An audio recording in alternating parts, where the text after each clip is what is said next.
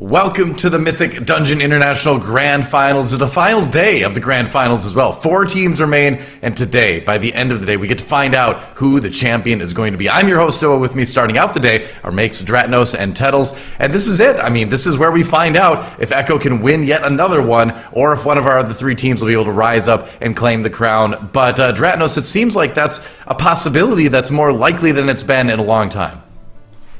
Yeah, of the 4 teams that have made it through to Sunday, I think you could make a compelling case for any one of them to take down the weekend. Of course, Echo and Mandatory are the favorites right now as they are sitting in the upper bracket. Between the two of them, I think Mandatory has looked better so far this weekend, but of course it's very hard to go against Echo as they have won 5 of the last 6 global finals that they've played in, something like that, so... pretty scary customer. And then in the lower bracket, you've got Perplexed and Legendary, who have also looked incredible in some of their runs. Perplexed Ruby Life Pools was just out of this world. Legendary 2-0ing Cheese, who were 1 wipe away from beating Echo and being in the upper bracket right now. So, I mean, yeah, it's going to be incredibly tight, and you could see all of these series going either way. Oh yeah, I mean, I wouldn't be surprised if we see a lot of Game 3s. We saw almost all Game 3s yesterday out of our matches, except for just one. But Makes, do you agree? Do you think it's going to be as tight as it was yesterday in terms of map-to-map results? Oh, I think it has to be. After everything we've seen, the 4 remaining teams are just so good and so close to each other that I couldn't really see this go any other way. I was surprised that we had even one 2-0 map yesterday between Cheese and Legendary, to be honest with you.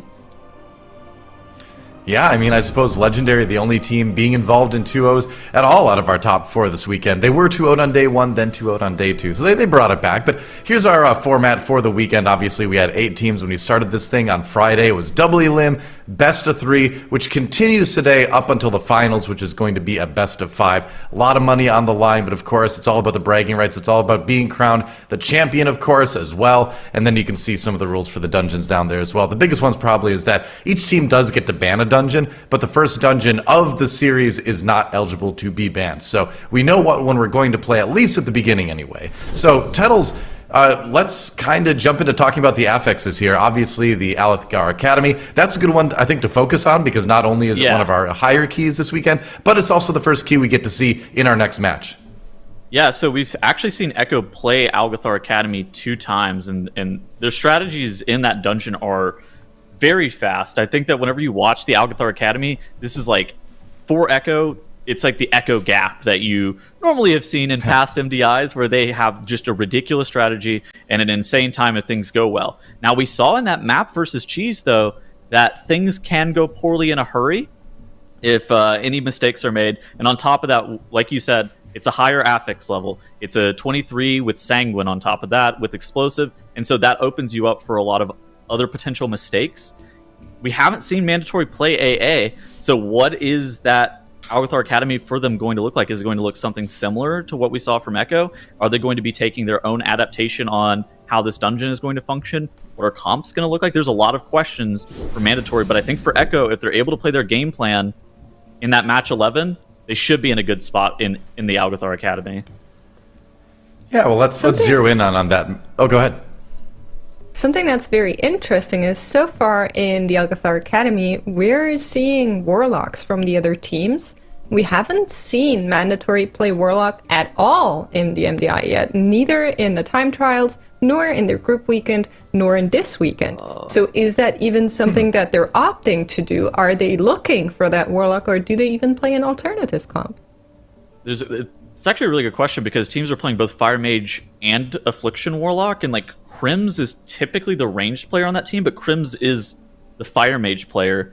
And so like then you also want the Feral Druid on top of that, so you would have, in most situations, Mace Team playing that AF lock because he flexes to most ranged. So then is RX going to play AF? Are they going to play a different composition? Like, is RX going to stick on that Unholy DK that he's been playing a lot of? I don't know. It's really interesting. That's the question. Yeah. Who knows? We should mention too. We've mentioned this a couple times this weekend, but Mandatory is the squad a lot of people out there might know as Monka, but they got picked up by the big French esports org Mandatory, and so thus the name change, thus the the difference in name, which is the same as saying name change, I believe. But That's it's great for them. I mean, it's huge to get picked up. They've been such a good squad for a while, so it's nice to see that recognition come in the shape of being part of a big team now. Yeah, here's our and dungeons. bans Okay. coming in. Ooh. Yeah, bans on Temple of the Jade Serpent and Court of Stars. So that leaves us with AA, Shadow Moon Burial Grounds, and Halls of Valor. Okay, I'm just surprised. Tranos, what do you make of it? Or anyone? a quick note You on guys- you guys go, stats. Out of the 3 dungeons, Mandatory currently holds the fastest route in 2 of them, the Shadow Moon Burial Grounds and the Halls of Valor, whereas Echo has the overall fastest time in the Algathar Academy. Do you think we're going to see a change, Stratnos? I feel like Echo are likely to have the edge in the Algathar Academy. Yeah, I think that is their more likely map. Now, they did look shaky in there against Cheese, right? They nearly lost this map when they played it against Cheese, and if it weren't for a disaster at the very end from Cheese, they would have lost and they would be in the lower bracket right now. But their pathing and their strat in here seems fast and it seems solid, whereas Tettles, like you were saying, the mandatory comp, I'm unsure how they can fit the Affliction Warlock that does so well in this dungeon into their comp without making like several swaps that we haven't seen yet out of them. Now, Mandatory is a world-class team. They could do that. They could have that as their plan. But it is by default something that I'm assuming they might not do, right? Or something that may be costly for them to do. So we'll see if they have that ready or if they want to take a different approach. We saw Perplexed just use a rogue in here instead of a warlock, right? And they were a little bit slower perhaps as a result, but it was also fine. Just a couple of other things. First off, I didn't really like Echo's Court of Stars yesterday. I thought it was a little bit slower than some of the other performers, like particularly Cheese and Legendary had better Court of Stars times. But Mandatory banning that out is a really interesting decision. And on top of that, too, our second map is going to be that Shadow Moon Burial Grounds, which on day 1 we saw Echo lose to Thunder. I'm trying to remember if we saw Mandatory play Court of Stars yet this weekend. Have we? I don't believe we have. I don't think so, have no. not. Yeah. So it may just That's be a been the dungeon- permaban from them. Yeah. Right, I was going to say that's the dungeon where people have been trying the 4 DPS compositions, and maybe it's a thing where they don't have that prepared. I'm not sure. That's obviously a big assumption, but it is interesting to see that be kind of the ban from them. Yeah, because they did ban that out a couple times. Sometimes you have these brackets where you can just ban a map in every series. It's never your first map, and then if you do that, you have one less map that you need to worry about, especially Court of Stars, if you would need to think about stuff like double DPS. It can make sense to just remove that practice time entirely and focus on the other maps. It does mean you kind of lose the ability to ban reactionary against whatever your opponents have shown to be good at, though. True. Makes Echo has the best Temple of the Jade Serpent time, even over Mandatory, right? Yeah, that is true. They ran 12 minutes and 3 seconds in that temple. And Mandatory had 12 minutes and 16 seconds, so by 13 seconds, Echo was faster. I mean, I guess it's maybe a toss-up, at that time differential, but I guess I'm kind of surprised that Echo was looking to ban that as like Dratnos said, a reactionary ban. Yeah, I'm surprised too. I think you would have probably looked for the other 2 dungeons where Mandatory is holding a faster time than you. But knowing Echo, I mean, we kind of have to give them a little bit the benefit of the doubt, right? Knowing Echo, they probably have another tech that they know that they can do and be faster than what Mandatory put on the board. Whereas at Temple, maybe they felt like that was already their best route and that was too close to what Mandatory put in. That always seems to be the case with Echo too, is that whenever we get to these final days, we always seem to see something a little bit extra special from Echo. They always seem to have something they've been reserving, or they just take something they've been doing and they do it just that much better. Like final day of a tournament Echo is on another level. So I'm curious if we're going to see that too, especially in this first map, especially where some of the snapping mechanics and some of the island hopping gets a little bit funky with this. We'll see if they can run it a bit cleaner than we saw in that match against Cheese, but also what sort of special stuff do they have to show us here on the final day. I think that's something I always look forward to with Echo and last days of a tournament, We're waiting for the players to get into the map, and as soon as they do, we'll get it started. And the funny thing is, like, this right here could be a finals, right? this could be the finals Yeah. of like any MDI. And it might be a preview of our grand finals. If Mandatory or Echo get knocked down, I'd say it's entirely likely that either one goes back to the grand finals. So this might just be a preview of our grand finals today. We'll see, Tunnels. I mean, I definitely think it's maybe the most likely scenario is that we see both of these teams in the grand finals again. But I think now more than ever, it's not super clear who's going to be winning the weekend, because a lot of the times you have, one team that has really dominant routes. They have the best times in a lot of dungeons across the whole entire weekend. That's not really the case here. I think Mix had some numbers on it. I think it was like 3 for Echo, 3 for Mandatory, 1 for Perplex, 1 for Legendary for like best times on the weekend. Is that right? Mm-hmm. That's correct. So that's pretty unprecedented. So here we that's go. a big deal. All right, let's get into it. Oh. All right, starting us off Time. here, we talked about it going into this game. Mandatory not opting to bring that Warlock that we have seen so many times in the Algathar Academy, and instead, Tettles, we're seeing what I think is another Beast Mastery Hunter. It's so interesting. I think that generally this is used for like snapping, but we've seen some weird stuff with like meld juggling or like stasis like across the map for snapping. But the BM Hunter has a really easy time being able to do that just with that misdirection ability. And right off the bat, we have both Echo and Mandatory doing absolutely massive pulls into the Veximus trash area. They're grabbing this Ravager on top of all of these manifestations. Now you're really worried here about the manifestation casts. And one of the things that the Warlock does provide is actually has some CC that's a bit more reliable than that Beast Mastery Hunter that we do see that RX is on. But RX on that BM Hunter, his single target damage is going to be very, very high.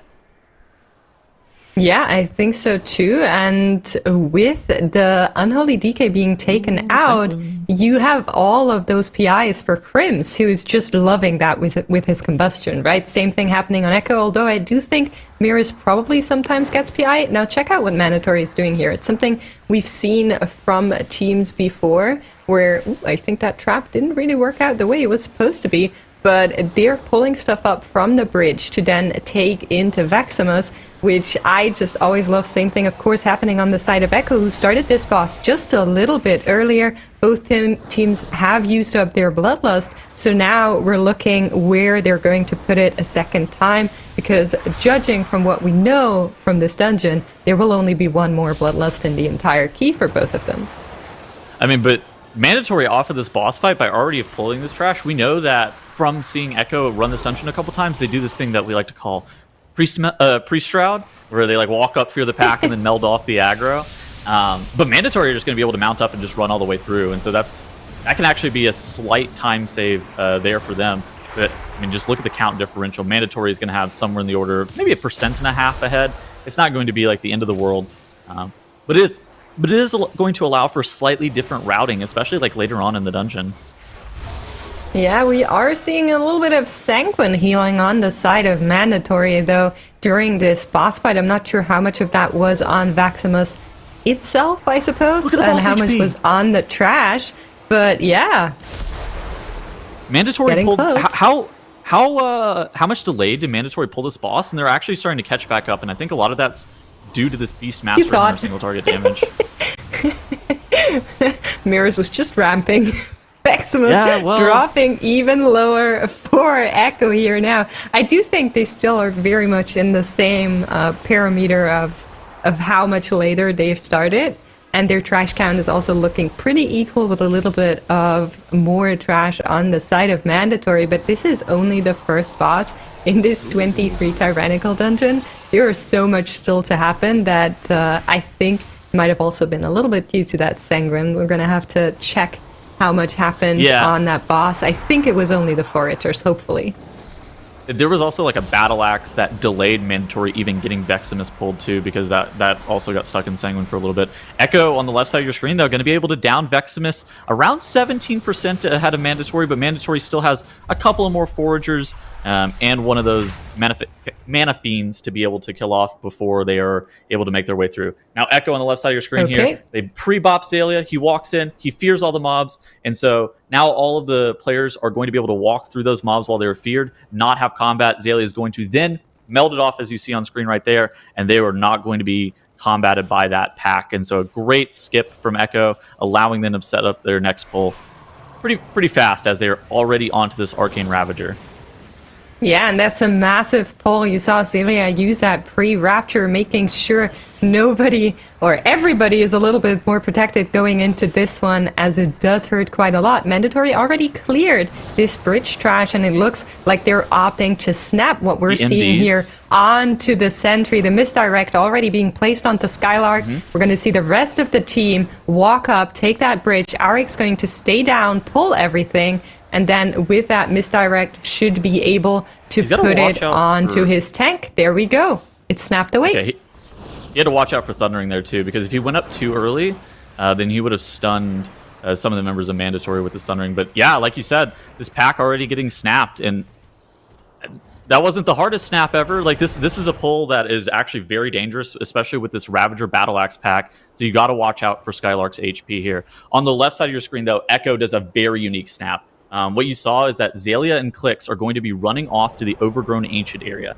From then, they're going to do some like weird aggro juggling with multiple shadow melds, where there's something with like a power word shield for Xaylia to get combat. Yeah, you can see it now. Here we go. Yeah. So Clix is going to combat all of these mobs. That's the starting parameter. And then Xaylia is going to heal him to maintain threat. Clix is going to then meld off the pack. And then while he hits this wind tunnel, then he's going to regrowth Xaylia to regain threat. And so with a bit of meld juggling, we're going to snap all of the lashes onto this platform for the side of Echo. For Mandatory on the right side of your screen, RX is doing this solo with Misdirection. Oh, he's actually using Eyes of the Beast. Wow, this is actually so cool. So he's using Eyes of the Beast to not consume his charge of Misdirection. And so he's getting the pack fully grouped. And so then once it's fully grouped, he's going to shoot one multi-shot here, or I guess it's a Cobra shot in this instance, and then everything should be looking to snap as he feigns death. Wow, that's so sick. Yeah, let's see. Here we go. RX is on the way over there, and the mobs are appearing. Like you said it, on the side where his team is waiting, he is going to be with them in just a couple of seconds, but we are seeing side by side the same pulls between Echo and Mandatory. A little bit of a comp difference, but the technique is exactly the same. Now, yesterday when Echo was in this dungeon, this snap didn't really work out for them. Clix going down for Echo. They do have a battle rest to be able to afford to give here, so it's not the end of the world that Clix has died. But Echo is through a lot of the hard part of this area, right? So they're just dealing with a few small lashers. They also have some of the remaining Alpha Eagles. Now, where are they?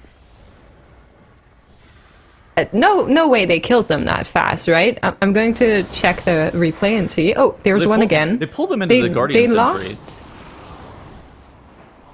Huh? They pulled them in the Guardian Sentry. Where are they, though? Okay, maybe they're just delayed snapping. Okay, so... No, see, they're coming now. Like, they weren't dead. Okay. Well, maybe there's a chance they were dead. That wouldn't have made sense. That's a good point. All right, like, they have so much HP. You can see it on the side of Mandatory, but it looked like for a second they snapped back when Clix died. I'm not really sure if that's what happened. We're going to have to wait and see what Dratnos has to say about this, but it looked like something went wrong here with that death of Clix, and the Lashers disappeared, or didn't appear in the first place? Yeah, what? I'm not sure. Okay. We'll have to ask Dratnos. Yeah, well, they're back. It's fine. Everything's fine. Now, there is a question as to whether or not all the small Lashers reset, because that might not be all of them, but it also might be all of them. So if they have to do another pull in the Overgrown Ancient area, it wouldn't be ideal. But at least we have all of the large lashers in this area to be able to finish off for the side of Echo. But for the side of Mandatory, I think that they're in the lead here, Makes. Like, look at this. They already have all of the Alpha Eagles killed off. They have all of the birds dealt with. They are about to be ready to engage Croth. Yeah, now the question is, what we've seen so far from teams is that they buff up both of these golds simultaneously to get to the checkpoint where they have a specific amount of haste and a specific amount of boss damage to get out, and then they throw both golds in quite late into the boss fight, where the Warlock mostly is going to send his full cooldowns with Thundering ideally and PI, as far as I know. So Mandatory not having access to that Affliction Warlock Are they going to try and do the same thing on the Hunter, or will it just be the combustion from Crims that has to carry that phase, or will they just pull the boss differently, approach it differently? You know, it's funny. I've seen BM hunters on this boss, just like on live, do 100k DPS, which is typically more than what you see just from like the Affliction Warlock by itself on this encounter. And so I think that like with that PI from Mandatory, they might be able to just have the raw amount of damage to be able to do either a similar strat or even potentially get a faster Croft kill than something that's like as optimized as Echo's double dunk strat. Now, looking at Mandatory, it looks like they're also going for the double dunk. As you see at the bottom, the goal of Searing Blaze and the goal of Rushing Winds is getting dunked almost immediately. Actually, it looks like they only dunked all of the wind ones and they didn't get the fire dunked. Huh. Yeah, the buff meter is not showing right now, but maybe it's only the wind ones, because I also can't see the golds on the side of Echo. So I don't know how far we went into that fire one already, but the wind one definitely has been triggered for Mandatory. And right now, it looks like Maystine is doing most of the damage here for Mandatory. Echo now starting to throw some golds. They have the Searing Blaze 2 out of 3, and the Rushing Winds 1 out of 3, and they're going to stay here for a couple more seconds as far as I'm concerned. Yeah, and looking at this, Mandatory now have their goals spawning again as they push Croft below 45%. Mode's holding a ball. The goal of the Searing Blaze is at 2 out of 3 stacks, and so Mode, whenever either cooldowns, probably like this Combustion is the cooldown we're waiting for. Oh, and Thundering, and so now we're going to be looking to dunk and just get all of our cooldowns paired up with the Croft damage amp and Thundering available to him. He's going to take increased damage here as he gets stunned, and Mandatory may be able to kill this boss like in this stun. Yeah, look at how much damage they're conjuring right now. Croft is dropping lower and lower, down to 10%, not just in the stun, but I think they can finish off the rest quite quickly, whereas Echo still haven't reached that peak that they're looking for. So once they do activate those golds, we're going to see that boss drop very quickly as well. Don't be mistaken here, but it is going to happen any second now. Zelia is ready. The goal is being tossed. The stun should come out any second now. Now we're going to see how fast Echo can take down Croft, but Mandatory looking in the lead of dungeon progression right now. We have a couple less percent. Wondering where and how they're going to make up for that, but we'll see as they now move on. And you can see Echo is right behind them. I think that Echo may have gotten the better of this exchange. Like they pulled Croft a significant amount later than Mandatory, but I think that strategy of double dunking the orb, both of the goals at the same time at 45% on the boss, is just such a unique strategy that it has allowed Echo to catch up a little bit. It looks like they still have some of these small lashers that are snapping around to them, so I don't think that Echo has killed all of the lashers that are in this room. Now, the big lashers are the ones that control Overgrown Ancient spawning, but that clicks death. Like, there's a Hungry Lasher that's on the ground. Like, what's really going on? Maybe we missed other count for the side of Echo. It's going to be something that we're going to have to watch out for later on. But as it currently stands, they're grabbing all 6 Skitterflies and engaging the Overgrown Ancient on the side of Echo. On the right side of your screen, though, Mandatory already having killed off a bunch of those Skitterflies, and the boss is at 60% for them. Yeah, absolutely. Look at them go. I mean, once again, they still have to make up for that trash count. I think they're probably pulling one more group of Echo Knights later on. We're going to see about that. But right now, the Overgrown Ancient is getting it from Mandatory and Echo alike. But Echo still has to deal with these Skitterflies here. And they cause a little bit of a ruckus before they go down. You need to be careful here with that Sanguine healing. You don't want that boss anywhere near it. Making sure that's not going to happen now. Drags it out here, saving what could be fatal for Echo. And they are trying to catch up, but Mandatory is leading. I have a question, Mick. So whenever you're looking at Mandatory's count, so we know that Echo has been doing like the Echo Knight Invoker pull, all of the remaining trash into the boss. We know that they have one pull that separates them from the end of the dungeon if it goes well. Do you think Mandatory is going to do Echo's pull but just bigger into Echo Adorogosa? Is that what's about to happen here? If it is, we are in for a ride, because we saw that pull yesterday escalate for two of our best teams. Cheese and Echo both struggled with it, trying to recover it with a couple of deaths. Now, if Mandatory is opting to make that even bigger, I'm not sure how, if it's possible, but maybe they're going to try. We'll see. Boss has gone down for Mandatory. No Bloodlust, they used it. Echo's still holding on to it, so I think Mandatory is just doing one big pull here and then pulling into the boss on its own. I don't think we'll see one big pull. I think that seems likely with the lust on the Overgrown Ancient. But hey, I think that fate may be in Echo's hands here. Whether or not Echo is able to pull off this Echo Adorogosa large pull and take all of the remaining trash that they need of the dungeon, the remaining 22-ish%, that's going to be the big pivotal moment here as you see Azalea sitting down to drink while Now and the gang are running ahead, getting all the pack grouped up. Now, it does take a little bit of time to set this pull up, so there is some time that's lost here, but I think the big thing for Echo is watching out for Sanguine Healing. Watching out for Sanguine Healing and making sure that nobody dies while this pull is getting set up. That's one of the big things that happened to them yesterday. You had like Invokers getting missiles off on players that weren't Now, and so that ended up causing players to go down. No. What happened for Mandatory? Look at the details. They're getting so much Sanguine Healing right now on the end of that Echo Knight pull. It's looked really good.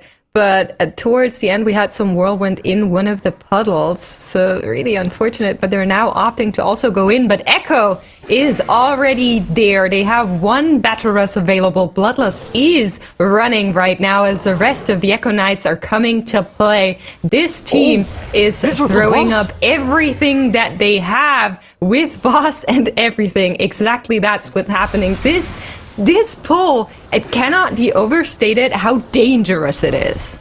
Oh, okay, there's a question as to whether or not Mandatory might be able to catch back up here. So Mandatory has done a significantly smaller trash pull into the boss. Whenever there are this many mobs, like, you want to be prioritizing the Echo Adorogosa damage. That's going to be the final mob that's going to die before the dungeon is over. But with all of this trash alive, it's just so dangerous. And for Echo, they continue to Sanguine heal the trash. Now, they're doing a good job of making sure that the boss itself is not getting healed by Sanguine, but it looks like the boss might get one tick, but Now does a great job of continuing to move that boss.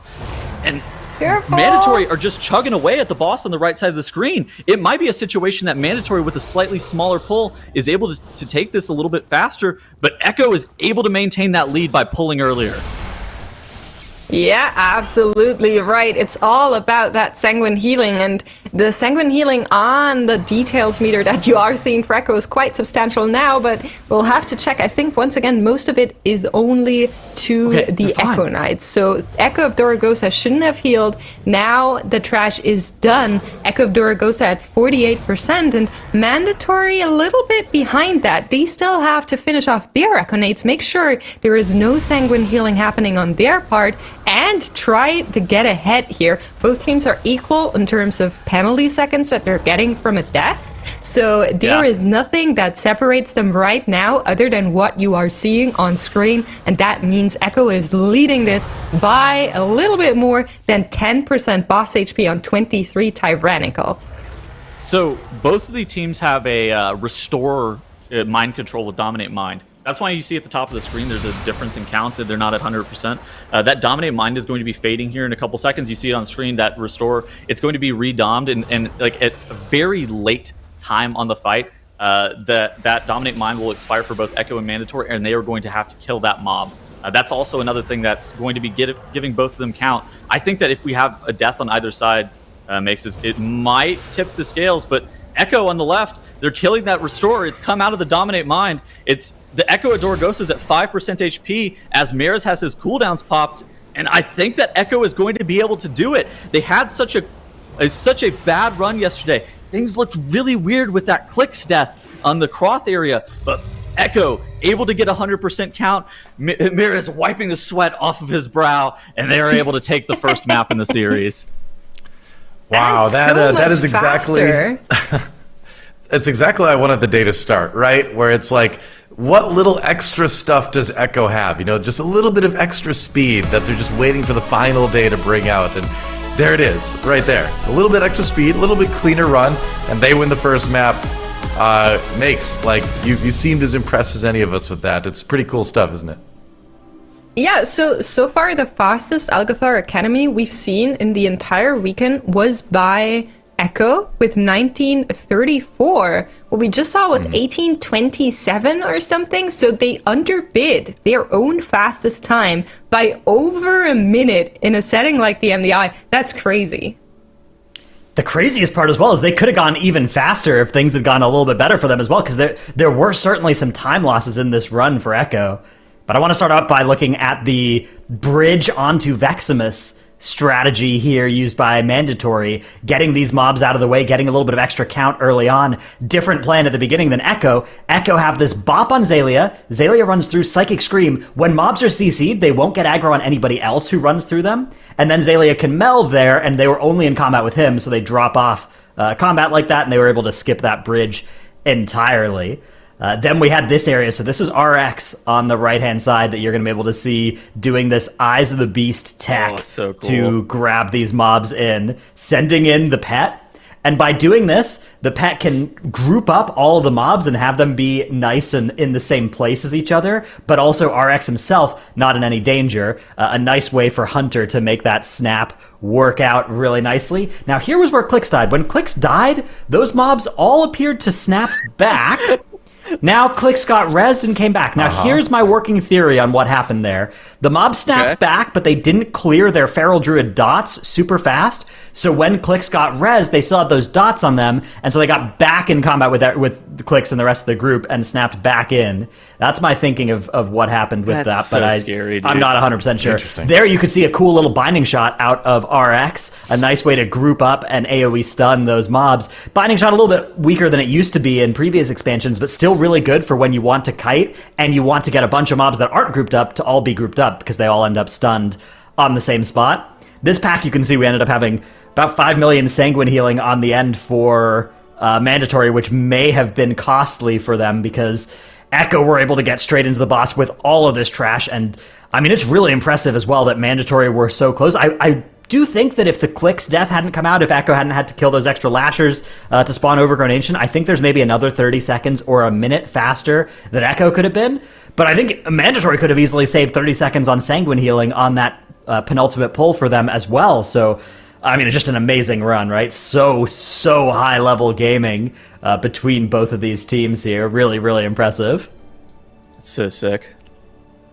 Yeah, it's the final day of this tournament in a nutshell, basically, where it's like the differences are going to be minute. A little bit of Sanguine healing there, a little bit of a, random death here, one mob not kiting the way you want it to there. Like, a little second or two off and on is going to make the difference between all these dungeons. So there's some stats there for the first one.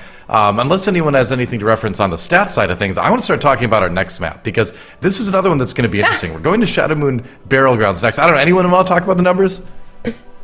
I feel like I'm forcing people to talk about the numbers sometimes. But you don't have to. No, I don't really want to People talk can about read. the number side, but I do want to talk about the tech from Mandatory. I really feel like they should have not lusted Ancient Tree and go big like Echo does with that last pull, splitting up the Echo Knights into like a safety pull and then another pull onto boss. I think was the big difference in tech here, and was the issue with why they fell back towards the end.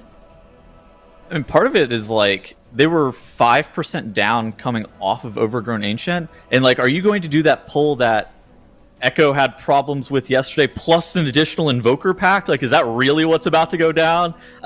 What does the consistency look like for something like that? I don't know. Yeah, You probably don't want to. Yeah. That pull as well. I feel like it's don't. kind of an AFLOC. I feel like it's kind of an AFLOC special as well, right? Like if you're trying to do that with the Beast Mastery Hunter, especially on that pull, those mobs kind of get spread out. I'm not sure you're actually beast cleaving onto all of them, and you're doing a lot less than I think the AFLOC is going to on it. So I think that their strategy was internally consistent. It made sense to try and get that count in other spots in the dungeon, but yeah, having to do one extra pull there, of course, not good. I don't know. I mean, if it had been perfectly Sanguine healed, maybe they would have been able to keep up there, but I think the Click's death was a more costly time loss for Echo, so I do think Echo had the faster strat, yeah.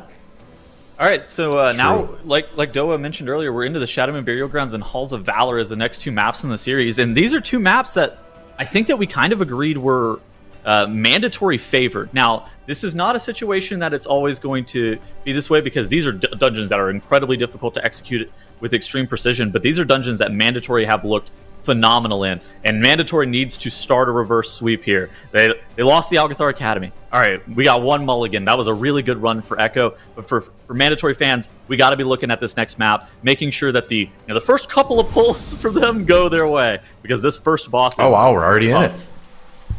Here we go, game number 2. Let's see if Mandatory can tie it up. All right, we are seeing the Disc Priest out of Mandatory, a combination with that Fire Mage that we have now seen a couple of times. Echo on the other side opting to stay with the Preservation Evoker, will not have access to that PI, but will have access to the greater throughput that Preservation Evoker is giving, and also the greater AoE burst that it is giving. So we'll see how that pairs out as they start the biggest of the polls at the beginning here onto Sedana Blood Fury. All right, so immediately right off the rip, Echo getting Sedana Blood Fury pulled maybe somewhere in the order of 10 seconds ahead of Mandatory. Yeah. Both of the teams immediately ripping Bloodlust here, and hey, this is a point where we see teams actually lose some time with just being a little bit slow on the trigger of getting the first boss pulled. They're waiting for that pack to group up, but Echo able to get this pack pulled faster and this boss pulled faster. This might be a situation that is very strong for them. We know that like a good Sedana split on the weekend is like 205, I think were the numbers whenever I was looking at it earlier. So let's see if Echo is going to be able to improve on that. Yeah. Oh, clicks going down for Echo. That will probably be a battle rest. And then a dungeon as short as Shadowmoon Burial Grounds. We've seen this cause issues down the line. For now, he's back with the team, but it is 5 seconds against the clock for Echo, as Mandatory has now caught up in boss DPS and is chugging along happily. The Bone Mender still needs to be kept under control here, as they haven't DPS'd that down quite far enough just yet, but boss is going to die very, very closely to both of those teams.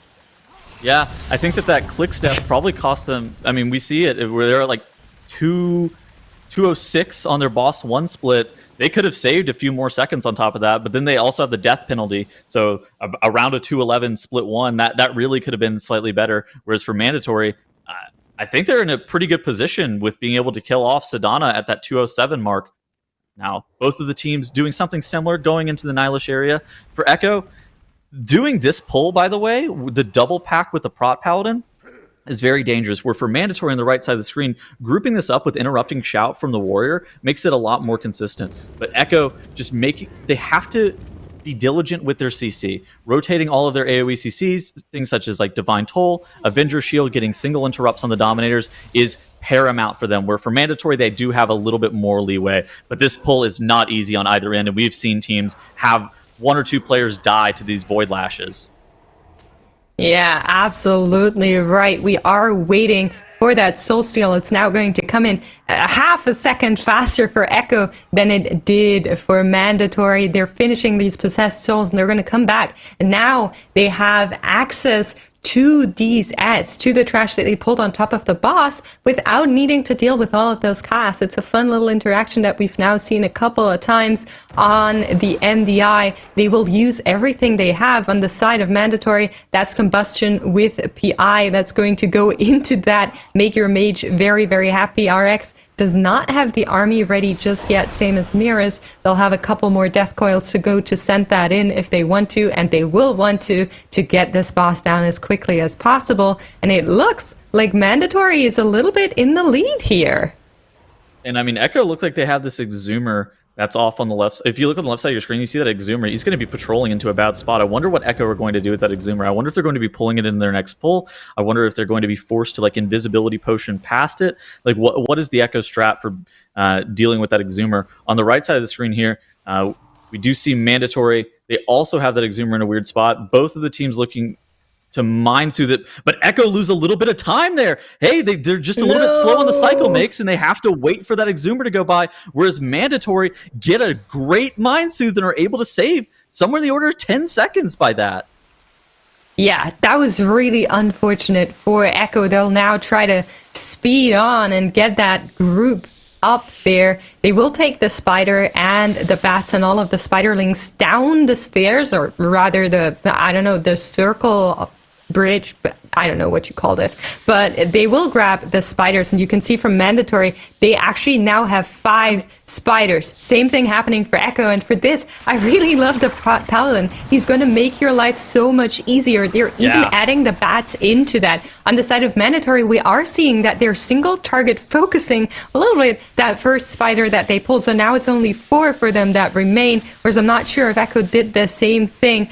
This pull is so crazy. They're taking so much damage from the spits from the bat. They can take damage if any of the spiders go through. You can see our interrupt tracker is just going round and round, making sure that all of that stays interrupted. One more burst to go on both sides, and then hopefully they can take down this pack. But this is very, very difficult.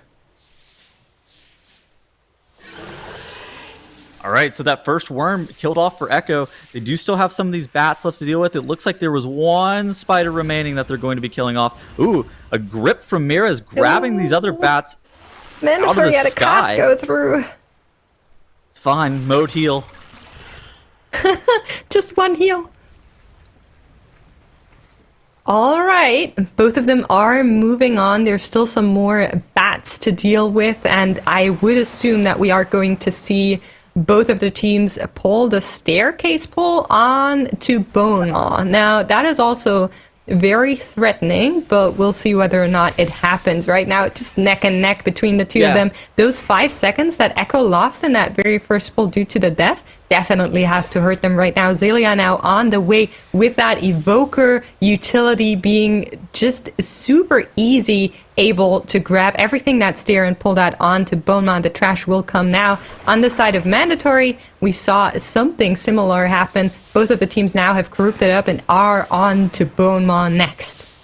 I mean, dude, this might be just a 5-second gap like you referenced earlier. That death on the first boss, both of these teams pulling Bone Maw within mere seconds of one another. This is also a situation where if one team is able to skip one of the downstairs phases by Bone Maw more than the other team, that can make a massive time differential. And you look at this, just all of the offensive cooldowns are being pumped into Bone Maw. The tanks on both sides now in Skylark are doing a great job of being able to stay alive. This pull is not easy for your tank. And it looks like Mandatory are getting good RNG on their inhale timings. They don't even have those ads that have spawned yet. So this boss for Bone Maw is going to stay here for an extended period of time, where for Echo, it might go downstairs here in just a couple of seconds, halting their damage on the boss. Yeah, but those spiders are still here for both of them, so they need to die off rather soon. They have them under control, and something that could pose a problem to Mandatory after this is, as you call them, the blueberries, right? There are some elementals waiting for you, and something we've seen from other teams, and I believe Mandatory as well, is that they focus one down, soothe the raging off, and then focus the other one, whereas Echo, with Xaylia, who's spec'd into Overall, is able to just AoE soothe it and not have that problem. Yeah, I mean, the raging void pulses are something that certainly can cause a problem. And looking at the right side of your screen, Mandatory did get a little bit better RNG. Now, I don't know if they're going to be able to beat this next inhale. Actually, Bone Maw goes for a fetid spit, which means that they're not going to get another downstairs phase for Mandatory. Getting this boss killed off one cycle faster, and that is a massive time save for Mandatory. That's probably somewhere in the order of 15 to 20 seconds differential just on this boss alone. On the left side of your screen here, Echo is going to be able to get Bone Maw killed off, but Mandatory are about ready to pull the blueberries. Yeah, the blueberries are waiting in that room, but Echo, with that rescue onto Maris, is not losing any time either. They're running up those stairs, and like we said, they have the option to just focus both of them. Now, is that going to make them 10 seconds faster? I'm not sure about that. They even need to be 5 seconds faster in the overall than Mandatory to even out that death that they had. But this pull is so lethal. You cannot have any mistakes here. Mandatory, getting that first Soothe the Spell out, making sure the Void Spawn is not giving them any problems. They now need to get the other one down, whereas Echo needs to have perfect timing on that overall to make sure nothing goes wrong here. I believe there was a single Soothe from Clicks deployed as well onto the one that's a little bit lower as they're chewing through those Void Spawns. One more Void Pulse for Mandatory, and they will be on their way to Ner'zhul. Again, a little bit in the lead over Echo.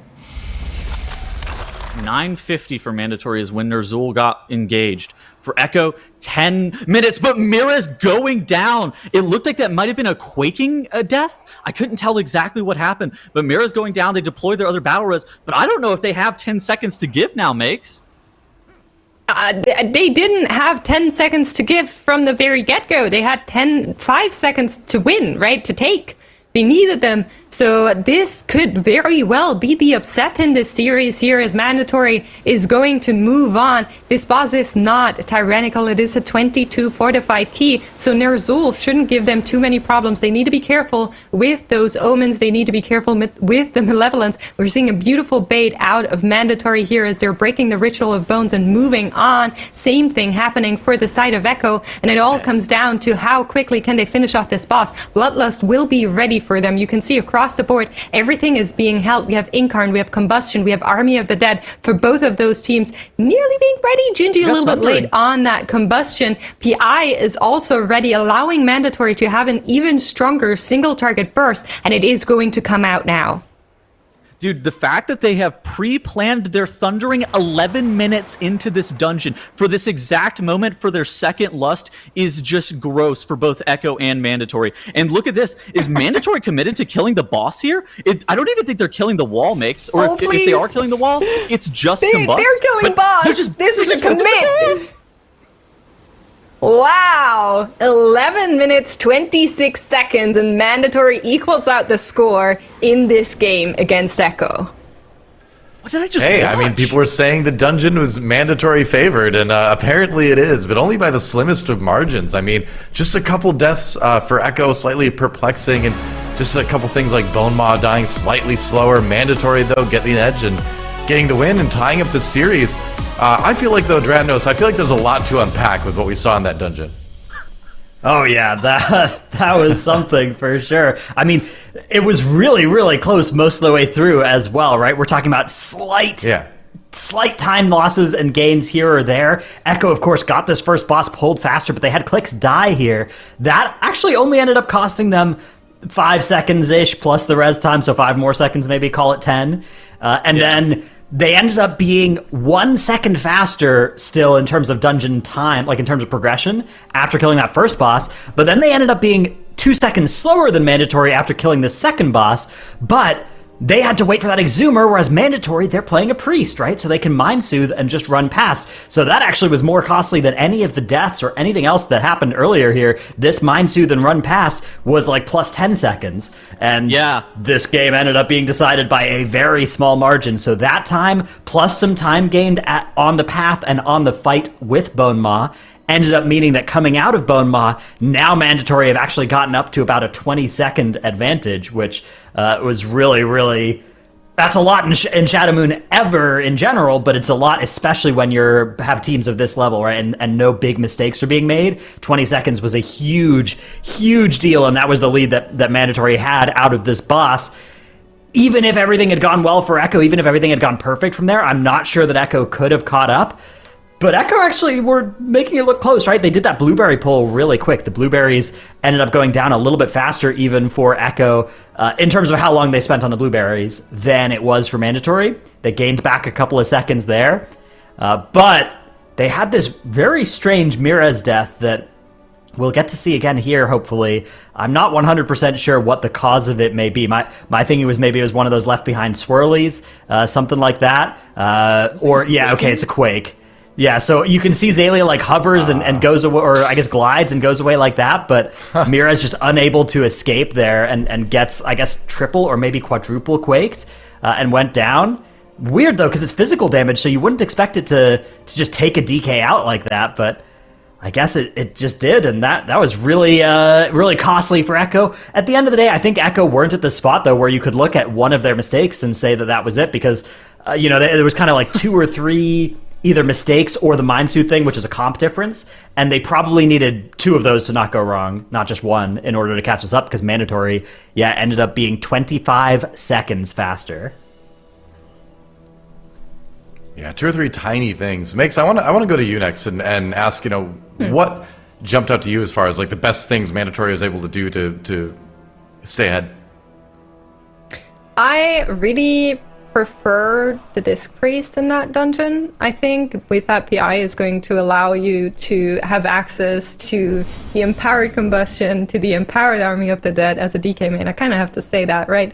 I think I prefer the Prot Paladin, but Mandatory was able to do the same pulls without the Prot Paladin and keep everything under control in regards to interrupt, which just is incredible. And it allowed them to have a little bit of a safer pull on Nalish. So I feel like pretty even on those tanks, but definitely I feel like maybe the Disc Priest is the edge for me here. Interesting. Okay, well, we're going to Halls of Valor next for our final map of the dungeon. The winner moves on to the grand finals. The loser goes down to the elimination bracket to the lower finals to face the winner of our next match. But talking Halls of Valor, Tettles, anything? What should people be watching for more than anything when we look at this this next dungeon?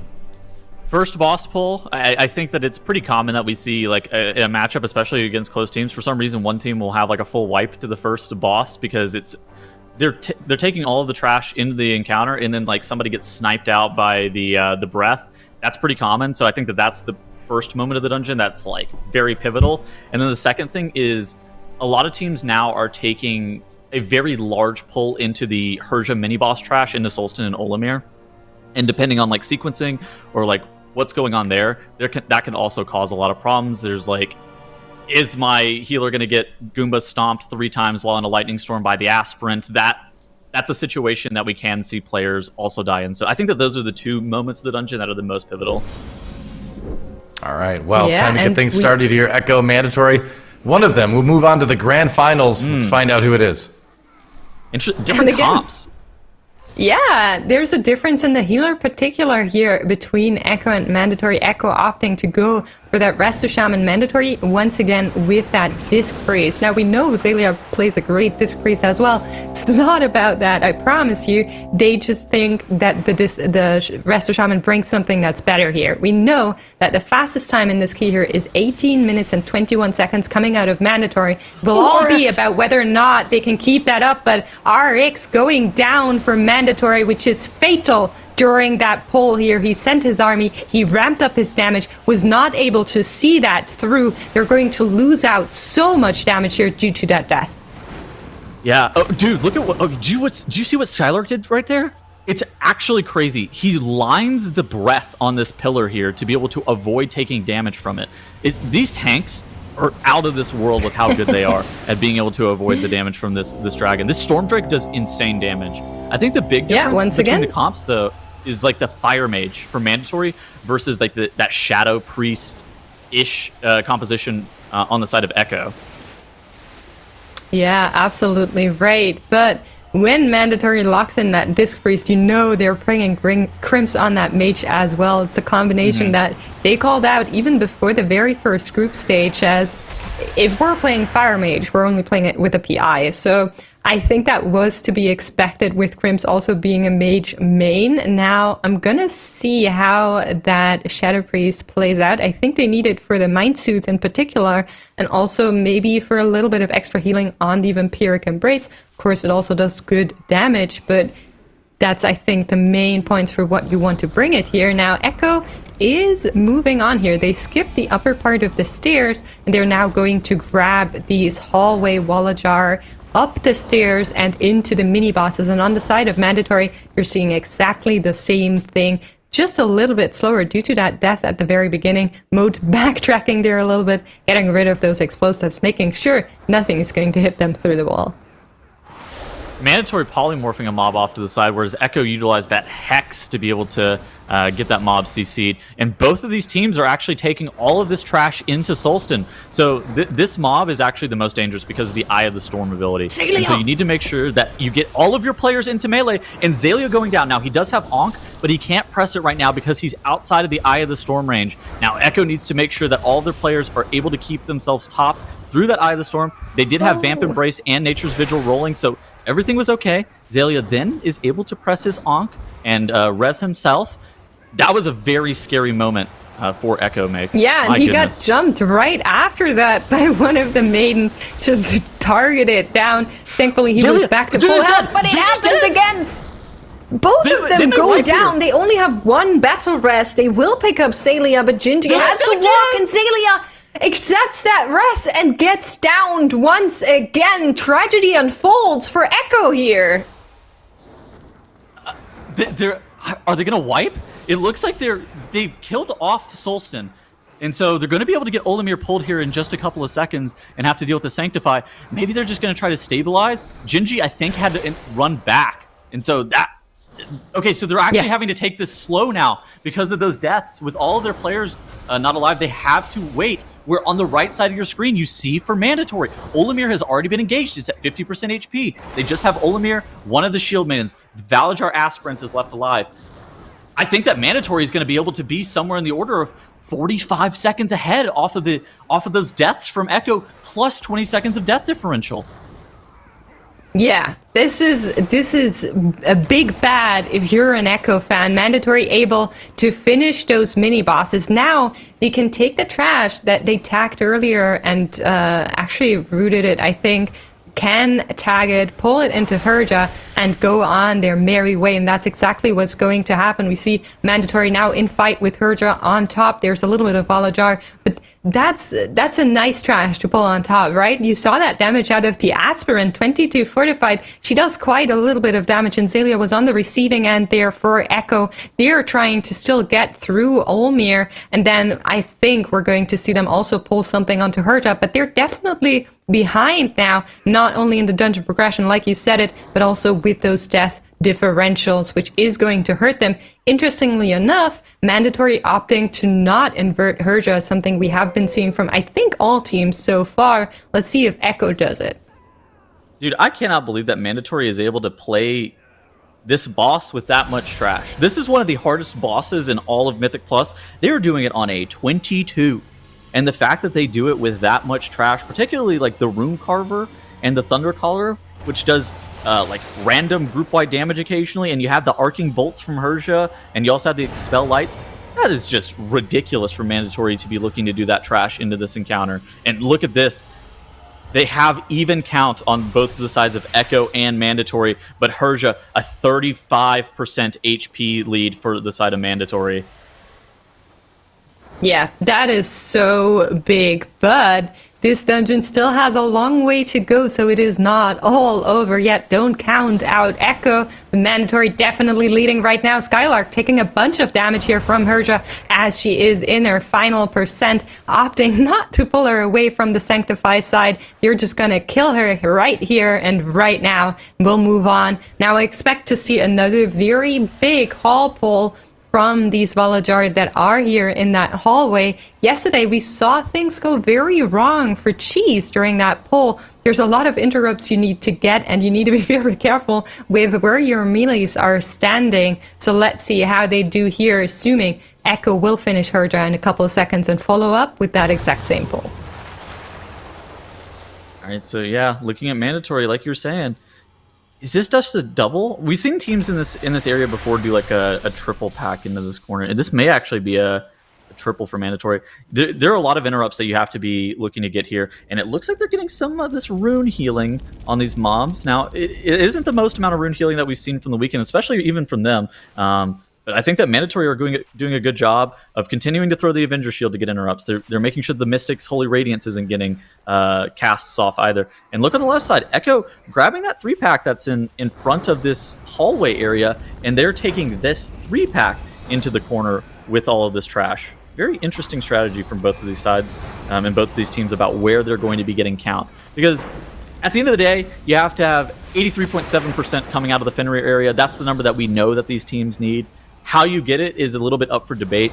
But in general, teams have been pulling a similar mix of mobs. Yeah, we have seen teams at Valajar or Bulls onto Fenrir in the first place.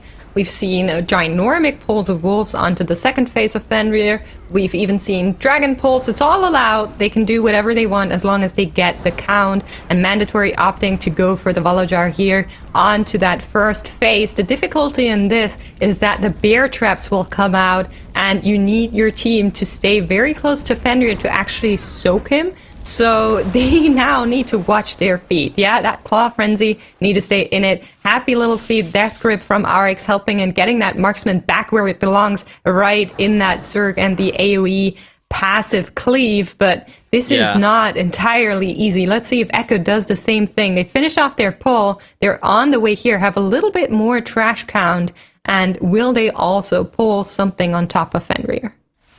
Double Death Grip is just phenomenal utility whenever you're pulling these marksmen on top of this boss. Every single time they leap away, you saw RX for the side of Mandatory just gripping those marksmen back immediately, utilizing both of the charges to be able to make sure that mob is stacked up. And right now, there is about 40% of Fenrir's HP separating these two teams, and the count is dead even at 54.81%. Now, for Mandatory, here is one of the final few hard parts of the dungeon. These Even Claw Wargs, they do an ability that leaps onto players. It does AoE around them. Now, there are ways to be able to avoid them from jumping, and that is creating a no path available zone. And this, what is going to happen here for Mandatory is their ranged DPS players are going to hop up on this rock, as you see Mode doing a little bit of parkour. He's going to grip Crims up here in just a couple of seconds, and then those wargs are not going to be able to leap. Crims is actually sitting in block out of the group right now. Yeah. That was very interesting because, the RX going down. Skylark taking so much damage here. Crims is still down there. I'm not sure what happened. Maybe he gripped them this is gonna be a and wipe. then it didn't work. But yeah, stuff is unfolding badly for Mandatory. They seem to realize that now as well. And they are going to wipe here and redo that pull. This is the thing that Echo needed to get back in the lead here. Very, very unfortunate for Mandatory and Echo. It's working out for them. We see Clicks and Zalia both up there on that stone. They're safe and protected. Clicks actually going down here as well. They need to finish this. They can grab him back up. They do have a battle rest, but it is going to be very hard to rest him in the position that they're in, because if Gingy rests him, he'll be down and he'll get attacked by these wolves. Yeah, in addition to that, one of the reasons that is terrible too is that the scent of blood actually went on Zalia. He has to come out of the spot, and these wargs are nowhere near dead with that Click's death. And now they're starting to kite the boss around. This is starting to get really scary for Echo. They may, if this pull lasts too much longer, they may also have a wipe. Look at this. Gingy is dropping incredibly low. Miraz is dropping super low. We're going to start having bursting rolling in here in just a couple of seconds. Now, okay, they do a good job of getting... They do a good job of getting the prowl on Fenrir to make sure he doesn't leap on everybody. Gingy going down to that AoE, and Clicks does get the battle res, but Gingy's dead. But it's less costly than what we just saw from Mandatory with the full team wipe. I think Echo's going to be able to pull it off here. Yeah, I think so too. And with all of these deaths across the board, Mandatory and Echo have evened out the death percent seconds that they get here. Both of them are on plus 30, and you can see Mandatory just has such a long way to walk all the way back to Fenrir. RX trying to help his team here with the Path of Frost, getting them across this pond. There was a battle rest deployed for Echo. They did pick up Clicks now that all of the wolves are gone, whereas Mandatory is just now restarting that same pull again. Oh, dude. I mean, for Mandatory, it looked like Crims just wasn't in the spot. Like, whether or not the grip didn't come through, he couldn't... He just wasn't in time. He had to sit in the ice block, and he dies again. He gets leapt on by the wargs. They just weren't fast enough to be able to get into the spot. And so with Crims going down, we're in a similar situation to what we saw from Clicks earlier, where he was just... With Clicks being dead, it was just a no-win situation where you can't accept the res, because if you accept the res, then you're just going to get leapt on and die immediately again. And so we are in a no-win situation, and Mode has to come out of the snap because he gets the scent of blood on him. They don't have Bob. Oh, the wolves are coming. He has to my dodge. Mood God. is running. Happy little feet all across the board. This is what he has to do now. There's no way around it. He cannot stop moving. This will be the end if he does. You can see the Rapture being deployed, trying to get the team a little bit safer as the wolves start to die off. But Maystein also goes down here. This is so tragic for Mandatory. RX once more dying on the side of Mandatory, and Scent of Blood hits Mode again. They're trying their very best to somehow finish out this pull, but I don't know how they're going to do that with 2 DPS down. Crims accepted that battle rest back up, but it's going to take them forever to do it. I think that they're at this point, they're looking and they're like, I hope that Echo wipes to something. And it's from this part on, Echo's at 83.7% enemy forces count. It's possible that they wipe from here, but it would be very atypical of a team of this caliber to wipe from what we have left to see. So basically what Echo's going to do is they're going to do a 4 Kings pull, which it's not the safest thing ever, particularly for tanks. The amount of tank damage is rather high. The mobs just melee for a lot. But beyond that, I don't see what necessarily can wipe them. And for Mandatory, I don't even know if they're going to be able to get Fenrir killed off. Like, the boss is still at 20% HP. Yeah, and it's just a healer and a tank currently trying to get that done here. And it's tragic. They still need count after that. It will not be enough for the side of Mandatory. And now they also have 20 seconds against the clock for themselves. This is all looking very Echo favored as they're engaging the Kings.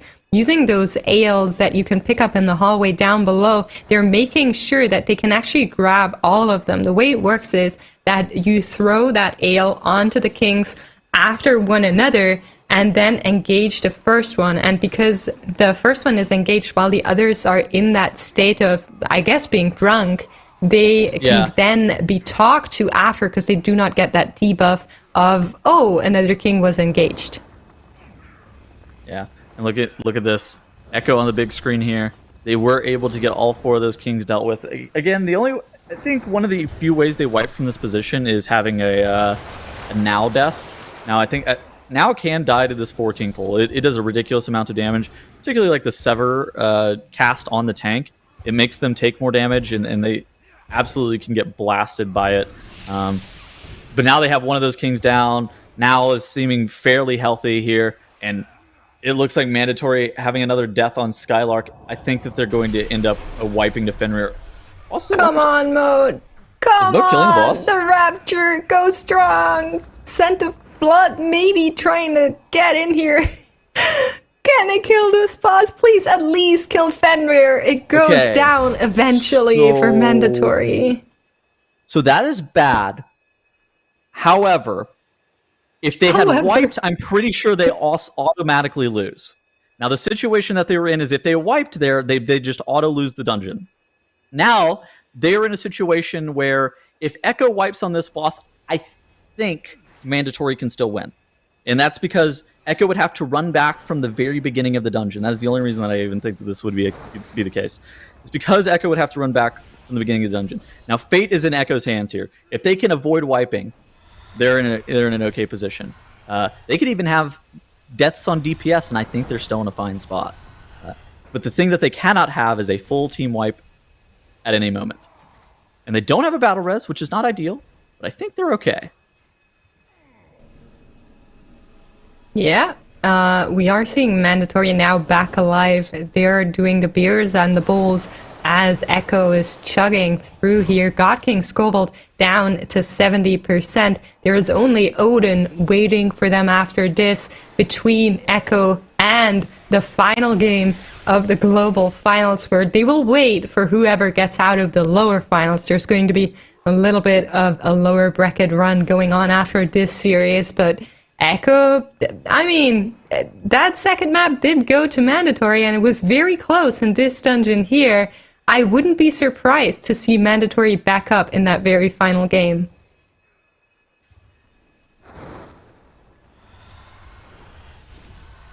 All right, so God King Scovold for Echo here. 30% HP remaining. and then all they have between them and being able to make their way into the finals again is Odin. That's the only thing that's going to separate them after they get God King Skovald killed off here in just a couple of moments. It wasn't the cleanest run of Halls of Valor I think I've ever seen from Echo, and I think if Mandatory run it back, and those mistakes don't happen on Fenrir, Mandatory, like, they have a very fast Halls of Valor. Their Halls of Valor is spectacular, and I think that it's a position that this MDI in particular has been one of the closest MDIs I've ever witnessed. This is crazy. Yeah, absolutely right. Mandatory now also arriving there on the King area, but Echo already finished one entire boss in the lead as well as all of the Kings. Yeah. They're just waiting for Odin to show up and down him. They only need to get him to 80%. No bloodlust available for that, but looking across the board, we're going to have PI for that extra rune buff. We have Army of the Dead ready. It's looking pretty good. Incarn will take another minute, so it won't be ready right away, but we're on a good track to get this done quickly for Echo. The thundering timing is actually decent too. So you typically want Odin pulled whenever thundering is at 45 seconds to have perfect timing with those runes. That's generally the timing that you want to where it lines up with the first Shatter Spears, and then you don't have to clear it before. But the timing that they do have is going to allow them to get a full thundering buff during that Valajar phase. And so it is nice. They're going to get a pretty sizable damage amp. That by itself should allow them to get the ability to, or at least get very close to the ability to be able to one phase it coming out of these runic brands. Now players are going to be marked with these runes, and once you reach these marks, you gain a fairly sizable damage buff. Everybody is able to get the Valajar phase, and all of the offensive cooldowns are being popped. Thundering is going to be summoned here in just a couple of seconds, and Echo is going to be able to deal with Mandatory, and not the cleanest run we've ever seen, but it was definitely something that they kind of got a little bit lucky, but they will make it to the finals anyways, and that's the big point. It doesn't matter how you made it to the finals, just that you made it to the finals, and Echo are going to be able to take a deep breath here as they do finish off that boss. As you see Mira's here clapping. It's like, oh yeah, maybe we got away with murder here. That's what he said. Hey, I know it. I call it plot armor. We talked about this earlier in the weekend. Echo's got the plot armor, but you know what? It only works if you pair it with some skill, and they certainly have that too. And like you said, Tunnels, not the cleanest HOV that we've seen, but man, they got it done. And Mandatory, how heartbreaking for them. But again, they're going to be a huge threat in the elimination bracket. Yeah, absolutely. This is going to be a brutal lower bracket here. Now, this series actually had some uncharacteristic issues for both teams, right? We had some deaths coming in. We had RX dying for Mandatory on the first boss, during their lust, during Army, but all that paled in comparison to what happened to Azalea here. So this first death was actually to Mortal Hughes from the Shield Maidens. That caused him to be dead outside of the Eye of the Storm. That caused this whole thing to just kind of start going wrong. We started having just a lot of mobs there. Out of control. Damage, never quite able to stabilize. Ended up losing quite a bit of time to that. So that was, taking a small time loss on RX's death on the first boss to a pretty big time loss for Echo there. But then we had this huge time loss coming in for Mandatory on Fenrir, which was Crim's. Got gripped up, and I think was gripped up a little bit late, ended up falling off, hits the ice block here, but unfortunately for ice block, it only lasts for 8 seconds or so. He ends up canceling his block, or coming out of his block rather, and just immediately gets the bop. That is one of their bops used, but then you could see RX actually ends up going down. Well, so he can't get up easily, right? You have to jump up, and it takes several seconds to be able to make that happen. And Leap of Faith was already used by Mode to get him up the first time.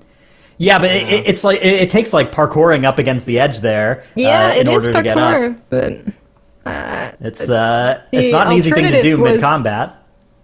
Bob I don't know. I think the alternative was to get max range and just start dodging the wolves, which we've seen teams do in the past, right? Zalia do that a little bit too. Ended up doing it on this pull for Echo, for instance, which also did almost go wrong in the same way. We had clicks going down here, so watch how this one happened for Echo. You have the Ravenous Leap coming out. Clix ends up jumping off and just immediately getting murdered by all of the wargs there. But they were able to stabilize it. Gingy ended up dying. Then they got Clix back up. Now, a problem with doing this boss with less people as well, the reason Gingy died is because that Claw Frenzy is split damage, but if you only have like 3 people in there, it does a lot of damage. But they were able to stabilize here, able to keep using the Shadow Melds against the boss, and able to eventually beat Fenrir here. Did lose some time to it, and you can see that Claw Frenzy doing a lot of damage. Meanwhile, on the third attempt of Fenrir, second for Mandatory, they had a lot of trouble here.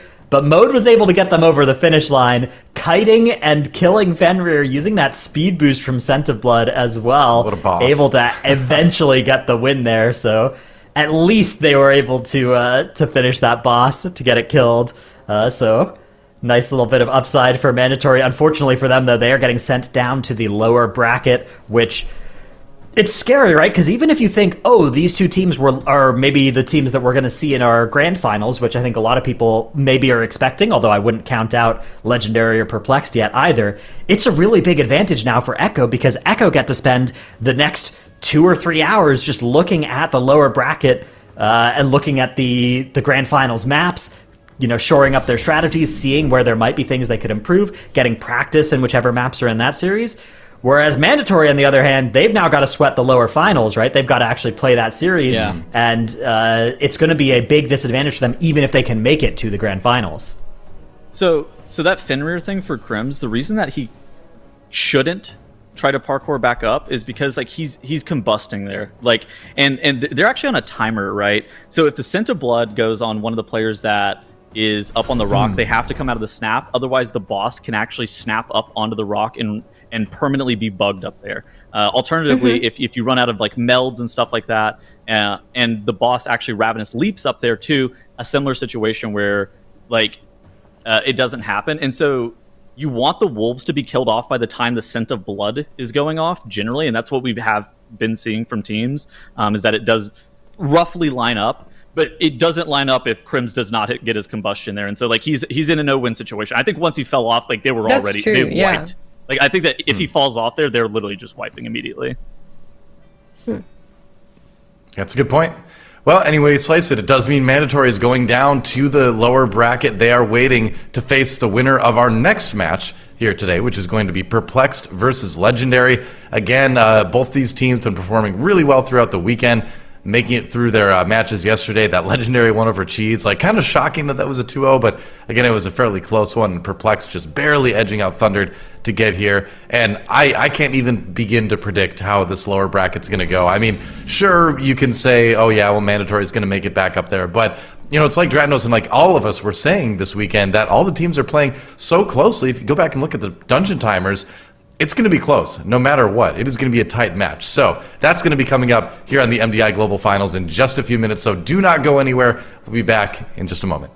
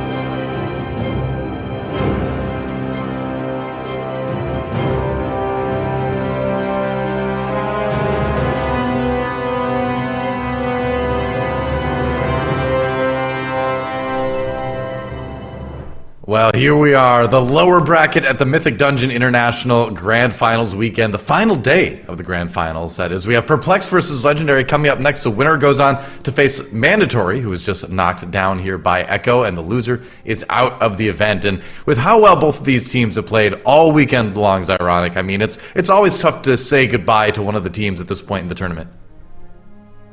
It was really tough yesterday, right? Sending 4 teams home, but here we are again on the final day, only 4 teams left. Upper Finals is through. Echo is through to the Grand Finals once again. I feel like I've been here before. But our next 2 matches, seriously. we got to send 2 more teams home. Starting off here with Perplexed versus Legendary. And I mean, yeah, like you said, both of these teams have played so well all weekend long. Legendary really making a run through the lower bracket here. Perplexed has looked like their old form, right? They're back to playing incredibly well here. But, you know, looking at the map pool here, you gotta like your odds for Le Pen, right? Going right back into a Legion dungeon. We all know he's got that Legion buff. Proved it yesterday with the 2-0 in Halls of Valor and Court of Stars. See if they can keep doing it here. Yeah, that's right. Halls of Valor, Azure Vault, and then Temple of the Jade Serpent if we end up needing to get there. You see our bans as well. And it's cool to see one of our last stand teams make it this far as well. I mean, Legendary got knocked out of the lower bracket finals way back in Group A, so they had to battle all the way through the last stand tournament to get here. And here they are in the top 4, and with a fairly solid chance at making it through. It's going to be a tight one, but it's cool to see too. You know, we always talk about earlier in the group stages, like, oh well, they've always got the last stand tournament, they can always come back, and it's true. You really can take a group stage loss and turn that into a very successful season. Regardless, you know. So Naguro, when we look at these maps here, what are you looking forward to? Is it the Azure Vault? What stands out? Yeah, I mean, just a quick point about the last stand thing with Legendary. I think it might even be, you know, going in their favor, because that means that they practiced the dungeons for the last stand as well and played there too. So maybe the extra practice is really working out here for Legendary. And yeah, looking at Halls of Valor and Azure Vault as our first 2 maps, looking at the times from both Perplexed and Legendary in this weekend, we actually have Legendary have a faster time in both of these dungeons. So Legendary's fastest Halls is 1839, while Perplexed fastest Halls is 1842. So it's only 3 seconds difference in favor of Legendary, but still.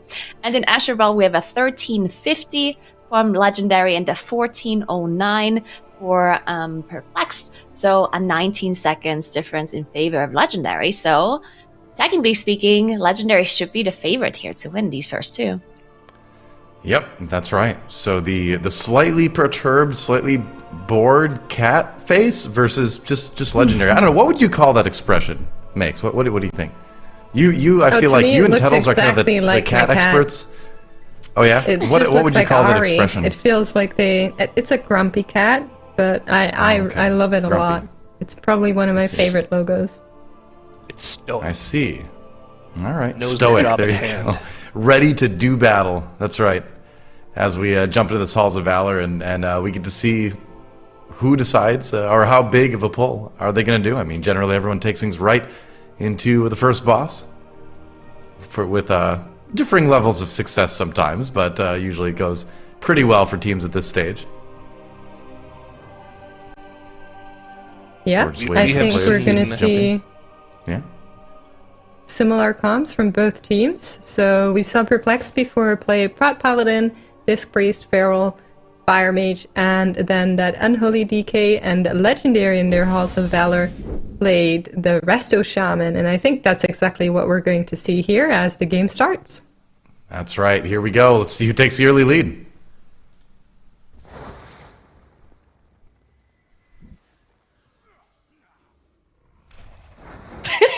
Let's get right into it. We were playing chicken. Go for it, Kara. You take it. Alright, so Perplexed and Legendary both pulling all of this trash, like we just mentioned, onto Himdall. So Bloodlust being popped both of the teams. We have the Fire Mage and Perplexed side, so we're gonna have a lot of damage coming onto Himdall while we cleave the rest of the trash down, which does mean though that the Storm Drake is gonna stay alive for a little while because they want to focus the boss here. So that's why we see the tanks trying to survive all of these frontal breaths from the Drake and all of the damage dealers. The healer's Rise actually goes down for Perplexed. They do use a battle rest to get him back up. They don't have Ankh, right? It's a disc freeze, so they have to commit their battle rest immediately. I think it still was a good thing that their healer went down and not a damage healer, because at least they don't lose any offensive cooldowns here. So not too bad for Perplexed, but a long time without a battle rest now for them. Yeah, I was going to say, coming into this match, we've seen so many of our teams having issues with this first pull. There's so many damage events that you have to worry about. The Thundercallers with their dot, as well as their targeted Lightning Bolt ability, just so much damage on these higher key levels. If you stack that up with any of the bursting stacks or any explosives that go off accidentally, it could just be a one-shot. Unfortunately, it is Ryson that does end up going down for Perplexed. Now, of course, like you mentioned, not one of the damage dealers, so it's not going to hinder their progression too much here this early in the dungeon here. And actually, Himdall goes down at the exact same time for both teams. But you have to remember, that battle res is a problem, right? They will not have another one for the next 8.5 minutes in the dungeon here. So if any other deaths happen on any of these massive pulls that we know are about to happen in this dungeon for Perplexed, it could be a disaster for them. Legendary, like you mentioned, they do have the Ankh available to them if their healer has any issues. They do still have the battle res, so they are sitting on that little net that helps them out, that little safety net. So they must be feeling a little stronger going into this pull here. Perplex is going to have to play this absolutely safely. And we have to remember as well, the way that the teams are pulling that Thundercaller in the back, CCing it behind them, we did see Xaylia end up dying to that in our run earlier from Echo. So we have to keep an eye on that from the teams. They need to make sure they're aware of when that's happening as they gather up this massive pull. Yeah, as you mentioned, this trash bag is being succeeded with Ring of Frost and other memes, and then they want to have the trash bag come in later, because they want to deal with Solston here. You can see both of the teams are engaging Solston with the Aspirant pack, and there's just so many interrupts they need on the Purifier, because otherwise you have all of these swirlies that you cannot dodge within this bubble. So they kind of want that other trash to come in later, because they don't have extra interrupts for the Thundercaller and for the Rune Carver as well. So this time around, we do see Legendary actually having a Rune Carver in there, so they need some extra interrupts on that mob. But Perplex did use that Ring of Frost, and they're going to have to replace it in just a second once those mobs are going to be coming in from the back. You see some of them are positioning themselves already to the right to make sure they can do that as soon as that trash bag comes in. But Legendary already done with Olmir, and they are technically able to engage the other mini-boss in just a second as well. But it looks like they're trying to finish off some of these shield maidens first, because Lepan may be running out of CDs at this point, because there's so much tank damage going on all of these pulls. They've got that fresh Thundercaller, and as well there's 2 interrupts that they're going to have to worry about here. 2 melee kicks should be very easy to deal with for their comp for the Thunderous Bolts, as well as the Searing Light. That Aspirant's still alive. They'll want to cleave that down before another Stomp goes off. This is going to go off on Igloo. Oh, dies midair, actually. Never mind. Good focus damage at the last second there to reduce the extra single target damage onto their healer here. And it looks like both teams are relatively home free with a Thundercaller for Legendary, and that Aspirant still alive for Perplexed. And you can see now, after most of the trash is dead for both teams, Perplexed has taken a little bit of a lead based off of the class comp and the damage compositions of the group. That Fire Mage thriving in the massive AoE pull, having access to the power infusion, whereas that's just going to be going on the Unholy DK or Legendary. Slight advantage here for Perplexed. So one thing about Perplexed, though, is that Ryzen does not have Shadow Melt available, and he's in perma-combat with this trash that we talked about that they're seeing and pulling into Hersha now. So Ryzen is going to be low in mana for Hersha. They're not inverting Hersha either. That means that the Eye of the Storm is going to do the maximum amount of damage. So Ryzen is going to have to be a little bit conservative with the mana here. They have to use all of their defensives to make sure that Ryzen is not going to go completely on their side. Legendary, though, Igloo full mana, as they are also fighting Hersha now. It looks like they are actually reversing Hersha, so they're going to have the Eye of the Storm that does a little bit less damage on their side, but some of the combinations of the Expel Light and Arcing Bolt are going to do a little bit more damage here at the very start. Yeah, exactly. Teams have found a way to make the boss a little bit easier. Now, the Cleave, taking longer to die for Perplex, but again, they also pull a couple extra trash mobs here with the boss compared to what Legendary cleaved in. So their trash count will be a tiny bit higher. That means they don't have to worry about too many extra mobs when they move on towards Fenris section later on. Divine Field dropping incredibly low to that Blast of Light, but able to keep himself alive just barely. Of course, the boss, like you mentioned, a little bit more difficult with the overlaps for them, whereas Legendary should have a much easier time here. Oh, the Panda goes down to the Blast of Light as well for their team. That's their battle res gone. Both teams no longer have a battle res. Fortunately, nobody else going down to boss melees because she was transitioning between phases there. Very scary moment for Legendary, but able to keep it alive. And in the meantime, that has allowed Perplexed to catch up and even pass them on the boss. So keeping it very, very close here between the two teams. Yeah, it's really good for Perplexed. They can move on already now. They're going to do another bigger pull on the right side. Now, sometimes I do see tanks struggle on this pull just because they had to use so many defensives on the Hersha pull plus the trash, so they don't have too much left for this. But Divine Field looking really good on the defensives there, so it shouldn't really be an issue for them. Legendary now done as well. Lepan also looking good on the defensives, so they should be fine. We do see the Mind Soothes come out, so they can just walk past of this trash. But obviously, Perplex is going to be a little bit quicker here. And you can see in the boss split, they lost 9 seconds from some inefficient, or being a little bit more inefficient than Legendary, and also having that 1 death on Divine. Wait, am I mixing this up now? I honestly think it's just... on Lepan, there we go. It's just a comp diff, right? Yeah, I think this is a comp diff. I think the Mage really thrives in the style of pulls in the early parts of this dungeon here. And even for things like the Wolf Pack on top of Fenrir, I think Perplex is going to gain an even higher advantage here. The question is, what does Legendary's comp do? It does better single target damage, but you're not going to be doing more damage if one of your DPS is down without a battle res. What is Splat going to do here? Does he release to rejoin the group? It looks like that's not the play. It looks like he's just going to stay on the ground and wait for the pull to be finished and get a res after the fact, but this is a lot of time loss. It looks like a Holy Radiance cast just got off as well, healing up the group as well, so it's going to take even longer. Staying dead, definitely not the play, and there's the release. Eventually does end up making the call to release here, but this is going to be a problem for Lepan, though, as the Trash Pack is living way longer than they expect to. He's going to be taking more and more damage from these Shield Maidens, from the snapshots on the Markman. This could be very, very dangerous for them.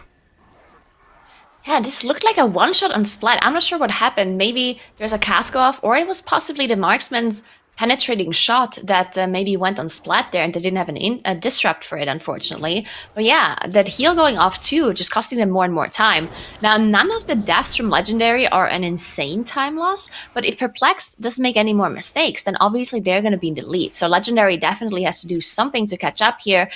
Perplex now on the first phase of Fenrir, as they're engaging this marksman pack as well, and the trappers. They have to avoid those traps, so you can see them on the ground behind Wolf Disco on that mage. Obviously not stepping into those. Those do a lot of damage. And they're also using their... Divine Field! Oh, Divine Field! Down for Perplex. No res! They do not have a battle res. Still 8% on the boss. That's still a lot for them to get through while having their tank that this whole time. You can see they're trying to kite it out, and they're doing a good job so far, but still 5% for them to go, plus the trappers that are alive too. They have to burn through the boss here. Remember, Fenrir does not reset. You can pull him to anywhere in this entire wood section of the dungeon, so they just need to burn through this boss. A Shine ends up going down to just residual damage from the trappers being alive, and Fenrir still beating them down. Swag also goes down. It is on Ryson and Wolf Disco to finish off the boss. They have phased Fenrir. They still have to finish off these two trappers, but somehow they've avoided the worst possible scenario of a full wipe on a boss here. Wolf Disco does invis to make sure that he doesn't accidentally die to the trappers here, and they will be able to get a res off here. Wow, the mitigation of a disaster scenario there for Perplexed might be the thing that still gives them a chance of winning this dungeon. And you can see, after all is said and done here, they still have an advantage over Legendary. Legendary's still working away at Fenrir, but the gap has been significantly closed by those mistakes. Yeah, definitely still in the lead for Perplexed here, but there's a 2 death timer in favor of Legendary, so they're 10 seconds behind. So maybe it's completely even now, considering those differences in the deaths. Now we can see Divine Field gathering up all of these wolves on Perplexed side. Now we're gonna have to see them jump onto this rock. You can see Wolf Disco and Ryzen jumped up without using the grip. So in case Wolf Disco does fall off for some reason, they can still grip him back up. Legendary now also doing the same thing on their side, and this is where everything went wrong for the previous group, and now Swag is dead as well. They do have a battle rest available. They have to get him up immediately if they can. Shine has to do the rest, so Divine Field maybe doesn't have to use any holy power, as Divine Field is also struggling to stay alive with all of these wolves. They had the VE active, they had the Nature's Vigil active now, and they could decide to just slam the Lust here. This is their second Lust being used. I don't remember if this is where they planned on using it or if they were going to use it and then Swag dying stopped them from using it. But this is still a scary scenario. Divine Field is not out of the woods just yet. With that DPS dead, these Wargs have been alive far longer than usual, and the damage going out on the group here is insane. Fortunately, they finally get through all the wolves, but in the meantime, Legendary has caught up. Legendary has taken the lead. They're 10% ahead on Fenrir. Their Wargs are already dead. And also, we have to mention, again, the death timers. 3 extra deaths for Perplexed here. That's 15 seconds of an advantage on top of the faster run coming out from Legendary here. Legendary has somehow found a way back into this dungeon off the mistakes of Perplexed. Yeah, looking much better for Legendary now. The time loss that they had on this trashback earlier not really mattering anymore with the mistakes Perplexed made. Now Legendary is moving on, gathering up these bears, and I believe they also need some bulls as well on top of these bears. So another big pool and a lot of not too dangerous for the damage dealers, but just a lot of tank damage again. Leppen is going to have to kite this a little bit whenever he does run out of defensives, and we'll see if they can execute it well. Another thing to worry about is, of course, the bulls casting that AoE around them that they have to disrupt with different kinds of abilities. Otherwise, Tobo and Splat are going to have a hard time DPSing this pack. Leppen dropping low from those debuffs, but it looks like he's going to be fine. We'll be able to kite this around, making sure he keeps things as stacked as possible for his teams to do damage, and it looks like they're being a little bit more efficient with the trash here on the side of Legendary. Also, they're closer to the exit here, too. It cannot be understated. It's 5 seconds of travel time, and, you know, when all of these tiny little things get added up, they can be the difference maker in this dungeon if Legendary does happen to make a mistake. We've seen it from the best teams in the tournament. Remember, the other day, Mandatory ended up losing this dungeon, right, to a 4th king not being activated. So there are things that can go wrong in this dungeon at the last second that just eat into those leads that you've accrued throughout the dungeon here. Legendary, however, is essentially done with their trash. They're going to get the last few mob percentage. I believe Splat's going to stick behind and pull some of those neutral mobs into the Dragon for the remainder of their count. I would love to just get a POV of that, actually. We always see teams zone through the portal here at 82.2%. And, yeah, Splat still has CD on Shadow Melt, though. So Splat is going to have to wait for Shadow Melt to be ready. Then he can pull the neutrals. So that means they have to wait before they pick up the beer, I believe, because the beer obviously has a certain duration. They don't need Splat to pick up the beer because they only need 3.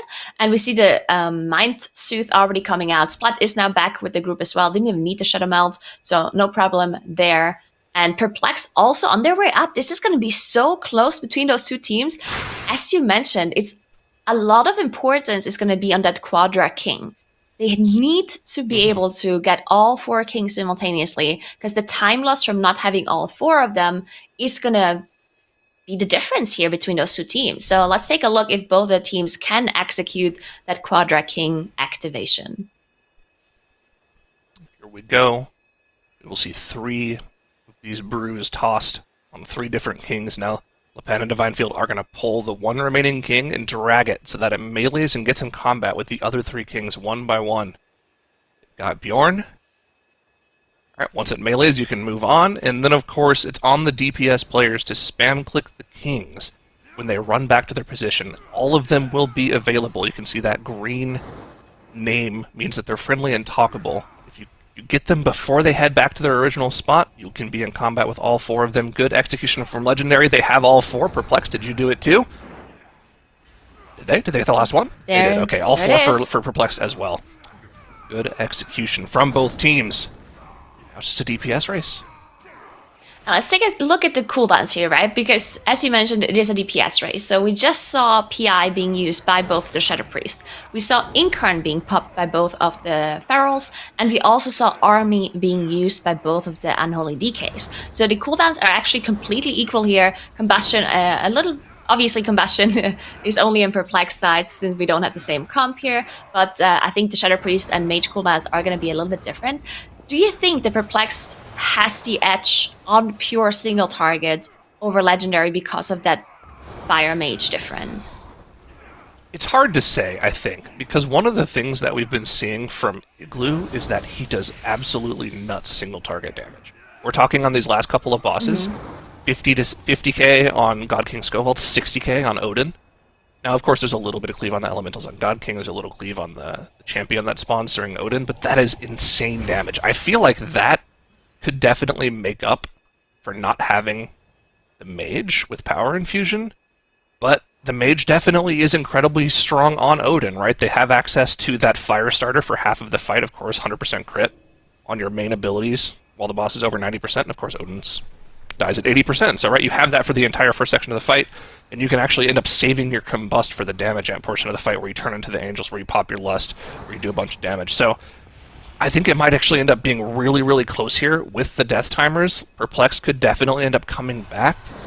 I feel like they still might need a little bit of something to go wrong for Legendary, just perhaps a DPS death during cooldowns. Remember, you still have those 15-second death timers that you have to contend with, so it's an outside chance, but there is still a possibility. But look at the damage meters for Legendary right now. Like I was talking about, Igloo topping the meters on the Resto Shaman. Oh my god. Yeah, Eagle doing insane damage here in that Resto Shaman. Of course, some of it is also going to be on those Flames of Woe, which is not going to be the most important damage. But yeah, Perplex did engage the boss later. And in addition to that, they have the death differential, right? So Perplex somehow would have to do an insane amount of damage to catch up to Legendary here, and it's not looking like that so far. But looking at Ryzen also doing 50k DPS almost, plus of course providing that PI on Perplex's side. So both of the healers just absolutely blasting this boss, and the tanks as well. When you look at that, it's really crazy optimization of damage going on for both of these teams. Now we can see that Splat and Shine also did use their Incarn once more, so that means that, it should be back up for the Odin phase, because usually once you pull Odin, it's still like 45 to 50 seconds until that first damage phase starts, and there's a little bit of an RP before the boss can be engaged, so the Incarn should be back for them, and the PI should be back as well. Even over Ryzen, it might be a little bit close, but it should be fine. And just looking at the slight differences in their team here, it looks like the thundering timing is roughly the same for both teams. So there's not going to be any difference of that extra damage amp buff coming out for either of the teams. It's going to come up at roughly the same time, which is going to be near the end of the damage buff on the boss. So not exactly useful for Perplexed. They're going to need a lot of things to go wrong for Legendary here. A final DPS race to the end here. Legendary with a very solid 20-second lead coming into the final boss.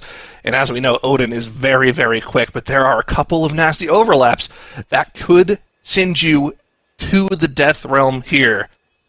Those marks do a ton of damage. If you don't get to that spot instantly, you could go down in a matter of seconds here. Fortunately, they have so many tools to make sure that could never happen. I would be extremely surprised if that were to happen, but once again, the damage meters for Legendary. Look at the burst coming out from Igloo on the Shaman there, almost peaking at 100k, still staying solid at 80. So much damage comes out of that Resto Shaman.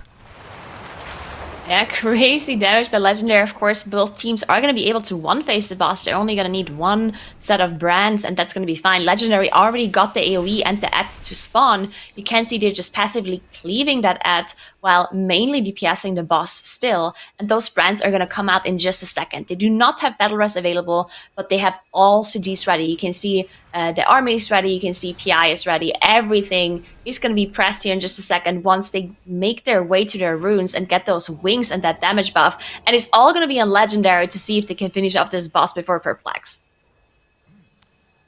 And it looks like it's not going to be the best of runs, it's not going to be the fastest of runs, it's not going to be the cleanest of runs for either team, but with this lead on the boss, with the 15 seconds of death timers, all Legendary has to do is keep it clean. No mistakes, no deaths, they have the lead on Odin, they should be winning this first dungeon here, and yep, it looks like it's going to be a 1-0 lead for Legendary. That's right. Legendary takes Halls of Valor, and you say it's not so clean, Zyronic, but there were a lot less deaths in this one than the last time we saw Halls just a moment ago, so at least we've got that to talk about. But yeah, Legendary makes it happen. Perplexed, unfortunately, running into some trouble earlier in the dungeon, losing a couple people here and there, but makes still a lot to talk about from that one, huh?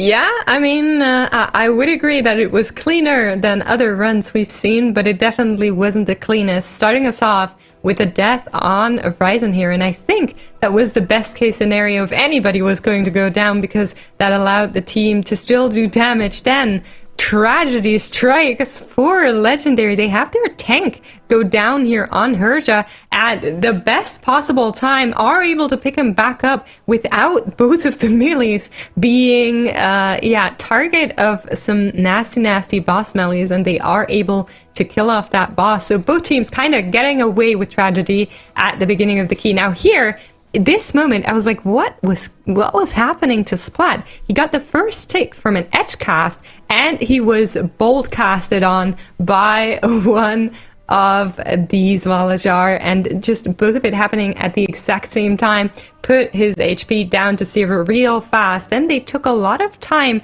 waiting for him to come back. He didn't release eventually, then he did, and it looked like the game was going to go in the direction of Perplexed, but then this happens. Divine Field goes down. The rest of the team tries to salvage what is happening. They don't have a Battle Rest available. Shine and Swag will also die here, and then it's all Ryzen and Dr. Wolf Disco who are able to finish off that boss, but Legendary pulls ahead, is able to get through Fenrir cleanly, and then back to the Kings here, where they already had on the back of those death counters 15-second lead, and then another few in terms of dungeon progression, allowing them to get through that dungeon here in not the fastest time we've seen, but like Tettle said before, it's not about, being the best, it's about getting there. So they did get there.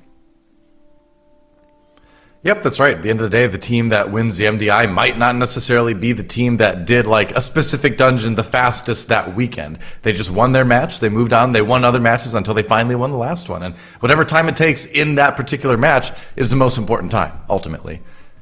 So, Nagura, thinking back on that Halls of Valor, any comments going into the next map as we look ahead to Azure Vaults? Anything we can take learnings-wise from that one into this one?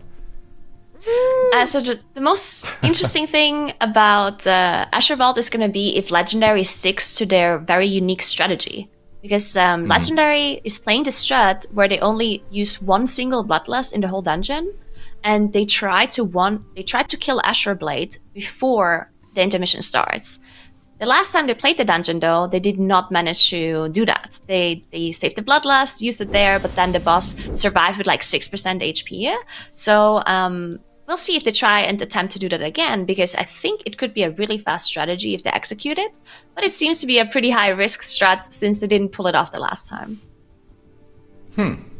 Yeah, we'll see. That's right. You gotta have the cat when it's around. It's very photogenic.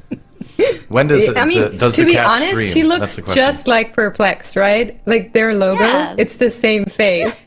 So I kind of had to bring her in here. Same little grumpy face like that logo. But I agree with her. I really like. Yes. Never mind. Is it a cat question? Well, it was, and the question is: do you have separate social media accounts for your pets? That's the real question. I do not. I'm sorry. Okay. All right. I wasn't going to judge one way or the other. Just curious. Yeah. But what were you gonna say? Coming back to what Nagura was saying, I really like that Legendary route, and I think if they're able to do that one phase on Azure Blade, it will be so good. We saw them also have a little bit of trouble with snapping, but they had basically all day today to prepare for this dungeon pull, so I think they might have cleaned up their Azure Vault. Well, we're going to find out soon, because that's going to be the next dungeon that we go to, the Bursting Grievous Azure Vault. Tyrannical, of course, as well. And a lot of teams have been, doing a lot of interesting stuff in terms of snapping different packs down from level to level. We've seen a lot of different approaches to it this weekend. Cyronic, in your opinion, do you have a favorite? Do you have a specific way that this dungeon is run that you think is superior? Oh, absolutely. Frog's last route, best route. I think we can all agree on that, right? Across the board. I know there are some people that disagree, but going Frog's last, I know people think that there's some backtracking that you have to do Frog's last, but realistically that amounts to clicking on the NPC to port back to the start of the dungeon, and then clicking on the NPC to port to where you are when you kill Azure Blade, right? So it's like maybe 5 to 10 seconds max, which, you could factor in, I guess, but the nice thing about doing the route that way is you don't have to kill every single mob you pull, right? It just ends when you get to 100% trash count, and that's pretty nice. Now, we have seen a lot of teams try to adapt to the strategies that we've seen come over the weekend, where we snap trash down onto the third boss, Talash Greywing. And there have been a lot of mistakes there, so I think that's something we're really going to have to key in on. After Azure Blade, where are the teams going? Are they changing the strategies? Are they sticking to what they did earlier in the weekend? Can they pull off that snap? Whichever team does that more clean will be the team that wins this dungeon for sure. Yep, that's pretty much the idea with it. Whoever does it cleaner, does it victoriously. And I'm curious to see if we're going to see the same strat out of each of these teams, because we have seen that big variety.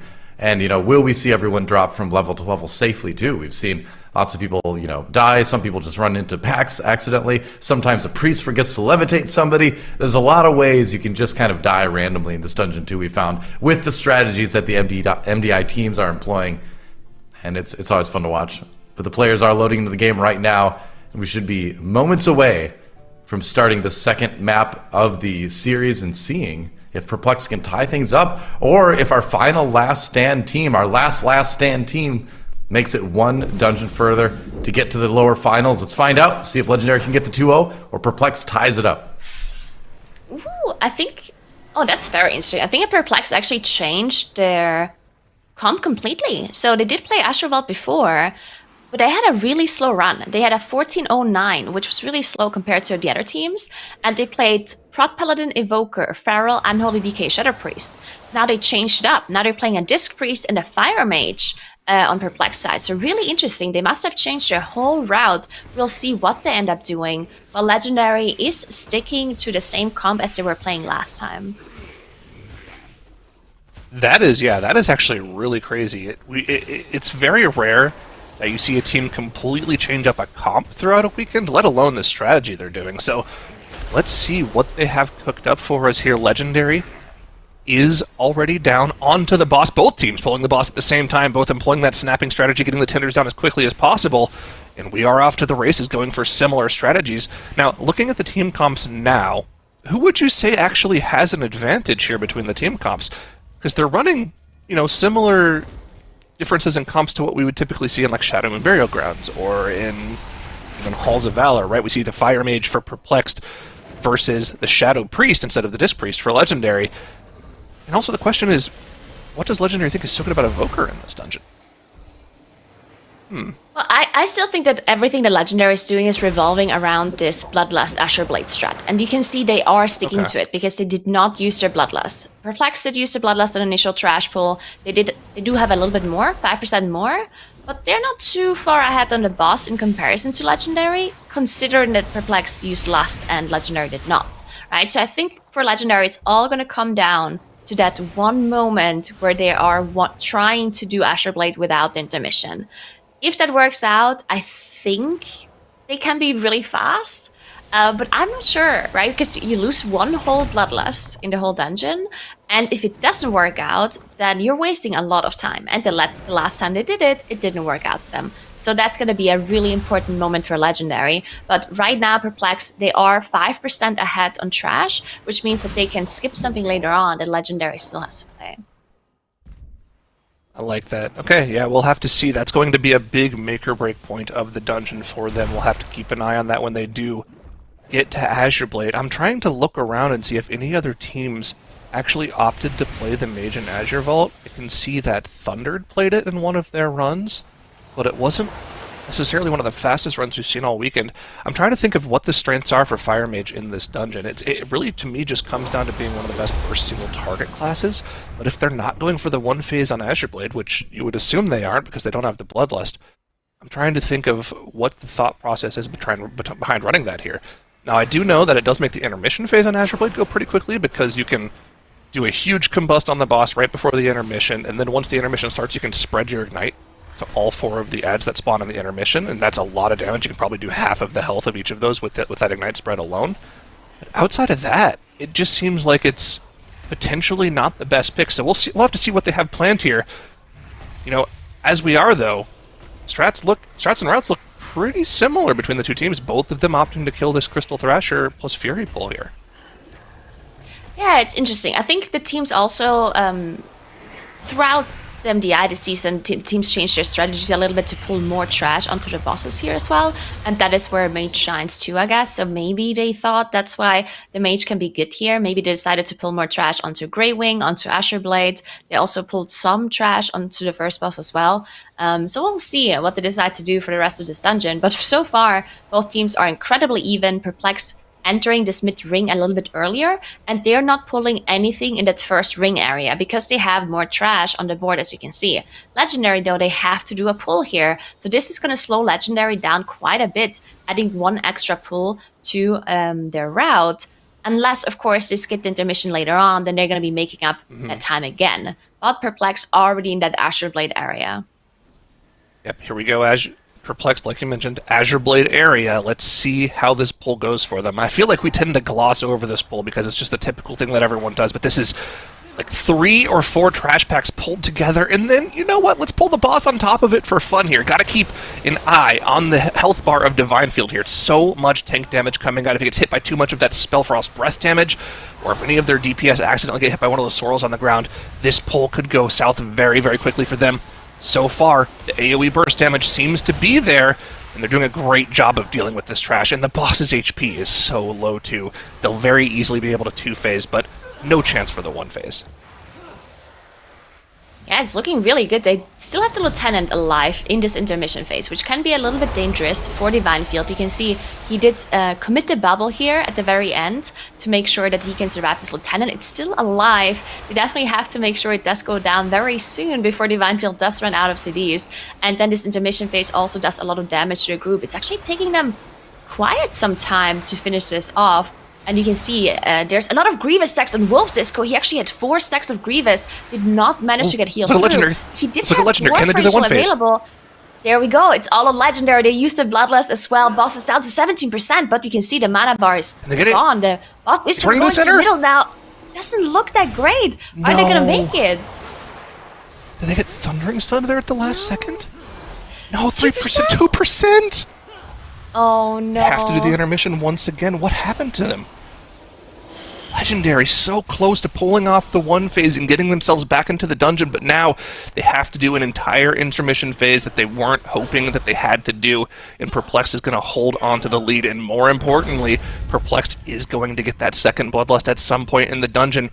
Azure Blade does go down relatively quickly after the intermission phase, but Legendary probably ended up losing somewhere around 20 to 25 seconds there by getting that intermission phase they weren't planning on getting. But here we go. This is what we were talking about before the run started. This snap is so important to get done properly here. Perplexed, a Shine pulling the boss in bear form. Going to be tanking the boss for the team as that Feral Druid in bear form until Divine Field joins the team here. Divine Field, you can see his health bar dropping. He's pulling trash upstairs, taking a lot of damage. Going to jump down, gets the grip from Ryzen, and the trash will follow soon here. Now, have to keep an eye on the shield bash on this boss. Needs to make sure they don't get anybody knocked out of this field during the Absolute Zero cast. Looks like the snap has gone well for Legendary as well. Both teams able to pull it off cleanly. Yeah, looking good for Legendary, but there's still so much going on this pull. You have the Grievous stacking up on everybody. You need lots of CDs on the tank so they can survive, because there's just so much damage going on. And you need a lot of interrupts as well, because you have these elementals that cast sleep that needs to be interrupted. Otherwise, somebody's going to fall asleep, and that's going to be really bad in combination with the other abilities from the boss. So it's looking pretty good so far for Perplexed. Some of the trash is going down. The bursting is stacking up. They have to use the Dwarf Racials or Master Spell to get rid of those debuffs to make sure they're not going down here. And it's looking good for Perplexed. Legendary also doing a pretty good job. But look at the boss HP. Perplexed doing so much more boss damage in comparison to Legendary. So much more boss damage coming out from their team comp. I think that's one of the strengths of the Fire Mage here, because he's topping the meters here. They just get to do full boss damage while leaving their Ignite onto the enemies, and it's just such a great strength of that class.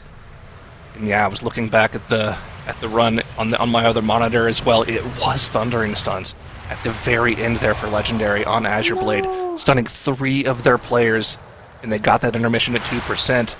That is going to be something that they'll look back on and think, man, if only we had gotten that matchup at the last second, but it wasn't meant to be here. Now, they're not out of the woods just yet, right? They're not out of this dungeon just yet. They are slightly behind Perplexed. 15% in boss damage. Perplexed does have that extra death on the board, though, so you have have to factor that in here. And there was a lot that could go wrong in some of the massive pulls here. Both teams look like they're going to be going down to Umbral Skull first after this boss goes down, and they'll both be ending off with the giant frog pull. Things can go wrong there. Remember, it's a bursting dungeon. That bursting can stack up. You miss a Master Spell on somebody, they could go down very easily. So we'll have to keep an eye very, very closely on how this goes. There's a little bit of a difference still in the rest of the strategy. So Perplexed is going to have Bloodlust in just a second. So they will be pulling 5 breakers into their frog pool, and they're going to be lasting it to execute it. Now Legendary though, because they do not have the Bloodlust for the breaker pool, what they are doing, or at least what they were doing the last time, was Lepan was actually pulling 2 of the breakers and they snapped them to Umbral Skull. So they don't have to deal with 5 breakers later on. And it looks like they are doing the same thing again. There we go, the 2 breakers are appearing on the right side for Legendary. So they're dealing with those with Umbral Skull. But in my opinion, that is a slower strategy, right? It slows you down quite a bit on Umbral Skull in comparison to just playing them with the other 3 breakers in the frog pool. But yeah, because they play this Asher Blade strategy with the Bloodlust, they just can't do it. And because they didn't execute their Asher Blade strategy because of the Thundering Stun, this is just going to slow them down even further. Yeah, you're right. I mean, looking at the state of the game between both teams, you definitely do have to hand the favor towards Perplex. Yes, they have the death on the board, but that second Bloodlust coming up with the frog pull is going to give them so much more safety in that pull. Now, one of the questions that I have is how much did they actually have to change when they swapped their comp over to this strategy, right? Because in our previous run where Perplexed played Azure Vault, they had Ryson on the Evoker, right? And with the Evoker, you can let your healer be the person that backtracks through the dungeon, right? They port down to the 3rd boss, but then they backtrack pulling tracks, trash, and frogs to meet up with the team. Shine is going to have to be the person that does that now. And if there's any inconsistencies with how he does that instead of Ryson doing it, that could be an issue for them. Yeah, you are right. It's not the easiest thing to do as a Feral because, of course, you have to try to run through them. You somehow have to tank some of those melee hits from the looters and from the frogs as well. So you have to make sure you survive that. You can see Ashine is holding on to all of the defensives. He does have Bark Skin and Survival Instincts available on that druid there. It would be nice if we could maybe get a POV from Ashine so we can see how he gathers up everything. But for now, we can see the rest of the group. So we'll see a Mind Soothe being used on this breaker just so... Actually, never mind. They're not even bothering with that. They're just carrying it instantly into the pool, and they're going to be meeting up with Ashine at the bottom of the stairs, and then they have those 5 breakers. But keep in mind, that's still a very dangerous pool. Even though they have Bloodlust, having 5 breakers is so hard. There's an unavoidable AoE cast they do, plus they cast a Shoulder Slam onto players. They only have 1 Shadow Melt from Ashine that can avoid it. All the other players are going to have to deal with that Shoulder Slam. Here we go. Everyone back together. The trash that Ashine has pulled is with the group. The Bloodlust is popped. All of the cooldowns are available across the board except for the Army of the Dead, but that's not too big of a deal here. They're just going to have to burst as much as possible. Look at the damage coming out from the breakers here. Every single one of those Bestial Roars doing so much damage to the group, especially when stacked. If you get hit by that, plus a Shoulder Slam at the same time, you could very easily go down, even on a Tyrannical 20. Lowest key level. The trash not doing increased damage. Bursting stacks are up. There's the Master Spell on everybody, getting rid of a 9 stack. Great usage of from Ryson. And look, the Dwarf Racial's also coming back out to get another bunch of stacks off. The Legendary is onto the pull as well, but it's so much later on, and there's no Bloodlust for them. All Perplexed has to do is finish off these last couple of mobs, and that is going to be all she wrote. 5 seconds still on the board for Legendary, but there's no way they get this trash down in 5 seconds. And we are once again this weekend going to be going to a deciding Game 3. Yeah, Perplexed back in it, and man, it was so close. Like seeing Azure Blade for Legendary sit there at 2% to do the intermission was kind of heartbreaking. But then you look at the Thundering Stuns, you're like, oh well, I guess I could see how that happens. But a lot to talk about in that dungeon. So Makes, take it away. Yeah, thank you so much. So starting us from the get-go, you both mentioned it as well. There was a little bit of a comp change on the side of Perplexed, and I am a big fan of that for multiple reasons. I still like the Legendary tech, but this is now the second time we haven't really seen it work out. They need to pull this trash pack here, because later on they kind of need to have more trash done because they can't go as big. Now, here was a little bit of trouble for Perplexed. They did lose Wolf Disco, but were able to pick him back up with that battle rest that they had while grabbing these extra mobs. So really not too much loss there, just a little bit of extra damage time. And then on the other side, we saw the big kicker, right? Wexy, Tobo, and Lepan all got stunned by Thundering while Azure Blade was running. And I think if they had been active, they could have actually finished this off. So maybe a little bit of greed, maybe a little bit of everything happening at once way too fast, or being used to a different timing sends them into this phase here, delaying them by about 20 seconds. So I think they would have had the faster route, but I do like the mage for the single target damage that they get out of these bosses, both of them opting to snap onto Talash Greywing, something we've now seen multiple times. I think it's really cool. It's really awesome. You have to survive so much. It's a big challenge on your tank to do that, and the Prot Paladin just a little bit more stable, whereas the Prot Warrior is better for other pulls, like the Frog Pull, I think personally. Then from Legendary, we are seeing those two breakers because they can't do them with the Frog Pole. It's just not possible for them without having that extra Bloodlust. I think you explained that as well, Nagura. They need to grab them down here, which I like because I like pulling stuff onto Emerald Skull, but it just means that the other team did have their Bloodlust for that very final Frog Pole, and I think if your entire strategy banks on getting that one phase push and it doesn't work out, that's kind of the moment where you say, okay, we're just going to run it down, hopefully it works out. Here you see how a Shine brings back the breakers and the frogs from all the way across these rooms to the rest of his team. He does a big run, and that's how they group up the frogs very quickly. But yeah, making out the 1-1 between Perplexed and Legendary. Yeah, it's tough. You can't blame Legendary for trying to kind of like eke every last little point of damage out of the Thundering Ethics, but at some point you gotta clear it, otherwise that happens. But so close, but yet so far. Either way, they are not done quite yet. We are going to that third map. Before we do, I mean, I'm curious. I want people to actually make some predictions. I'm going to go around, and I'm going to ask everyone to predict who they think is going to win this match. I think it's very difficult, but I want you to tell me who it is and why you think it is. I'm going to start with you, Zyranic. You can't get out of this.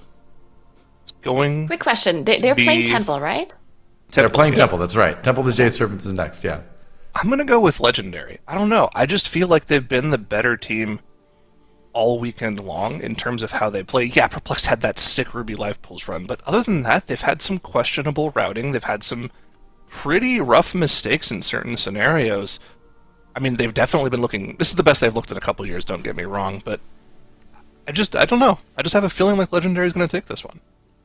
Okay, so Legendary from Zyronic. Nagura, what do you think? It's difficult because Legendary has not played Temple yet at all, which doesn't necessarily mean anything because they didn't ban it yet, so it might be that they have the best strategy ever. And Perplexed did play the dungeon, and they had a lot of issues. So I think I'm also going to go with Legendary here in this one. I think I like their just routing and their strategies a bit more over what I've seen from Perplexed. All right. Well, Megs, do you agree? Are you going to be the third person to go for Legendary here? See, I know that you voted for Perplexed, so I have no shame in saying that I'm also Team Legendary. I have to go Perplexed. Okay. I think the big kicker has to be, we saw them in the last stand in that temple, and they looked incredibly good in that temple. They figured it out really fast. They had the fastest time in that temple out of all of our last stand teams by like 30 seconds. And I think this is a dungeon that really plays into the strengths that this team has. Now, of course, it is an elimination game in the global finals, which means, I think we talked about this, Doa, you have to go big, right? There is nothing you can do other than just full send it, make sure it works out, and that's why we are seeing so many deaths and so many oopsie daisies everywhere. So there is still a certain level of volatileness that we can't just get out of the room, right? There could still stuff be going wrong, but I'm pretty confident that Legendary's Temple looks good. Well, we're going to find out soon. I do have to go for Perplexed. I mean, They were my runners-up that I picked way back at the start of the weekend. I think there are moments where they could look like the best team in the world, and then obviously there's moments where they look like maybe not so much the best team in the world. But either way, you can't deny their skill. They have made it this far. They've tied up the series, and so now we get to see if they can close it out. But we'll see. We'll find out as we're getting into it. Those dudes juggling. Also, just like from a strat-wise level too, this is one of the dungeons where we were really confused with Perplexed strategy, right? Every other fast run that we've seen in this temple has the teams pulling all of the trash together in the last boss room, right? Whereas Perplexed, they opt for like a small safety pull beforehand, and then they pull the rest of the trash beforehand. If Legendary is able to go for all the trash together and they pull it off, they're a shoo-in for winning this dungeon, because that extra pull for Perplexed, it just costs so much time. But here we go. We are into the dungeon here. Warlocks for both teams. Similar comps, the only difference being the Unholy DK for Legendary instead of the Feral Druid for Perplexed. I do love the Wolf Disco Warlock versus Splat Warlock timeline, though. I think they're both amazing Warlock players. So we'll see how that works out. Now, yeah, as you said, they decided to go with the Feral for the Mark of the Wild. And on the other side, Legendary is playing that Unholy DK. Very interesting to see the difference there. While both of them have the Shadow Priest with the PI that can buff either of those damage dealers. Perplexed still dropping a little bit low with all of that damage coming out of that pack. Legendary actually dealing with this first trash pull quite a bit quicker in comparison. That might be the Unholy DK difference, right? Unholy DK, of course, having the potential of just doing so much AoE damage. Also, Splat is doing a lot more initial burst damage on that pull. I want to take a look at the talents in a bit here and see if they're running similar things or if it's a little bit different on that MDI companion tool. Of course, you at home can take a look at that too. In the top left corner, there'll be a little arrow you can click if you're on the official Warcraft stream and check out the talent and gear loads that the players are using. On to Wismari here for both teams, though. And yeah, Legendary holding on to that very, very slight single target advantage. Unfortunately, Igloo going down for Legendary, but another death as well for Perplexed. Both teams trading blows back to back here. The difference is Perplexed has to use the battle res, whereas for Legendary, it was just an Ankh that they had to commit, so they still have the battle res in their back pocket later on if they need to use it. Once again, Perplexed for the next 9 minutes of the dungeon just don't have a battle res. And this is not great for Perplex at all. I mean, it's not great for either of the teams to start this dungeon with a death. This is the most important game for them, right? This game is going to decide who moves on and who is going to be out of the tournament after this one. So having a death here at the very start must be very dangerous. You have the Quaking come up here as well. Quaking can be so dangerous on Wismari in combination with Wash Away coming out. But it looks like Perplex dealt with it pretty nicely. But now Legendary, 15% ahead on boss percentage because they did have a death too, but it wasn't their healer, and they had an Ankh that they could use immediately. But Perplex lost one of their damage dealers, and whenever you lose a damage dealer, you might be losing resources, you might be losing certain cooldowns that were up at that moment, so usually that's a little bit of a bigger time loss in comparison. Yeah, definitely a bigger time loss for Perplex, but it looks like on pure single target damage, the Feral really kind of keeping them in things here. Unholy really didn't want to pop too much extra cooldowns here, and even though they had the DPS death instead of the healer death, they're keeping things very, very close here. There was a little bit of like micro single target increases that Perplex was getting at here. They had a corrupted droplet banish so that Wolf Disco could actually get full Havoc value every single time that cooldown came up every 30 seconds. Get a little bit of rolling Havoc stacks, get some extra intellect so it does a little more single target damage. So that, little optimizations like that were definitely keeping them in things. Here we go into the second boss room here. What is the pull routing going to look right here? Who is going to get onto the boss first? We'll probably end up seeing both of the healers hopping up on the ledge here using their Desperate Invoker's Codex as well as their single target damage just to get that book down as quickly as possible. Here we go into the first big pull from both teams. Got to keep an eye on the burst from Haunting Shaws. I saw something really cool by Legendary there, actually. So Splat tagged the last 3 mop pack over the wall, like over the bridge. He was tagging it, and they have everything in there. They have the cat in there, they have the crab in there as well. They have everything in this pull, while Perplex did not pull that last trash pack there. So that means Legendary gets all of their AoE damage with their cooldowns on all of this trash. I really like this. This is very dangerous though, because you have so much going on, literally just pulling everything together. But look at Legendary, they executed it so well, and they finished off the book as well. But Perplexed finished off the book a little bit quicker. They're already in combat with Strife and Peril on their side, but they're not down yet, and they still have to pull that last trash pack as well. So this is going to be a little bit dangerous, and Ryzen cannot click the gateway at the moment. They need to get Ryzen down there, otherwise they don't get heal on the group. He's a goblin. He can't click the gateway as a goblin. His character model's too small. His team is going to be taking so much damage without a healer there. They're trying their hardest with Nature's Vigil and VE to keep everybody alive, but the Thundering was still on him. He stuns himself. Who is stunned downstairs? Wolf Disco is stunned. Swag has gone down. They have the Ankh, but that's going to be a DPS dead for the entire Strife and Peril encounter, and they still have the trash up, the Golden Beetle, very, very alive. It's going to be doing extra damage to the team, whereas Legendary, all their trash is dead. All they have to do is worry about the bosses. Legendary are so far ahead right now. This is just so bad for Perplexed. Ryzen not being able to click that gateway because of line of sight. Your character has to be in line of sight of the receiving gateway for you to be able to click it. And because he's playing Goblin, as you mentioned, not being able to use that, and then having the blue debuff of the Thundering as well. A little bit unlucky there. If he had the red debuff, it would have been fine. But with the blue debuff, you have to clear it, and he just didn't manage to get there. And yeah, that one death, because they had a death previously, they don't have a Battle Rush available. So this means, as you said, it's just going to cost them so much time. Legendary, on the other hand, no issues whatsoever on their side, as Peril and Strife do go down now. They do have the gateway as well from Splat, so they can skip this and faster here, and they don't have to worry about patrolling, they don't have to worry about walking around, so this is going to save them another couple of seconds. But Perplex, of course, also has the gateway on their side once they're done with the boss. Oh, that is just so unfortunate for Perplex, but Legendary blazing ahead here. They're not done just yet. These trash pulls can be very, very dangerous. Igloo is going to have to play perfectly to keep everyone alive here. First curse goes out onto Igloo. We'll see a decurse on himself in a second here. And as these haunting shots go down, we'll see the personals across the board committed. AG up for Igloo. We'll see a Spirit Link going down here very, very shortly to keep the group topped as these Shaws start to die. There is the VE from Wexy as well. The AMZ going down. And here comes the damage. The haunting Shaws explode on the group, but the damage mitigation is there. And they're all very healthy. This pull is looking great for them. This is looking so good. I mean, all of the pulls that Legendary have been doing are so insanely crazy. I mean, that pull before Strife and Peril was just insane. And it's looking so clean from Legendary. It looks like they're using their defenses perfectly. Their HP bars are barely moving, it seems like, just because they're using everything so perfectly and they're handling everything really well. Now, Igloo is pulling those last two mobs that they still need onto the boss, as Lepan did pull the boss already now. So they're going to be dealing with the trash, and the boss should be okay for them.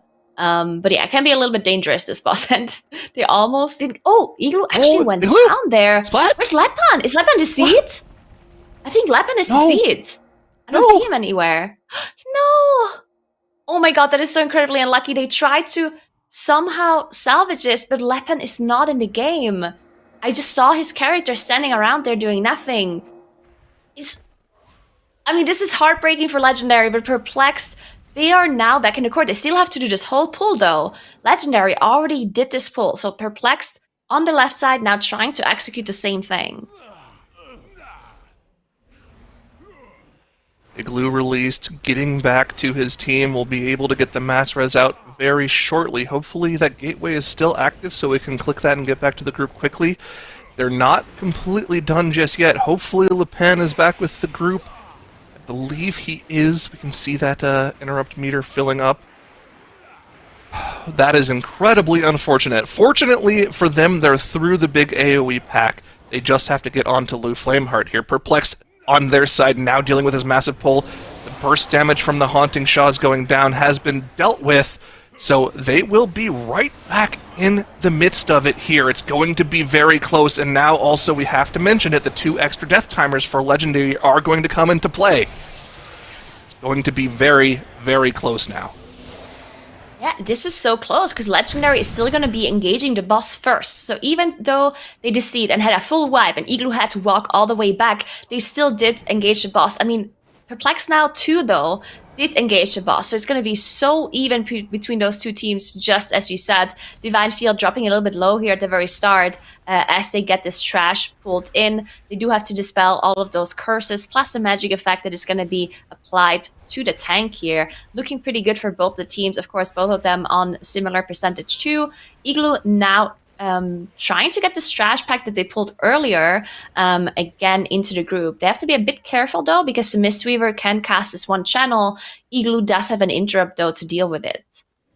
Also has to be careful about the fire waves coming back, but it looks like the timing is right. He got the gateway as well from Splat to make sure he was in a good spot when he came back into the group. Got the Thundering Clear off too. We'll get the decurse as well. Actually didn't even decurse himself, just going to heal through it. Not that big of a deal. He's a shaman. He will heal. And we are back to equilibrium here. Now, remember, unless Perplexed has gone back to the drawing boards and changed how they pull this dungeon here, there is still an advantage for Legendary, in my opinion, in this section of the dungeon. If Legendary does go for the entire room pull, I still think that they have a very significant advantage over Perplexed. We're going to have to pay very close attention to how Perplexed pulls the next section of the dungeon here. We're not done with the boss just yet. These Jade Serpent Kicks do a ton of damage. You can see the Absorb Shield that goes out on both tanks is massive, plus the damage that it deals to them. That dot has to be dealt with by the healers perfectly, but Prop Paladin's strong enough to overcome it both times, and here we are into the last phase of the boss. A little bit of breathing room. Calm down, take it easy, get yourself mentally reset and prepared for the last pull of the dungeon. Yeah, this is so important. We need to have the defensives available on the tanks as well, because there's just so much damage going on to the tank. It's absolutely crazy. You have those doubts constantly casting claws. You have the Shaz casting the gaze as well. But just so much tank damage. And then you have all of these tiny Shaz that are exploding as well. Plus, you have the boss's abilities to deal with. Now, they do have the Warlocks, so that means they have an extra Dispel, plus the Master Spell as well.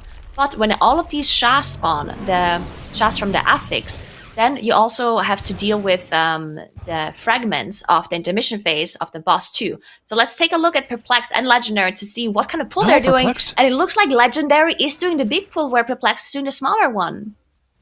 Perplexed is doing the smaller one, which means all eyes need to be on Legendary here as they engage this massive pull. Bloodlust has not yet been popped. They're going to DPS this trash down a little bit here. Get it all to around 30-40%, and then hopefully we'll see the boss engage for them here as well.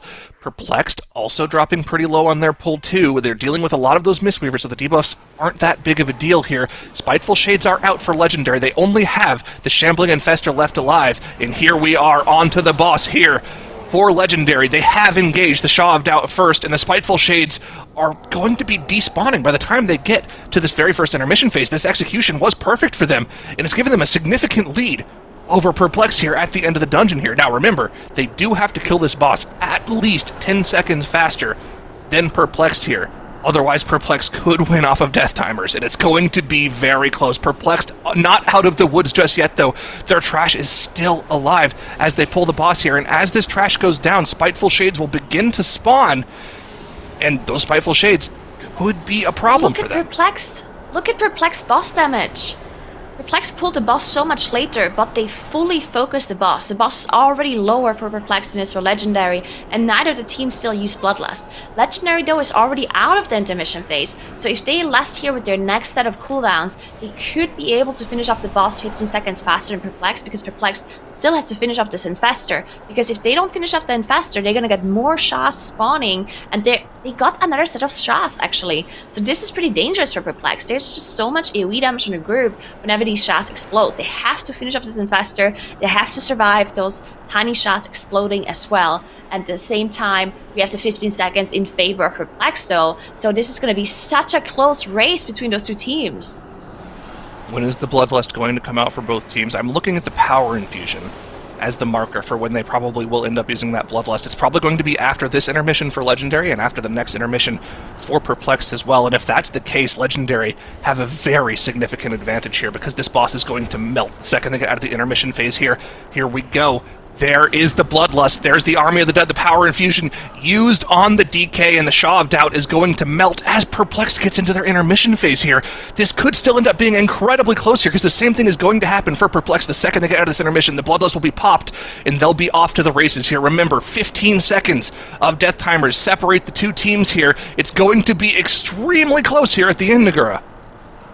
Yeah, they have Bloodlust now popped as well for Perplexed side. Legendary still has 3% to go through, and then the 15 seconds timer is going to count. There we go, Legendary does have Stop the boss clock. stat. 15 seconds for Perplexed to finish off this boss. Bloodlust is still running, they have all cooldowns available. They only have 6 seconds left at this point, and I think it might be Legendary. After a DC and a full wipe, it's still Legendary, winning against Perplexed and making it to the next game. Absolutely incredibly close game between those two. Wow. Wow, that was as close as it gets. What can you say? We were watching the boss damage too, and even then, it looked like Perplexed was just straight up doing more harm to the boss quicker than Legendary could. But the PI timing, the Bloodlust timing lined up really well, and Legendary able to take it. Makes tell us about some big moments from that dungeon. Absolutely. I mean, I'm still a little bit stun-locked by what just happened there towards the end, but we're going to start, of course, at the beginning. Perplexed falling a little bit behind right at the start with that pull and pulling Wise Mari later, and then here's where stuff went pretty weird. On one side, we're seeing pulling everything. So they had all of the upper floor in this library pulled together, which is a ginormic difficulty that they're doing here, and they were able to execute that cleanly. On the other side, we saw them skip the very last pack, so splitting this floor up into one big pull, and then the last pack that you can see running down there in the background with, like, I guess the mini bosses, the Tiger, the Beetle, and Ryzen was just not able to take that portal. So they had a little bit of trouble then, a death here, but because they already engaged Strife and Peril, they couldn't rest, and they had to 4-man this boss, which cost them infinite amount of time. There was a Thundering Stun involved there because Ryzen, of course, had to run around, and then that was also problematic, so just did not go well for Perplexed, okay? It was bad. Now, here, you can see Lipan must have DC'd. I have no other explanation for what happened here other than this. This was a passive heal that just happens when he takes damage. The rest of the team is engaged with Leo Flameheart already. That's why he doesn't take any damage. He's not in fight. He just takes a hit, and then in the end, the Mistweaver and the Guardian finish him off. He does lock back in quickly, though. They can finish the boss off and kind of go neck and neck with Perplexed, but here comes the big difference. Legendary actually opting to pull everything before Sha together is what I think saved them here. The fact that Perplexed goes one small pull and then everything else into Sha, and the fact that they had their PI better aligned and better ready for the end of this fight here, and therefore could Bloodlust just a little bit earlier, basically, I don't want to say carried them, it pushed them across that finish line, which seemed to be impossible there for several minutes toward the end of that dungeon. It does seem like it is one of the things that maybe made the difference. Do you think, what do you think, Nagura? Do you think the Bloodlust timing, if maybe Perplexed had popped theirs a little bit sooner, do you think it's possible they would have been able to just get the boss done in time? I mean, it's possible, but obviously the biggest mistake for Perplexed was the mishap that they had with the gateway and Ryzen, right? Ryzen not being able to click the gateway, getting stunned by Thundering there, and having one that damage dealer throughout the whole second boss phase because they didn't have a battle rest, because we also had that on the first boss too. So that was the biggest mistake for Perplexed, I think. Otherwise, they definitely would have won. And yeah, the slow pull at the end, it's definitely slower than the other teams, but they knew that. And we've talked about this the last time Perplexed played Temple, and they had time to improve, but I guess they maybe just focused more on Asher Vault because they changed their whole strategy there, right? So that must have cost them a lot of time improving their strat there, and maybe they just didn't have enough time to improve Temple. Yeah, it's quite possible. Either way, Legendary, the team, to move on, and that means we've got a mandatory versus legendary lower bracket finals, and that is actually a rematch of one of our first matches from earlier in the weekend, back on Friday, which was one of only two 2-0s we saw all weekend. Mandatory did 2-0 legendary the first time they met back on Friday, so you know that's got to be fresh in legendary's mind. Zyronic, after what we've seen legendary do since that 2-0, do you think they're going to put up more of a fight, or do you think it's just going to be mandatory breezing through the finals? It was still I think it's 2-0. again going to be incredibly close. It was a 2-0, and we've talked about this all weekend. It was the first 2-0, like the only 2-0 of day one. We've only had two 2-0s all weekend long, right? Like, so Yeah. you have to think legendary either played poorly or mandatory just completely outplayed them, but that's really not the case. They were really close together in both of those dungeons. Legendary probably played mandatory the closest of any of the matches we saw on day one. It's just mandatory happened to be that much more cleaner, just barely in those two dungeons. So this matchup prepped to be an absolute banger, and of course legendary running high off that victory just now. I don't know, they could have a little bit of momentum coming into this series. Yeah, Yeah, so that's I the personally question, I think guess. that legendary also has a chance. The only thing that is a little bit unlucky for legendary, I guess, is that Ruby Life Pools is the first map that is unbannable in that series, and I think that's their worst map. Like, we have seen them ban it a few times, and the one time they played it, they wiped multiple times. So I don't think it's their best map, and that is, yeah, we'll see though. Well, they did win it versus Sloth, at least. That was a 15-30, so definitely not the fastest Ruby Life Pools we saw on the weekend. That's for sure. I remember that Then, Ruby Life they poll. It banned it two was other not games. nice. Yeah. That was a if they bit of a rough can, one. they should ban it. Yep. That's the thing we took away from that.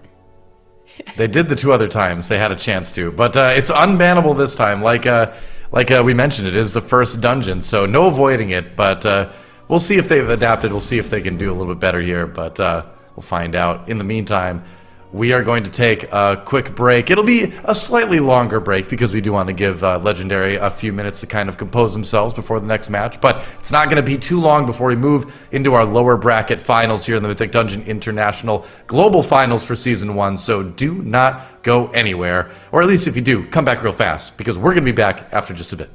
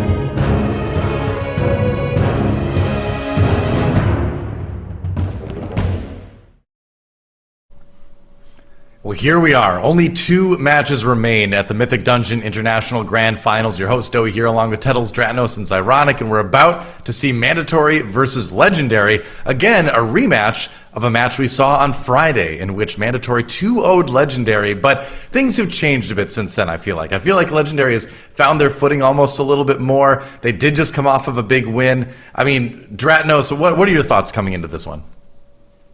Yeah, I mean, Mandatory are a huge, scary team to be in this weekend, right? A lot of us came in with our predictions and were thinking Mandatory was potentially going to challenge or even beat Echo in the grand finals here, like in the next series, which so far it's sort of looked like that's what the tournament's moving towards, right? They fought in the upper finals. Often the teams that fight in the upper finals end up fighting in the grand finals as well, but Yep. On the other hand, Legendary has looked really, really good in some of their runs, and Mandatory hasn't looked infallible either, of course, losing the series to Echo, but also dropping games in some of their other series too. So I would say I suspect Mandatory are maybe something like 60-40 or 70-30 favorites in this series, but it can't be much more than that. Historically, It kind of feels Last that way, Stand... but, yeah. Historically, Last Stand teams have come in 3rd place, too. So the last 2 MDI tournaments, we've had 2 Last Stand teams. They've also come in 3rd place with Will Megalol and Ambition. The prophecy. Is Legendary going to be able to break that curse, or has the prophecy been foretold? And yeah, here we go. Looking We'll at the find out. bans for this series, these are like the most straightforward pick bans that I think I've ever seen. Mandatory saw Legendary's Court of Stars yesterday. They matched up against Cheese, who we thought had a banger Court of Stars, and Legendary's like, hold my beer, we got this. Kiting 3 mini-boss, Mandatory wants no part of that. Legendary saw Mandatory's Shadow Moon Battlegrounds today, where they popped out an 11-26, no part of that. Wow. Perfect We're in bans, there. but we're already into the Ruby Life pulls. And this is going to be one of the most MDI maps that we have in terms of the speed of this dungeon. On a 20 key level, it is huge pulls all the way through. Time to beat is something like 9 minutes and 16 seconds out of Perplexed, who are no longer in this tournament, but we'll see if either of these teams are able to put up a competitive time with that, both getting started with basically every trash enemy all at once into the first boss is the idea here.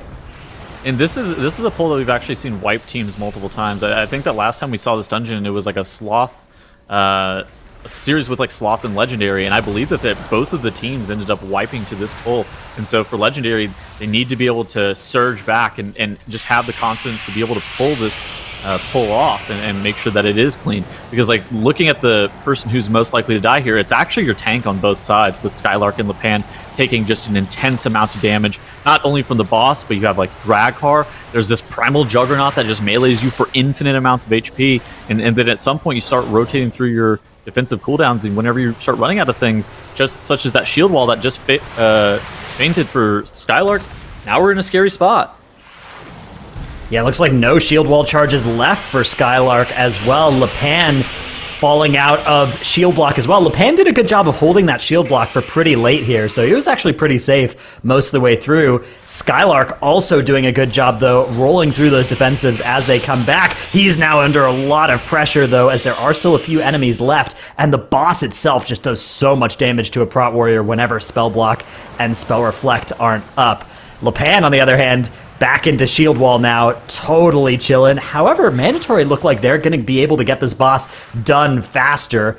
Defiler Draghar at a higher health value than Melodrussa for both teams as well, so they'll be able to finish it off during the RP of these dragons flying down to pick them up. But a downside is that it's spiteful on this affix combo, and whenever you have spiteful on this affix combo, it actually also delays you from being able to click these drakes. Oh, but Mandatory click them all instantly, and so that was well gamed. Look at that. Legendary setting up for the same thing as well. You can see they're all pre-spread, and you get about a second from the mob dying to the Spiteful spawning, during which everybody can click and avoid potentially getting in combat there. So both teams going to be able to head upstairs here. Mandatory 5 seconds faster on their boss split. Also didn't have a death used there. Splat ended up going down for Legendary. It looks like Splat maybe didn't consume a battle res, though, based on when he died. So it's possible here that Legendary are still going to have that available to them. Both teams now looking at what they want to do next. It's going to be Double Destroyer on the left. Nobody interested in pulling Thunderhead. But they're going to fight basically everything else that is on this side. Pretty massive pull here. All right, so this double destroyer pull, it is a 20 fortified, which is one of the lowest key levels that we see on the weekend, but the double destroyer, just the amount of damage that comes out is an insane amount. Couple that with the fact that you are playing a disc priest, which isn't known for being like the highest HPS throughput healer, and you have to be able to rotate your defensives perfectly if you are the DPS for mandatory. The Inferno cast is incredibly scary, and then couple that with any of the bombs that are going off onto these players, and that can cause deaths, but mandatory able to make quick work of that double destroyer pull, where on the right side of your screen we see legendary, and they maintain about that 10-second disadvantage that we saw coming off of Meladrusa. Yeah, they're going to be taking these Scorchlings with them further forward into their next pull. Mandatory also going to be starting this next pull. Neither team interested in the Flame Dragon here. Flame Goulet, as Zyro calls it. That one is in a good spot as well. Neither team delayed by it. They'll be fighting off this solo Destroyer pull. This is pretty much just a pull you do on live, right? Just one pack. Couple of Scorchlings. It's pretty hard to go any bigger than this because Flame Goulet is in the way. I mean, we saw where Flame Gullet was whenever Mandatory was walking up. We saw that they had to just like wait a couple of seconds. They lost like 1 or 2 seconds waiting for that mini boss to land. Now maybe if they were a little bit faster, they could have somehow dragged that pack through the Flame Gullet area. But right now, as it currently stands, just with the timing, this is the strategy that they have to implement. And now they are doing a double pull.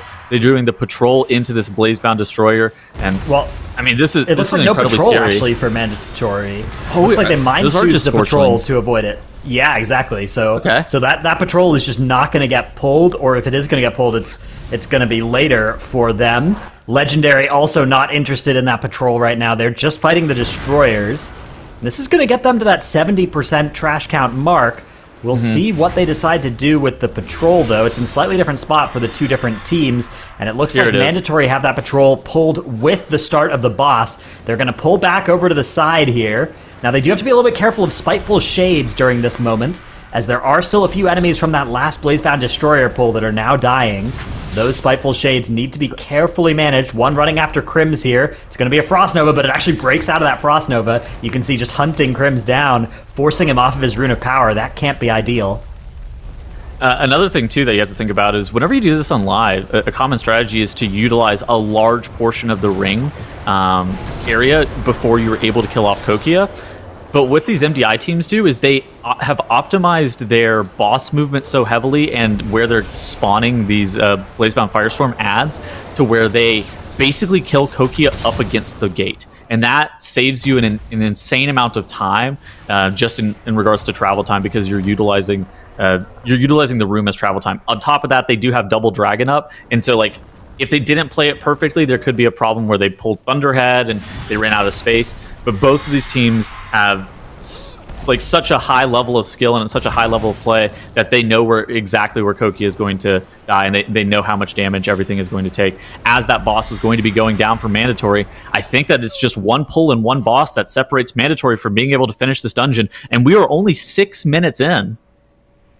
Invis Pot's going to be used here. No rogues available, so no Shroud. At 76% count, they can skip this Tempest Channeler, and now they'll be fighting basically all the rest of this stuff all at once with their no Bloodlust either, so just cooldowns. Look for Vampiric Embrace and Nature's Vigil to help carry them through these lightning storms. Then once those expire, things are going to start to get pretty dangerous here. It's going to be Vigil first for Mandatory. And oh yeah, of course the Vampiric Embrace is coming from Mode as well, not from a Shadow Priest, so it's a little bit less of an off-healer CD, but it is now deployed as well into that barrier also. Legendary setting up this same pull, but like you said, now 20, 25, maybe 30 seconds behind. Something that's also important for Mandatory, and it's actually something that we don't see all too often, is they're running 2 Blood Elves on their composition with RX and Skylark, and that's the most important part of that is for the mini boss here. Being able to belf off the shields from those Stormling adds allows the mini boss to not gain a shield, and that actually saves you an insane amount of damage. You could Mass Dispel it off, but Mass Dispel is pretty costly in the mana department, and we know that Disc Priest not really known for having the most amount of mana, and while it is something that can be used every other Tempest Channel phase, if you can just utilize Blood Elf Torrent, especially since you also needed it for the first pull, it makes sense in this dungeon in particular. Yeah, Legendary only on the 1 Blood Elf with Tobo, whereas Mandatory have the 2, so Lepan instead opting for that Dwarf Racial for a little bit of physical DR, and it's also actually really good against several bleeds or stuff that you can get with it, like the second boss's dot on you is actually a bleed in this dungeon, so pretty big value to play Dwarf against that. That being said, though, we are going to see this boss just melt for Mandatory now as it enters the second phase here. And they are just focusing on some nice even cleave here between the two. It's a scary phase, especially with Grievous, but they only have to survive another 30 seconds or so. The best time to beat again is 9:16 on the weekend, and if Mandatory are able to get out of this without any deaths, they might be in the position to be able to beat that time. As both Urquhart and Karaka are sub 10% now, there's a chance that we see a sub 9. There was a question as to whether or not we see a sub 10. But Mandatory no way. Go and do this dungeon in 8:54. Wow. They did it. The sub 9. It happened. 8:54. I can't believe it. Like when I asked yesterday, will we see a sub 9? I did not think we would actually see a sub 9 finish, but Mandatory has done it. And Legendary, a couple deaths there, but like it's over anyway. But man, like what do you do? That was a pretty perfect run for Mandatory, wasn't it? It was the perfect run from Mandatory. Again, these guys are on another level when it comes to doing these runs cleanly. They've been the most clean team all week. You know, apart from a couple of mistakes against Echo, they could very easily be that team sitting and awaiting in the grand finals. And we talked about it earlier in the weekend. That 9:16 run we had on Ruby Life Pools was the fastest run ever in MDI history. 2 days later, we now have a new fastest run in MDI history, sub 9 minutes. Absolutely insane performance from Mandatory. And, you know, it's kind of hard to talk about what went wrong for either of the two teams here, because really the only mistake that was made the entire dungeon was this death from Splat at the very, very end of the first boss, right? But they didn't even have to expend a battle res for it. The boss died, and he could just release because the res point was set here. So 5 seconds on the board, maybe a couple seconds of him not damaging the boss, not that big of a loss from them. And honestly, I don't think Legendary's strat was bad. They played fine. They played the same strat as Mandatory. It's just that Mandatory was that much better overall. These guys just destroyed this dungeon. Yeah, I mean, really at the end of the day, to say. like Legendary was still going to put together a really good run themselves, you know? I mean, if they had finished, they would have had, it seemed like pretty easily a sub 10-minute time, which we thought yesterday was just like the best thing ever, right? But apparently now you need to be like sub 9 to even compete against Mandatory now. So yeah, still a fine dungeon for Legendary, but just at this level, at this point in the tournament, just not going to be enough. Pretty interesting. Sets us up to go to Algathar Academy for Mandatory versus Legendary, and whenever we saw Alg Academy earlier for Mandatory, they looked like they were pretty good in there. They did seem like they were a little bit slower than Echo's time, but the big question mark is like, what is Legendary going to be doing in Alg Academy? Because we haven't seen them there this weekend. Like, are they going to be busting out anything that's like a weekend best time? Are they going to be able to maybe play a similar strategy to Echo, which, again, we heralded as better than the Mandatory strat for there? But it's going to come down to consistency, because that is a 23. It's one of the hardest keys of the weekend. So both of these teams, there's a lot of room for error. But hey, this is why we're in the global finals. They're up to the challenge. Yeah, imagine being Legendary here. You just put up this run. I mean, you're going to have a run as fast as Perplexed yesterday, and then before 9 minutes have even passed, you got the little message in your chat that says the other team has won. Like, oh wow, that has got to be just incredible. Yeah, you look at the dungeon timer, you're like, what? How? You're probably thinking the whole time, you're like, oh, we're cruising. We're in such good shape. Yeah, exactly. Like, I mean, yeah. Because in an MDI, right? Like when you wipe, or when you know your route is slow or whatever, and you know you're working on the last boss, you got that message. You're like, okay, that makes sense. But here it's like you had one death, and otherwise you were zooming and just, I don't know, man. Mandatory built differently. Check them PC. I mean, check them PC. That is not normally. Algathar Academy, though, I mean, that's a whole different beast when it comes to dungeons. We kind of have polar opposites, right? Where Algathar can be a little bit longer. It can be a lot of really kind of dangerous trash pulls. So it kind of tests almost like a different skill set in a way, dungeon to dungeon. So if you're Legendary, sure, you might have been a bit shocked that you lost that last one, timing-wise, but at least you're not out of it yet. pretty much every series has gone to a 3-game set, and this one, I've got a feeling, will be no different. And we're getting to a bit of like a struggle point here for Legendary, right? Because you're already down a game, and now you're playing an Algathar Academy that they haven't played all weekend, right? We haven't seen a single run from them, so we don't even know what their strategy is. And I remember we were talking about this a lot before the weekend. I think it was you Tettles, you were talking about this, how there was a very distinct difference in prep strategies going into this dungeon. Some teams were prepping the BM Hunter, some teams are prepping the Warlock, and we've seen the Warlock be more of the premier pick throughout the weekend. Do we know anything about what Legendary has prepped here? I mean, I haven't really heard anything about like what they would be prepping. I think that compositionally, I mean, just looking at the people that are on their team, like they have Splat, Tobo, Wexy as their DPS, so they have the ability to be able to play Fire Mage plus AF Warlock. I think that seems pretty reasonable because like Splat's like a longtime Warlock player, and then Wexy can play that Fire Mage. Oh, actually, Looks like that's what we're seeing, maybe. Wow. All right, let's see if Legendary ties it up. Okay. Okay, so Legendary are saying, yeah, we're going to combine that Affliction Warlock with that Fire Mage. We're going to hit them with the power infusions as appropriate. We're going to do huge damage with that. We've got the Prop Paladin as well, bring us extra control, extra ability to set up some of these large pulls with a lot of interrupts. Whereas Mandatory are saying, you know what? We are going to play the Warrior Hunter instead. Now, Warrior Hunter, a little bit of a synergy there, right? Battle Shout, attack power. I guess attack power is not as important for BM Hunter, but still pretty good, Does do some, does scale a little bit with that, so not bad. And then you do have a Feral Druid as well on both teams and that Fire Mage, so this is going to be really interesting. Both teams are starting off with this Veximus pull that is really, really scary. This is a lot of enemies. This is a lot of Sanguine healing as well if you're not careful. So let's watch for these mobs dying, how they handle the Sanguine. Wow, look at those knocks. By the way, Mandatory, their comp does not have a lot of CC for that pull.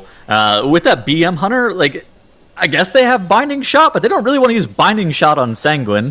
It does have some value, but it's not like insane. He also just used High Explosive Trap. Oh, High Explosive Trap as a anti-Sanguine knockback. Yeah, Maystein down here.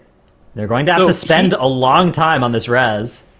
Well, in addition to that, now Skylark has to be the person that is pulling this pack that is back to the group. So they lost Maystein's ability to be able to grab that pack and the 5 seconds of death penalty. And this propels Legendary to be a bit in the lead here.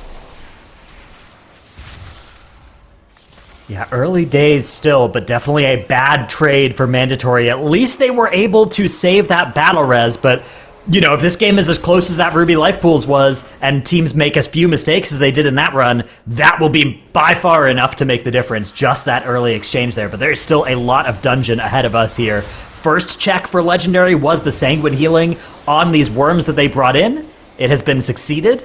Now Mandatory are going to have the same challenge. For them, it's going to be a little bit harder, though, because they brought in this bridge pull instead of the worms. So they're going to have to deal with the Sanguine from a few more casters and from a few mobs that live a little bit longer than those Foragers do.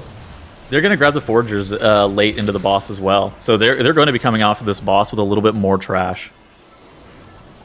Yeah, that's going to be something to look out for. Skylark here, in a lot of pain, does have Spell Block available, lands the pain suppression as well from Mode. Spell Block, okay, not even needed here, just Last Stand and Spell Reflect against that Frontal from Veximus. What are the strengths of the Paladin versus the Warrior? That Frontal from Veximus, a lot scarier on the Warrior than it is on the Paladin. On the Paladin, just as long as you're in your Consecration, you're going to be fine. If you're on a Warrior, you usually are going to want to press something for each of those.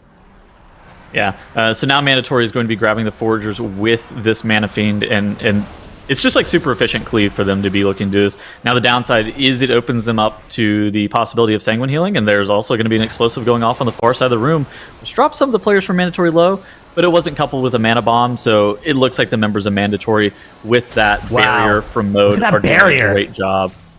They had 3 different mana bombs, and they formed up inside the barrier so that they wouldn't cleave each other, but they all still got value from the barrier DR as well. Just little optimizations. It almost looks like strats you see people do on raid bosses, right? But they're doing it here on M+ bosses because that's the level of optimization that they've reached here. Okay, so Legendary going to be able to down Veximus first. Now there's a question as to what they are going to do on this next bridge area.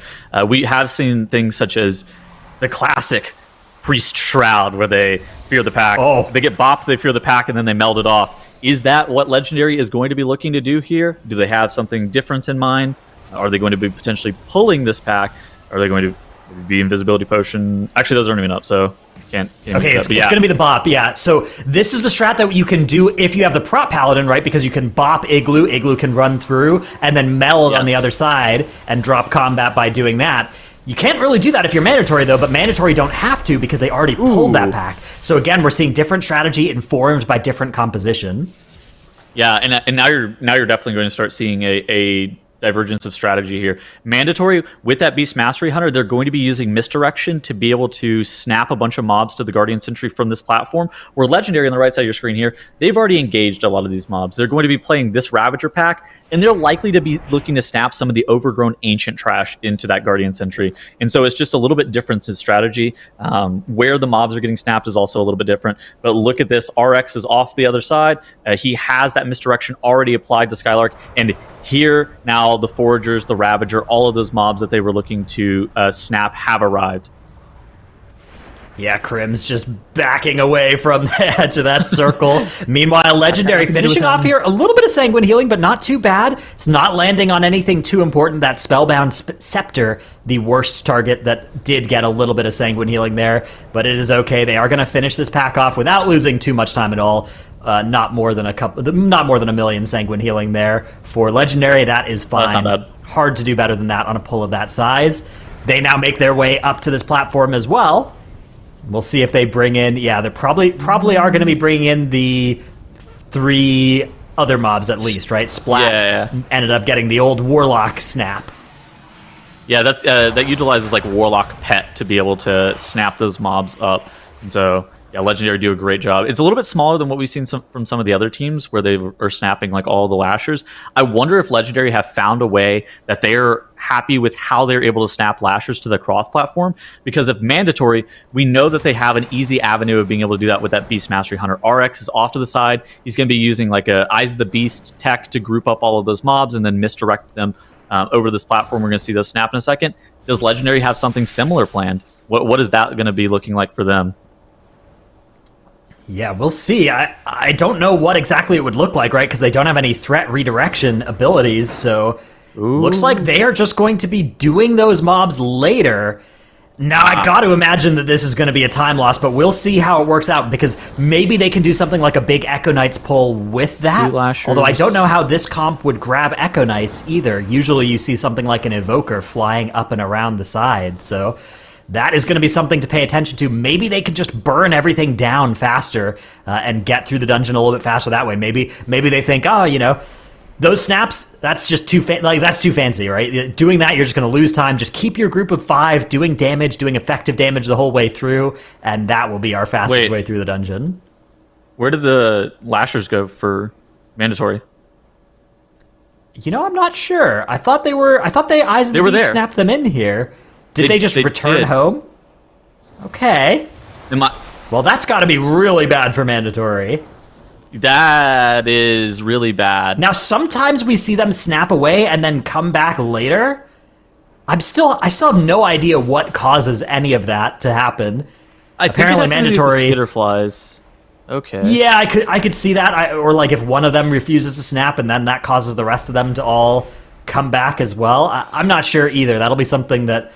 Maybe we can see exactly how it went down in the replay afterwards. Although, either way, that's got to be terrible news for Mandatory, right? Because they spent really time trying to set up the snap, and then they weren't able to get it done. RX is actually dismissing his pets now and resummoning. I think I'm not sure. I think that Mandatory are still in an okay spot. So look at this. Legendary is going to have a little bit of a count advantage, and we know that Mandatory has to do an additional pull over Legendary. We know that they have to do an additional pull over Legendary before Echo Adorgosa, but I think that with the amount of time that they are pulling Cross in advance, I think they should still be okay, because both of these teams have to do that Lasher pull in front of Overgrown Ancient. Now, that is going to be a mandatory pull, not mandatory the team. Is going to be a forced pull for both of these teams.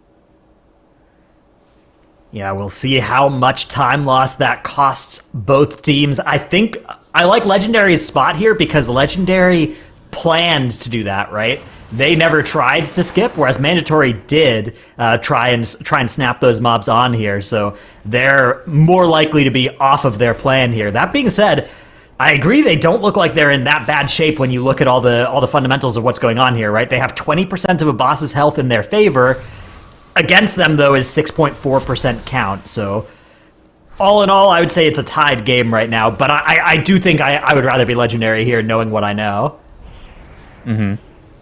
I think it's going to be very close. But Mandatory here, with that Beast Mastery Hunter, he's going to be able to do just an insane amount of damage to Croth. Like, looking at this, a lot of the times we have like mixed damage meters that have like trash attached to them as well. You're not able to see exactly how much boss damage is going on, but we're going to be able to see just how much damage RX and Crims are able to do to this boss for the side of Mandatory. And we're going to be able to look at the same thing for Legendary. Now, Mandatory haven't thrown that stun fire gate yet, and so that also makes Croth take increased damage for the duration of the stun, and so that's something that you have to factor in.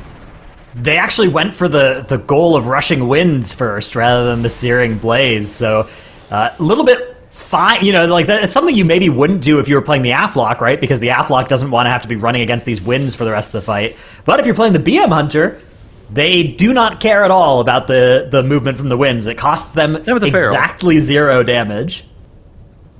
Yeah. Looks like they're getting ready to dunk this final one in here. RX holding on to one of those orbs.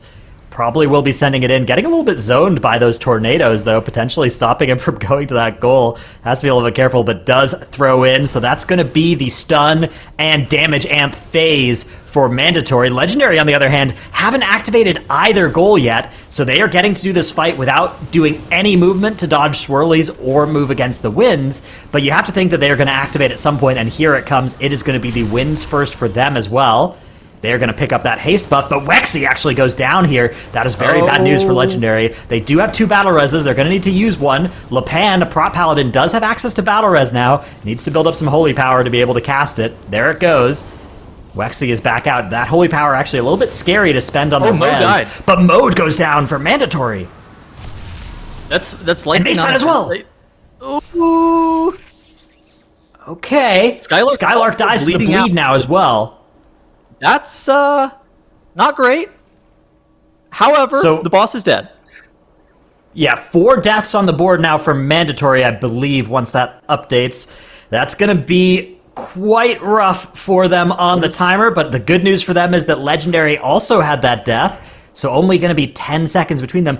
RX actually heading back over, and they are going to be taking 2 Foragers, or maybe some more. Nope, it's exactly 2 Foragers are going to get snapped forward here. He MD'd Crims, by the way, because Skylark, Mode, and Maystine were dead. Because Skylark wasn't there. So yeah, exactly. So they snapped a Crims now, which is, it's not ideal. It would be kind of scary to have those Foragers land on top of your mage's head and Crims dies. Yeah, okay, they're getting this big pull going. The Foragers are involved in it as well, but this is really, really ugly for Mandatory having to have it set up this way. Something that they're going to try and keep going, but this is very sketchy already. Now 5 deaths on the board for them as well, so that is minus 15 seconds relative to Legendary. Legendary entering this area as well with a little bit more count. No need to set up any weird shenanigans to snap those 2 Foragers in as well. They are just going to get this pull started, grouped up in the middle. And not pulling all the Skitterflies. Some of those want to come with Boss. Yeah? Oh, yeah, he is. Wow. 1 million DPS on Maystine here. Unbelievable. Is it the cat gap? It may well be. Yeah, Wexy's starting to ramp up as well here for Legendary. I think probably what happened is we only started getting in range for details once Maystine was already ramped for Mandatory because we were following RX. I think there may be some cheating involved here, but I'm not 100% sure. No, dude, don't say that. Don't say that. That's just the power of the Feral Druid. Oh! Oh, no! An explosive went off. Was that explosive? That looked like maybe it was one of those green swirlies from the plant, but maybe it was invisible because it was on a higher elevation. I'm not sure. I have seen that. I've seen that before too. But 3 people died to the same one then? Yeah, because they all exploded at the same time. But I think that's what happened. Maybe we can get a wipe scene investigation later on that one. But looks like Mandatory are going to be okay at least. I mean, look They at the get count that difference, kill. man. Yeah, they're behind on count now. They're much behind on deaths. Legendary just have to hold on here. Mandatory needs to kill this boss, and then they probably need to take everything into the last boss if they want to have a hope of winning this outright.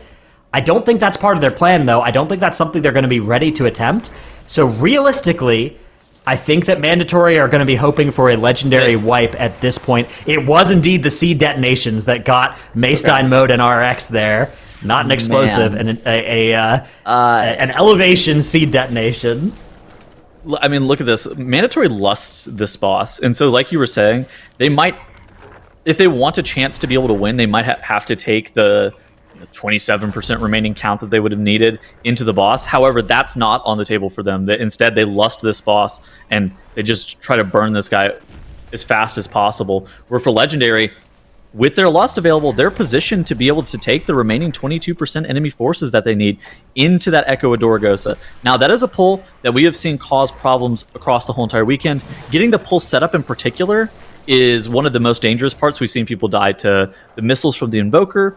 On top of that, if you accidentally Sanguine Heal the boss, that can become a catastrophic mistake, especially with that many mobs. And so I think the ball is in Legendary's court right now as to whether or not they are going to be able to win map 1. They have 35 seconds of death differential in their favor also. So there's just a lot of things that are going for Legendary in this position right now. Yeah, the downside for Legendary is that they have the more dangerous end game in this dungeon, right? Yes. They have trash onto boss in their future. That is something that we've seen take out teams of all skill levels, all the way up to the very, very top. So Legendary are going to do their best to make that work, but they need to make sure they get through this boss first as well. Without lusting it, this boss is also kind of nasty on 23 Tyran. Not a lot of people in the world that can kill this boss on this level, let alone speedrun it, so very scary for Legendary here. Lepan ends up having to dwarf off that bleed right towards the end of its duration as well. Unfortunate for Legendary. Meanwhile, Mandatory getting this pull started. It's going to be a medium-sized pull for Mandatory into a small pull onto boss. And if they can avoid Sanguine Healing here, they'll maybe be in position to capitalize on a small mistake from Legendary rather than needing a wipe. What's your highest tyrannical Algothar Academy that you've done? I believe it is 23, so I believe it is this very level that they are speedrunning. And what time did you do that in? Can you give me a number? Let me pop open the Raider IO here and give it a look here. For reference, this dungeon has a 32-minute timer, right? Yeah, my best tyrannical Algothar is a plus 23 in 27 minutes, 24 seconds. So still a solid 10 minutes from here where these teams are. Oh, yes. All right. I mean, these affixes are brutal, too. Sanguine Explosive in this dungeon is really tough. Dude, wait. Legendary isn't taking the trash into Echo Adorgosa. Okay. I think this might be a mandatory win then. Because look at this, Mandatory. Well, they're getting ready to pull the boss here in just a couple of seconds.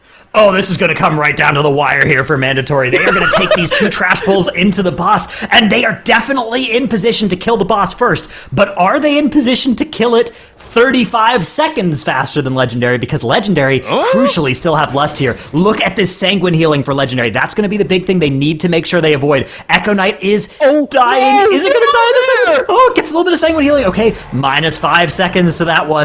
They now will have the opportunity to mount up, get this pull started as well. Are they going to be able to kill it enough faster than Mandatory? In their favor are 35 seconds and also Bloodlust here. And also, they don't need as much trash into this boss, right? They only need 1, maybe 2 packs in here, whereas Mandatory need 2 or 3 instead. So this is going to be so close. There is the time warp for Legendary. They need to get this boss killed very quickly to catch up to Mandatory.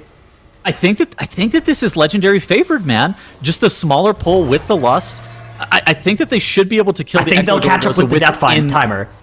Yeah, exactly. Within 35 seconds. I don't think they're killing the boss ahead, although I think it's close, wow, look at this damage. They are almost there, within 10% now. They pulled about 20% behind. They have closed that gap, though, already. They are just nuking damage into boss here. However, Their Bloodlust is expiring soon. Their cooldowns are expiring soon. Mandatory are going to be getting a second set of some of their cooldowns towards the end of this one. Maybe they'll be able to use this to get the win here, but it's going to be so tight. Again, 35 seconds is just such an unbelievably high amount of time to overtake here. Mandatory probably need Legendary to have a death or two to catch up on this one. Looks like Legendary... Oh, I thought for a second there they were actually gaming that bomb to get extra stacks, but no, they're not interested in intentionally getting any stacks here. Just want to keep their floor nice and clean. Do Legendary kill the boss first? Look at the Echo Doragosa HP. Legendary's about to match where Mandatory are in regards to HP. Ooh, and RX goes down. They do have a battle res available as Mace Team does res RX, but I don't think that they can afford 5 more seconds. Look at the count, though. Legendary are sitting at 99.11. They do have a Restorer, that diamond-marked mob, so they do have to kill that one off. Both teams will get count once they kill off those Restorers, but what they've been doing is having their Priest cast Dominate Mind on those Restorers so that they can get those Celestial Shields, which are a 50% spell haste buff. That is a pretty powerful effect to be able to get access to, but at some point they're going to need to break that out and kill it. Both teams will need to do that to stop the clock here. Mandatory actually have already been cleaving it down. Legendary are dropping it now and are starting to cleave into it. So Mandatory, there's just no way, right? 35, 40 seconds now of death difference. I think this one is going to go to Legendary. Wowee. Last couple of percent are just a formality. I mean, it's the death. And Legendary are somehow killing the boss first. That is crazy. Wow, the speed out of Legendary. Basically identical boss deaths, but yeah, the death timers make a huge difference and give Legendary the win and send us to a third map in the series again today. But who's really surprised by this? Not me. I'm surprised by Mandatory having so many deaths on that map. That's what I'm surprised about. It's ironic. This Algathar Academy all weekend long has just been a grounds for some of the most suspect and crazy things to happen this entire weekend. I don't think we've seen a single completely clean run of this dungeon all weekend long. But let's talk about what happened for Mandatory in this run, because honestly, it was a freak set of circumstances and events that led to the mistakes happening here. The snapping technology in this dungeon is largely unknown exactly how things work. Of course, we'd love to see the Eyes of the Beast tech. That's all great, that's all fine and dandy, but the big issue for Mandatory was that while they were on cross platforms, the Vile Lashers despawned on them. They didn't know that there's a particular spot that you can go to, which will cause the Vile Lashers to despawn. So they end up not being able to kill the Vile Lashers on this platform. They lose trash count, and that sets them up to have to do an entire extra pull later on in the dungeon that's not usually in the route that they're not used to dealing with. So when they do get to the Overgrown Ancient Room, and they do have to do that entire pull, they realize, okay, our count is off here. We have to snap more mobs. And in the process of snapping those mobs, Crims dies. He loses his combust. His damage on this pull is below the tank. And this pull gets kited out to a point where they're not comfortable with the pull, and they end up dying to seemingly invisible detonation seeds that, in the first place, they probably shouldn't have ever had to deal with if their snap pull earlier in the dungeon went correctly. So, honestly, I feel bad for Mandatory. Their route in this dungeon, their play in this dungeon this weekend has been great, and I would hardly expect for what happened to them in this run to ever happen again. But in the moment, this is like the worst set of circumstances that could ever happen to them. And it gives Legendary the win. And once again, in this crazy weekend that we have, we go to a deciding Game 3. It's going to be a crazy one. Just like, how do they snap back? Clearly, it's a situation where that snap is a lot more challenging than the MDI teams make it look in some specific situations. Because the fact that we saw something weird happen to Echo earlier today, where the mobs snapped back and then they re-snapped to them. Like, that clearly wasn't intentional, but it worked out in Echo's favor. And then with it happening to Mandatory here, maybe it's just something that's not super consistent. Yeah, could be. I mean, that's the thing with snapping, is that, like, you can do it a bunch of times and it may work one way 10 times, then the 11th time something new happens, right? It's just kind of the nature of the beast when it comes to it. Zyra, you said there was like a spot that you had to not stand in that cross platform that would cause them to go back. Was that the it was just some spot that the tank pulled them to made them reset. We don't know what it is. Okay. We don't know exactly where it is. But something about what they did, be it positioning or ability usage, made their snap reset, and it cost them that entire pull. So Brutal. yeah, really unfortunate to see. But looking back at those damage meters, like they played well in this dungeon, right? If you looked at the Sanguine healers, both teams kept it below 10 million, and I think 6 million of mandatories was on that last boss alone, right? So they played this dungeon insanely well. But what can you do? Sometimes it just doesn't go your way. Well, luckily for them, it's a best of 3, which means we get to go to one more dungeon to decide who goes up to face Echo in the grand finals. And crucially, this is a dungeon that these two teams have played against each other already this weekend, Halls of Valor. And on top of that, neither team had a death in that run. So it was extremely close. It came down to just basically tiny little efficiency things. So I hope we get to see a similar thing, because we saw very good runs from both these teams when they played against each other that first time on Friday, and that makes me very excited to have that same dungeon be the decider now. Funnily enough, Mandatory has played this dungeon 3 times, and Legendary has played it 4 times. So this is definitely the most played dungeon of the weekend by both of these teams. They have the most experience here. I think that Mandatory has the weekend best time in regards to, like, even if they execute cleanly, they should beat Legendary just time-wise. Now, the last time we saw Mandatory in this dungeon, though, a lot of things went wrong in the Fenrir area for them. Are they going to be able to kind of shake off those nerves? Are they going to be able to recover? Are they going to be able to show back up in this Halls of Valor? Because it is a very dangerous dungeon and incredibly volatile with how these teams pull it. Well, as you can see, the last 2 dungeons were banned, so that does mean we're going to that Halls of Valor like we were talking about. I'm thinking about the tournament at large, and if Legendary makes it through, would this be the first time that we have a last stand team make it all the way to the grand finals? I'm trying to remember, because we talked earlier about how many of them get knocked out in 3rd. That has been the tradition, but none of them have ever made it farther than this. Is that right? So this is the 3rd time we've had last stand for the MDI. The last 2 times, both of those teams also got 3rd. So the prophecy, not the biggest sample size. The prophecy foretells a Mandatory victory. Yeah, we'll see. Either way, one team will be earning one of these that rightmost medal off of the losing team here. The winning team will, of course, still be alive for either of the other 2. Our beautiful MDI medals. The second place one just has like Elvish script on it instead of second place in English. Apparently, what I think that's the backside. It doesn't say second. It doesn't say second place. So what place? I think that's the backside. That's like the heads and tails, right? We've got I see. Yeah. Oh. No. Those are the ones that we I get. thought second place just got the most special casters. medal. Oh yeah, it's got a W on it for the size of this dub. There you go. Perfect. No one on the desk here is young enough to say that and pull it off. Well, I don't agree know. to disagree. Just did. Yeah. I thought that was pretty good, Dretness. I think that Zyro's just old. I'm known to say, I would say that's lit. Absolutely. Litty.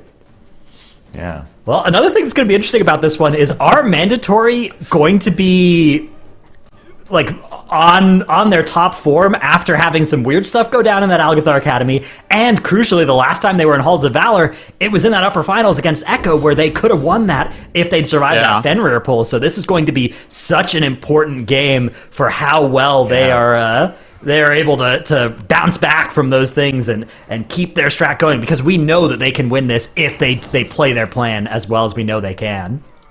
All right, so who goes on to face Echo? Time to find out. Sorry. Right off the rip, we have a slightly different composition between these 2 teams. We have Igloo and Igloo on that Shaman for Legendary with Wexy on the Shadow Priest, where Mandatory are running that tried and true Fire Mage, Discipline Priest composition. That Mandatory, they love to run that. Anytime they can get Macine on a Feral Druid, Crims on a Fire Mage, Mode on a Disc Priest, they would love to play that composition. Just having the comfort of basically everybody being on their live mains is always a blessing. Yeah, it's pretty rare that you get your mains to be the specs you want to play anyways in these dungeons, but it does line up like that this season for Mandatory pretty often. Although, a lot of teams, one of the best parts about this MDI is that the meta is so wide open that there are a lot of dungeons where it's unclear what the best thing to do is, and so people can be playing their mains and it can be good. and arguably the best comp with multiple different comps in different dungeons, right? We have, even among our global final teams, just so much disagreement about what the best strategy is for both tanks, DPS, and healers as well in all these dungeons. Yeah, I'm just a massive fan of the Fire Mage in this dungeon. It feels like there's so many pulls that just work great with how the Fire Mage wants to engage with this dungeon, with things such as whether or not you have Firestarter on Odin. That's one of the big things. But on top of that, like this first pull, you can just combust into the boss and you do infinite damage. You have like great ignite cleave to all of the champions, all the smaller mobs, while that do have some priority and they need to die. You don't need to be like full AoE, and you're able to do effectively full single target to that to Heimdall. Mandatory getting a little bit faster of a kill, somewhere in the order of 5 seconds faster. But Legendary hot on their heels here as they all make their way into this banquet area of the Halls of Valor. Yeah, they get these pulls together. It's going to be a Ring of Frost from Mandatory to keep some of those mobs CC'd as they get this pull going. Legendary, on the other hand, have no access to that ability. They're just going to have those mobs following behind here and getting wind sheared by Igloo and mind frozen by Tobo to keep them interrupted and brought with them. Mandatory goes straight into Solstin, whereas Legendary, once Lepan can stabilize here, are going to be looking to pull as well. Looks like Olmir first for them.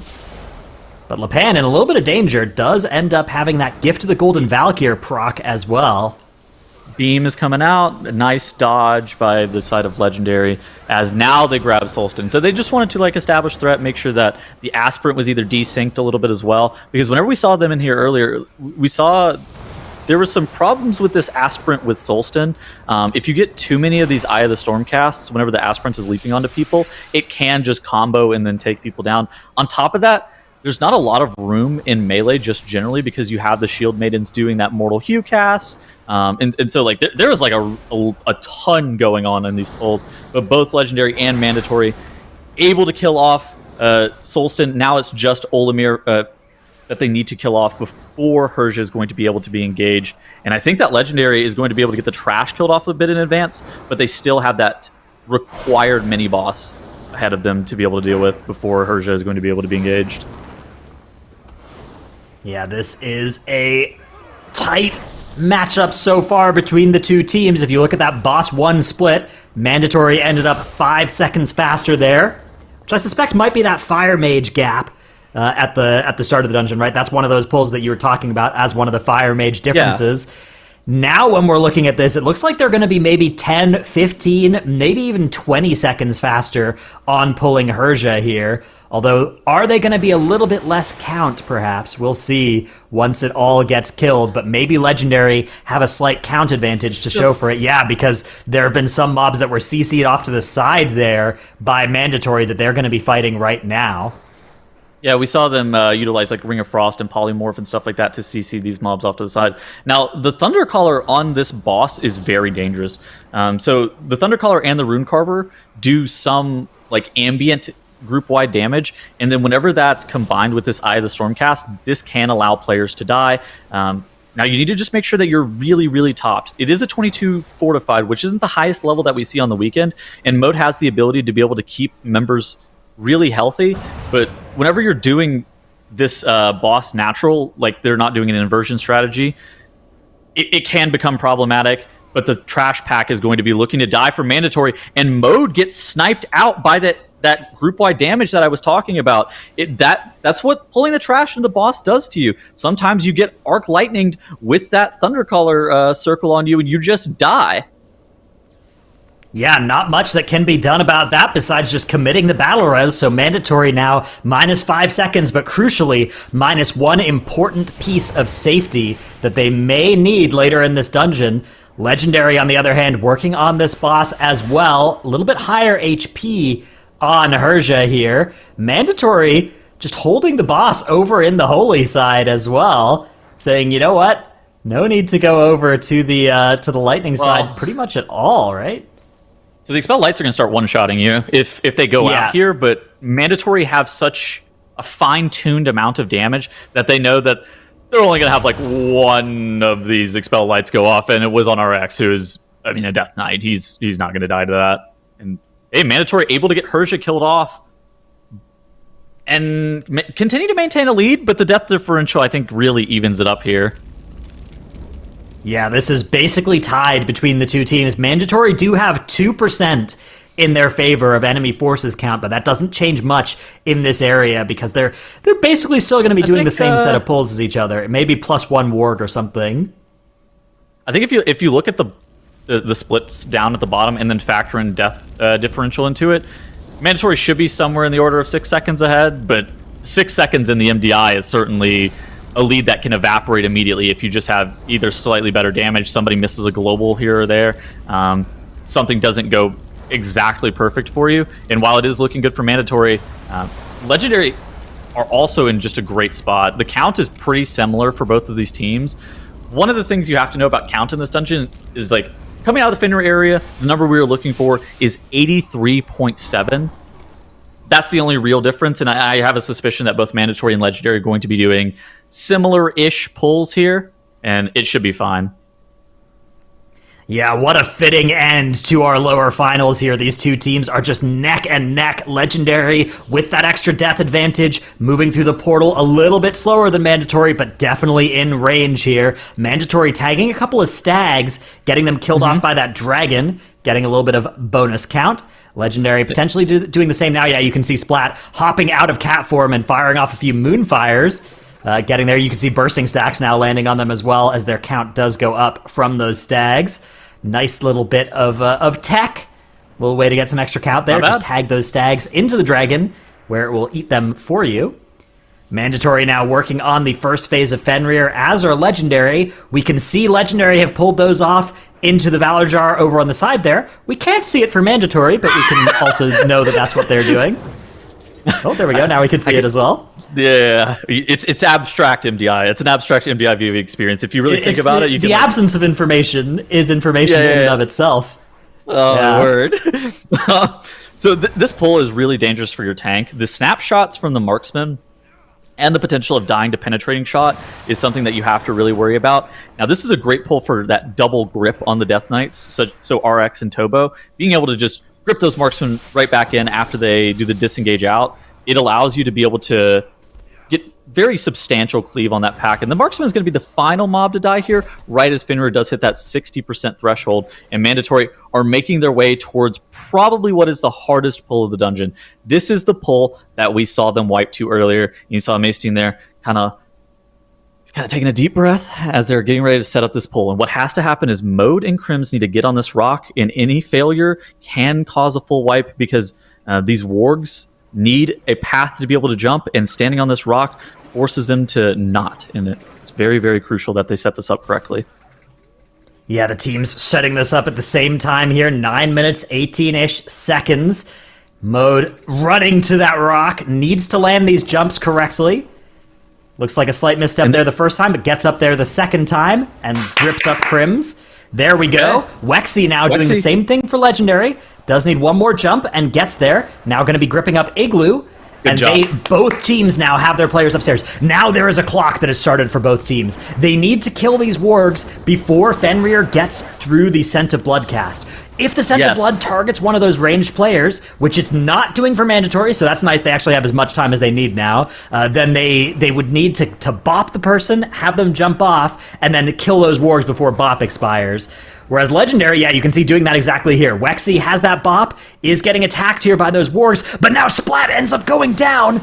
And now those other wargs, they are also starting to jump. Oh, yeah, they're still alive. Ooh, Wexy getting murdered there, but the Master Spell is going to clear off those bursting stacks, and just one warg alive on cooldown of that leap. It looks like they're going to be okay here. Legendary have stabilized, but that is -1 death here, equalizing the death differential and equalizing the battle res trackers between the two teams.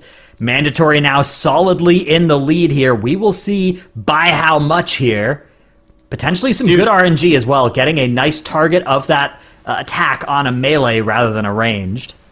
I think you just described the fail case of that scenario so perfectly, and why that pull is just so dangerous. If it went 5 seconds longer for Legendary, if those wargs didn't die, they wipe. For Mandatory on the left-hand side of your screen, the second Scent of Blood went on Maceine, which seemed to be a slight advantage because he used that movement speed for the Scent of Blood to actually go and grab a lot of these bulls. And now Mandatory has this pull set up way faster than Legendary. They have deployed their Bloodlust, and now they are bull bear gaming and absolutely owning this trash pack. Yeah, this is a very, very sketchy pull here. On plus 22 fortified, these mobs will absolutely eliminate your tank if they get close, and the bears keep charging your tank as well and slowing the tank. Now, both paladins do have access to a bunch of powerful tools against this. No divine shield available, as of course that was needed against the wolves, Skylark. but they do have freedom that they can use to run away if they need to, and Mandatory are going to be able to get this done. Every single cooldown in the game used by Skylark and Mode to keep that going. Both charges of Pain Suppression also on cooldown here for Mode. And that Gift of the Golden Valkyr as well used, but it's okay. That is what cooldowns are for, is to be used. Legendary also going to be getting through this. That Dwarf Racial from Lepan right at the end also used. All right, we're in a checkmate position. Mandatory are in the lead, probably somewhere in the order of 10 seconds. But we're in a spot where if either team messes up this 4-king strategy, they are very likely to lose there. The 4-king strat saves you somewhere in the order of 45-ish seconds, maybe 30. But if you mess it up, it is just such a large time penalty over another team if they are able to get it pulled off. And hey, for Mandatory, this is actually huge. Legendary get a really untimely Thundering. Look at that. It was just part of the... whenever they were pulling the dragon and getting some of those stags killed off, it procced Thundering on their whole entire group. Now they get a new Thundering in 1 minute, so that was basically just fully lost. But again, I think the big thing here is those brews. And looking on the left side of your screen, Mandatory setting those up already. Skylark getting ready to click on Tor, and they're counting down as you see Maceine talking, making sure that the brew has been thrown and everything is set up perfectly for this team.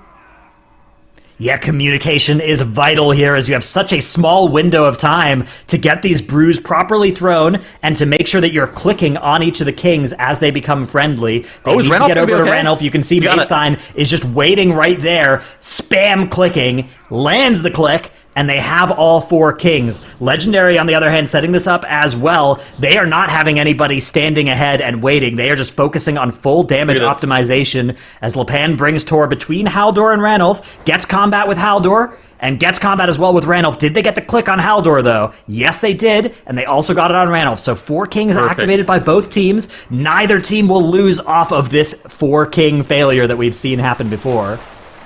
All right, and I think that this is just a really solid lead for Mandatory in this position. Legendary haven't really even made any mistakes, and it just kind of comes down to Mandatory being a little bit quick on the trigger on the boss 1 and the boss 2 splits. They've just kind of been chunking away at this time if you look at the bottom, splits in the bottom. Now, Legendary, if our Lust tracker is correct, has Lust available for them.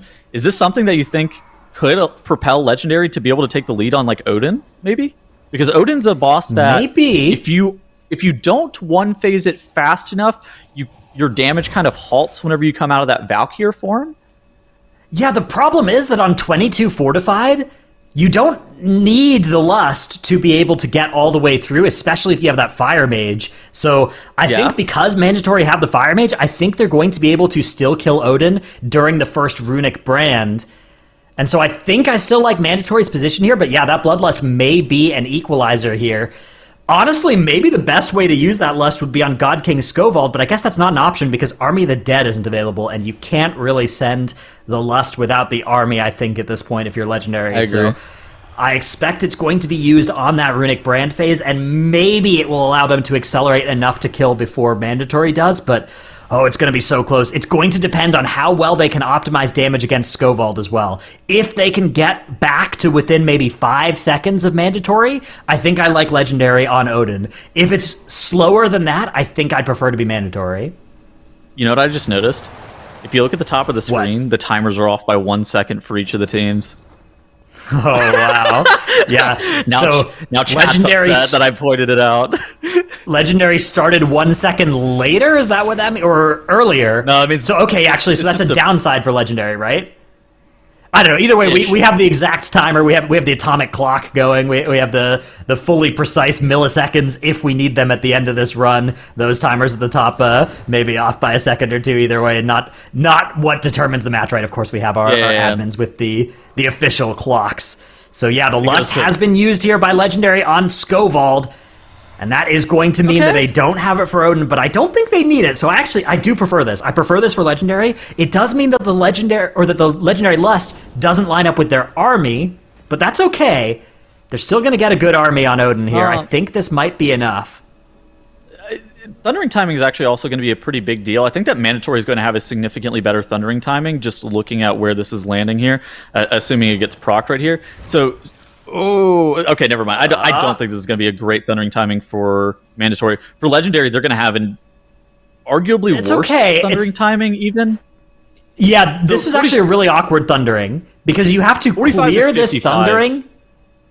Yeah, this Thundering for Legendary, they're going to have to clear before they go to their Runic Brands, I think. That's a really awkward one, actually, to get. We'll see how it works out, though. Both teams... Good? Yeah, I was going to say, the timing you're looking for is like 45 to 55 seconds. So, yeah, at 27, it's like not ideal at all. Yeah, absolutely. It is a scary one here. Both teams just waiting to be able to click on Odin. Let's see how long Mandatory has of a head start on this boss. Looked like 17-18 was when they got in combat here. So Legendary about 8 seconds behind Mandatory on boss pull. Are they going to be able to claw this one back? In terms of resources, both teams are looking at pretty similar sets of abilities. Almost everything that they might want besides Bloodlust is available for that Runic Brand phase. So it's just a question of which team can pump more damage. If it's equal, then Mandatory will win by a few seconds. But Legendary might just be able to squeeze out more damage. I think I'd rather be the Fire Mage team, though. I think I would rather have the Firestarter Fire Mage on my team as well. I think that is the one that I am looking at. I'm like, this guy owns. However, if you look on the side of Legendary, Igloo's damage is very high. Just being able to pump out 45k DPS, so that's something that is maybe a little bit in the favor of Legendary. And both of these teams are going to be going into this Runic Brand phase. Mandatory able to get there just a little bit in advance, and we've seen teams be able to kill Odin in this Runic Brand phase. For Mandatory, they need to make Mandatory are going to get a Thundering as well. They are going to get a Thundering for the end of their Runic Brand, whereas Legendary had to clear theirs before this started, and I think that is going to be the nail in Legendary's coffin here. But Mode gets killed with the Thundering. Thundering giveth and Thundering taketh away. Oh, the time stops? 5 seconds. The 5 seconds of death timer. Oh, no way. Okay, 2 seconds here. I think it's going to be Mandatory by the 2 seconds, but we will have to get an official clock check here as Mandatory sinks down with a mace tied in his chair there. But it is Mandatory winning despite that. Wow. Dude, we talked about this dungeon being close when we came into it, but that was on a whole nother level. Mandatory manages to make it back to the grand finals against Echo, but Legendary kept it so close, but the curse remains. The last stand tournament team ends in third, but what a show. Zyronic's got his head in his hands. I can see it. He's still recovering from this. Calm down a little bit. What a map. What a series from these two teams put Mandatory. They completely knocked this team out of the competition on their own. Remember, they were the team that knocked Legendary down to the lower bracket earlier on. And they finished the job here in the lower finals. What an insane performance. And this is the first time all weekend that we've seen a Heimdall clean from both teams. No deaths on Heimdall from both teams. And what a map it was. Mandatory playing it clean most of the way through. The only time they had any issues were a couple spot deaths from Mode. One on this trash pack here, and then of course that one at the end of the dungeon on Odin as well. Of course, Legendary giving that back with a death right after Fenrir too, but it was neck and neck the entire way. These teams were never less than 10 seconds apart. It was a matter of inches, and it came down to the last couple of seconds here. There's a little bit of a nail-biter moment. Crims, are you going to strafe off the edge with Combust? Not this time around. Just, honestly, it wasn't the fastest run of the weekend, but the nerves to put a run together like this in such an important game. Mandatory are going to be feeling good going into this grand finals against Echo. Oh my gosh, Yeah, dude, that's right. what is It ended this up being, MDI? Okay. Just like, what is this great. MDI, man? Every That's what it single is. series is just ridiculous. 1.982 seconds is the difference between the teams at the end here. You can see on this scoreboard, and oh my goodness, what a close game. Unbelievable as well, and within seconds of the fastest times we've seen this weekend in here. But you know what? The thing that both teams are going to be thinking about as well is that both teams have put up faster times than this in previous series as well by a few seconds. So they both know, oh wow, this one could have gone either way, and we could have won this if we'd played our best in here. So that is rough for Legendary as well. And Mandatory 2 now, looking again at the rematch with Echo, know that they need to not even just keep up this level, but probably pick it up if they want to triumph in that best of 5. Yeah, if you want to beat Echo, you have to not just bring your My best. heart. You have to bring your best plus, right? You have to bring something else because they're going to. Final day of the tournament Echo is a different Echo than we see in other parts of the tournament generally.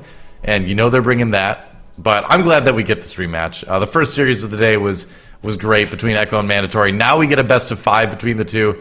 It's going to be a lot of fun. I know we meme on these graphs a little bit sometimes, but look how close together those peaks and valleys are. This was just Yeah. grudge match from start to finish, both teams matching each other the entire way. Absolutely just a banger match from these guys. But unfortunately, we do have to send Legendary home. And what a surprise they were coming into this weekend, right? They went through the Last Stand tournament. I don't know if anybody really expected them to get all the way to the third place match, but these guys blew all those expectations out of the water, right? They played insanely well, so I have to give a hand for them. They were a great team to watch this entire weekend. Those guys, I don't Yeah, like, you have to... Go ahead.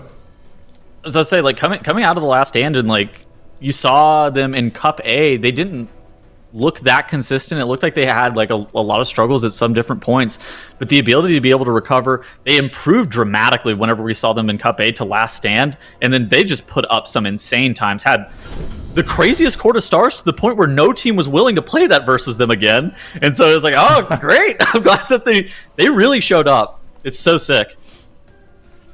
Well, look at who they beat, too, coming through this. They had to go through Sloth, Cheese, and Perplexed to get to this point. And it was only Mandatory that was finally able to knock them off. Like, they had to beat some extremely good teams to get here. You know, Cheese is a bit of a surprise, but, you know, Sloth and Perplexed, you know, teams that we know have done well from previous seasons. So, yeah, quite the accomplishment for Legendary. And I hope we get to see them again soon. They're super good. But that does mean that our grand finals has been decided. Echo versus Mandatory to see who's going to come out on top of Dragonflight Season 1 here at the MDI. And, you know, once again, the question as always, will it be Echo or will it be somebody else? And it's generally always Echo. But I feel like this time there's really a chance. I know we always say that, but I feel like there really is. Either way, we're going to take a bit of a break, and when we come back, a best of 5 between two of the sickest dungeon running teams in the entire universe. Do not miss it. We'll see you in just a few.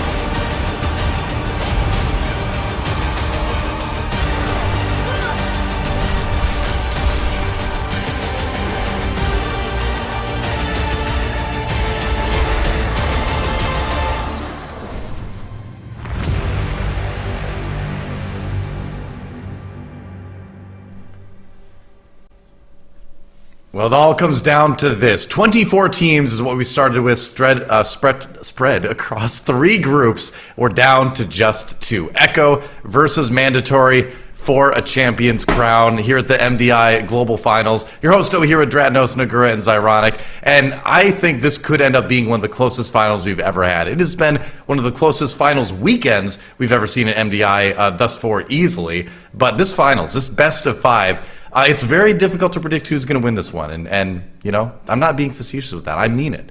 Echo is playing great, but Mandatory, the other teams in here have all given them runs for their money. They've taken maps off of them. And so here we are. Dratnos, going into this final match, is it going to be Echo? Is it going to be Mandatory? It's going to be Echo. Echo is going to win this MDI. I've become a caster by saying these words over and over again. So I'm sticking with them. At some point, it's not going to work out. We've thought it would happen before, but I'm staying with it. It's going to be Echo. All of us except for Tettles and Makes predicted Echo to win MDI. And again, like based on past results, hard to disagree with that pick. That said, Mandatory showing up there quite a bit on the list as well. Nagura and Zyronic, you both picked Mandatory as runners-up. Do you think you might be wrong? Do you think they might take it? You want to take that one first, Kara?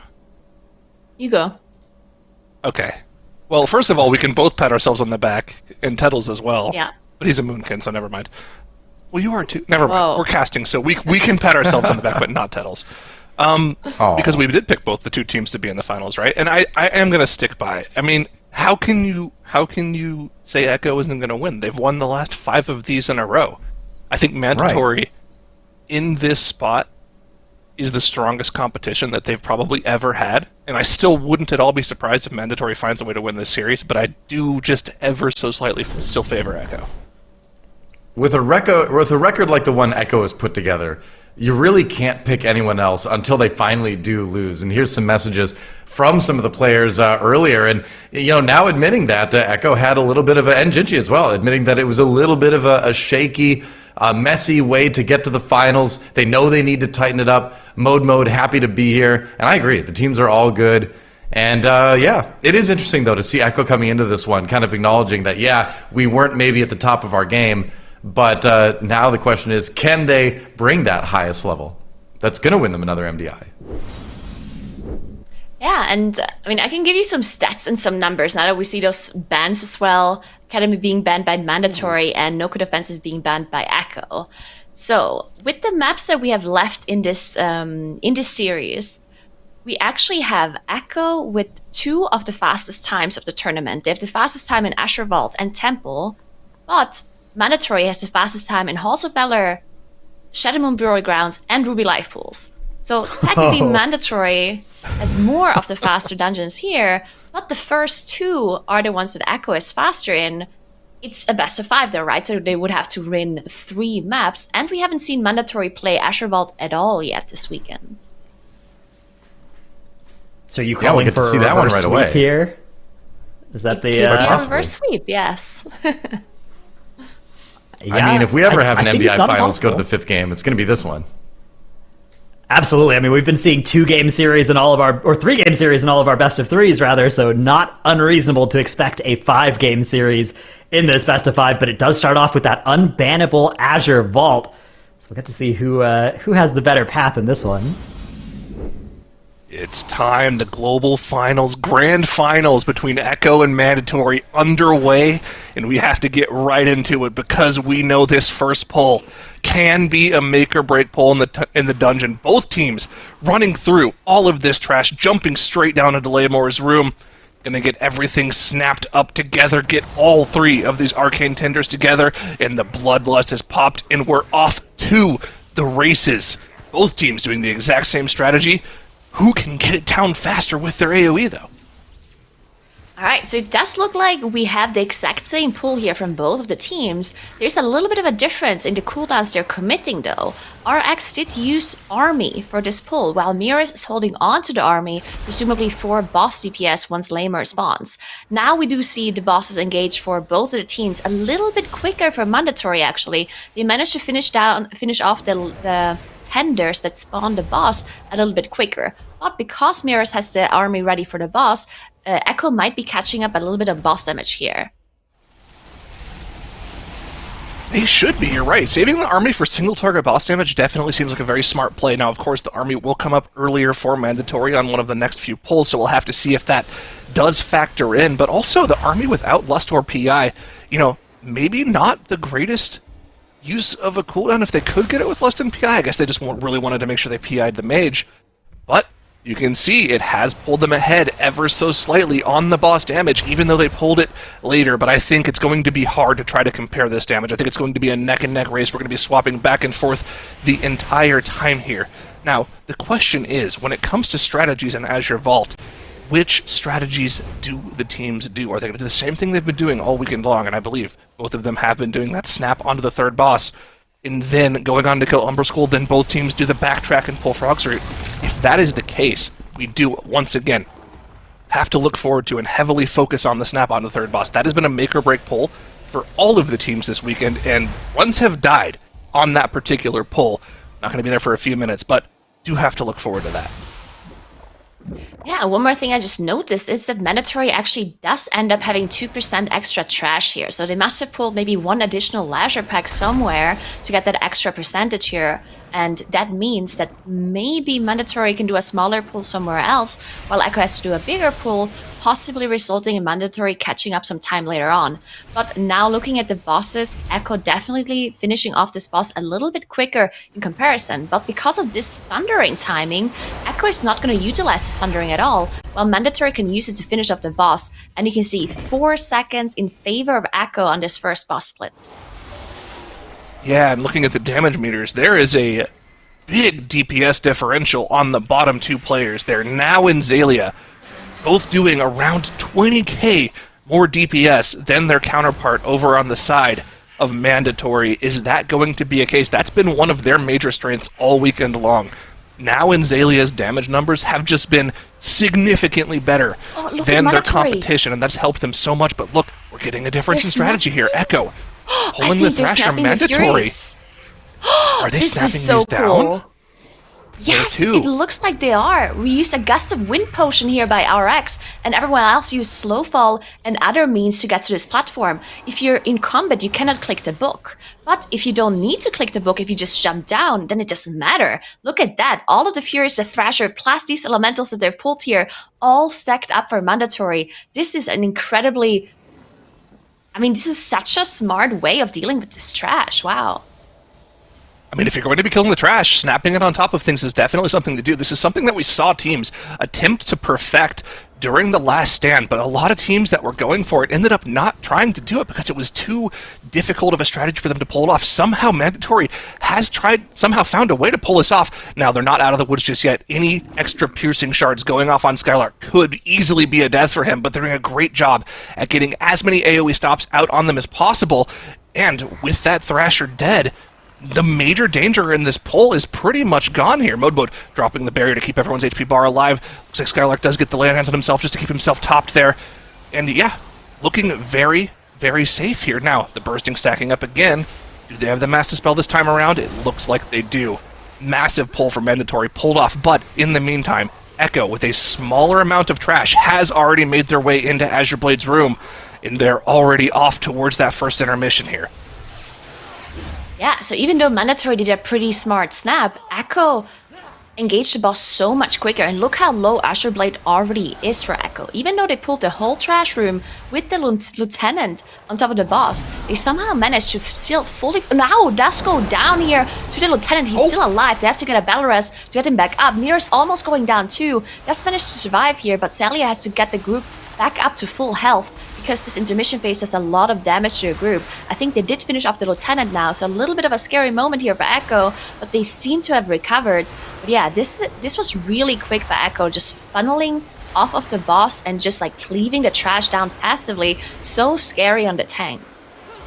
Health bar's low for Zalia here. Clicks ends up going down to the swirly damage here. That's going to be one player down for the second intermission phase. They've also pulled trash on top of it. So they're really going to have to make sure they burn through this. Now, fortunately, this is a low-key level. They should be able to get through the boss with the DPS dead before the next intermission happens. But this is what Mandatory needs to come back in the dungeon on this boss and even take an even bigger lead. Because remember, they have all this extra trash percentage that they have from that massive pull that they pulled off here. And I think even though Echo is the favorite in this dungeon based off of timers this weekend, I think Mandatory has a pretty significant lead. They definitely do. Echo now finishing off Azure Blade, and Clix did release. He's going to be able to get back to the group pretty soon. But now Echo is walking back. They're going to attempt a snap onto the next boss. So we're going to see Clix possibly off-tanking the boss here for a second, while now is gathering up trash on the top. Never mind, it looks like it's Miras and now that are gathering up the trash. Now, when they jump down, Celia needs to hit the life grip onto Now, because if Now does go down, then the trash might actually reset. So let's take a look if Celia can do the grip here on Now once he has gathered up all of the trash upstairs. I'm a little worried for Mandatory here, because these two Vault Guards are taking forever for them to cleave down, and only spending time killing 2 mobs off is not necessarily the best use of time in this key, because look at what Echo is doing on their end. All of that trash that Mandatory snapped those Arcane Furies on top of is now being snapped onto Talash Greywing by Echo here. They're not out of the woods yet. They've got the grip down on Now, but the Absolute Zero is...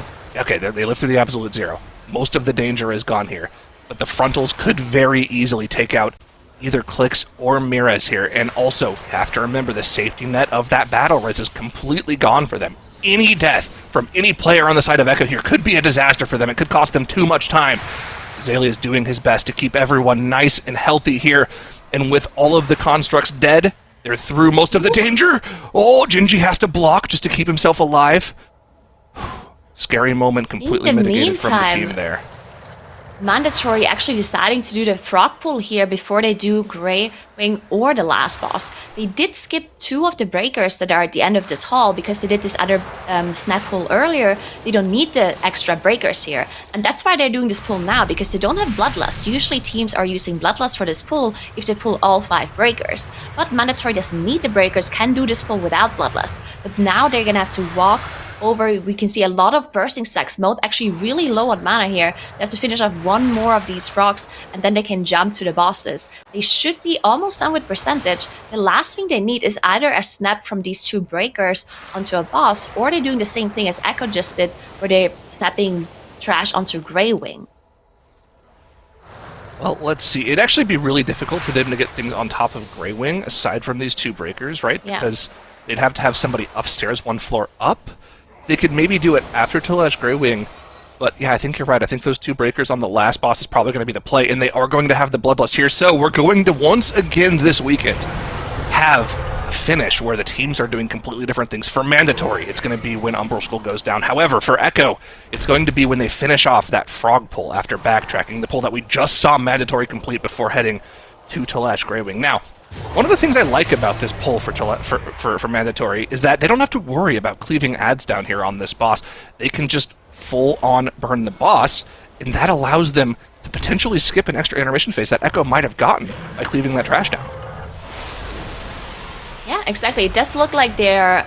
Definitely looks like Echo is ahead, but as you said, they have to go backwards afterwards and do this frog pull. They do have Bloodlust available, but Mandatory will have Bloodlust for Umbral Skull, and whichever trash pack they decide to snap onto the last boss to get that last 6% of trash that they need to finish this key. So different routes here, but both of them look really quick, and both of the teams having very few mistakes. Of course, Echo has those 2 deaths on the board, so that means there's a 10 seconds difference in favor of Mandatory. And Mandatory is melting Grey Wing here because they didn't have those extra trash packs to deal with. They might get 1 less intermission phase, which is actually going to be in their favor here as well when it comes to boss kill time.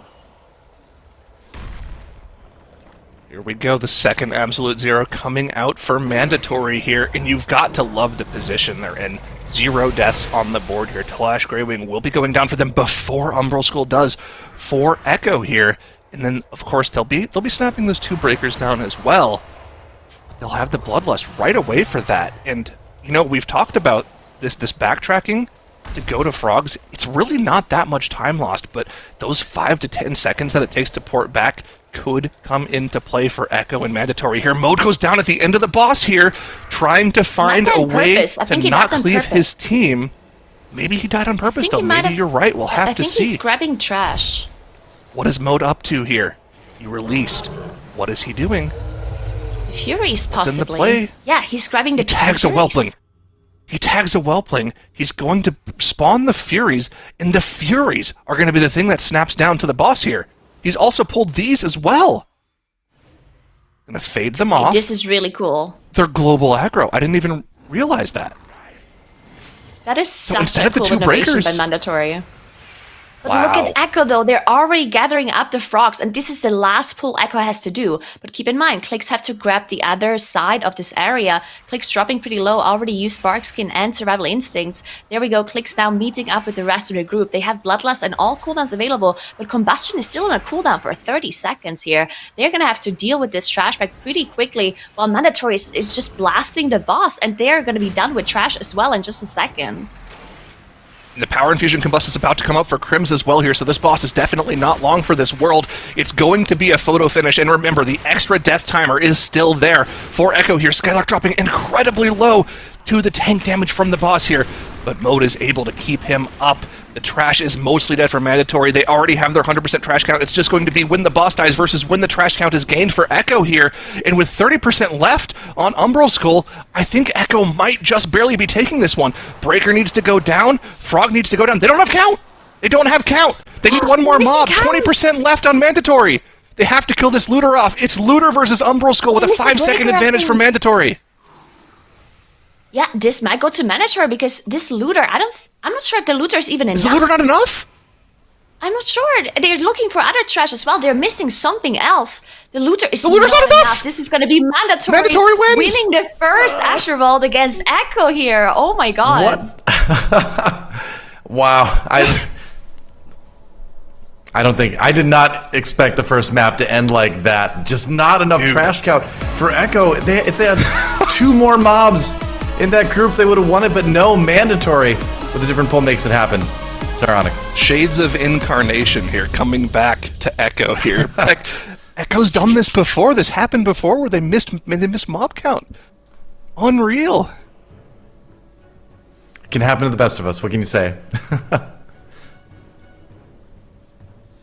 I mean, just a crazy turn of events. First of all, with this snap that RX and everybody's that all the Mandatory set up here onto this big downstairs area, right? Such a cool path out of them. Something that you guys are right has been tried by several other teams before, such as in Last Stand, and not something that had worked out yet, but Mandatory found a way to make it happen, and you can see Skylark, look at how low health he got there, but ends up lay on handsing to survive. Incredible set of abilities used to really keep them alive here, and again, the Priest also making this possible with the Mass Dispel against those bursting stacks. Grievous bursting, a really nasty affix combo. Now went down on this part, and that was a extremely sketchy moment. They were able to recover with the res, but then they ended up having Clicks die as well, and lost quite a bit of time to that. But even with all that considered, they still were looking in pretty good shape, right? They got this life grip, which we've seen go wrong for several teams, onto boss. They got this snap, and that was all working out rather nicely, but then somehow they just didn't end up having count at the end of the dungeon. Something pulled earlier was not how it was supposed to have been done, and instead it was actually Mandatory with this different route that we've seen, right? Not doing the frogs last, instead doing the frogs a little bit earlier, getting to 94% count by setting up this big old frog pull. Mode intentionally dying here, you could see, dying to then set up the final snap of the last few enemies. Just a little bit more optimization.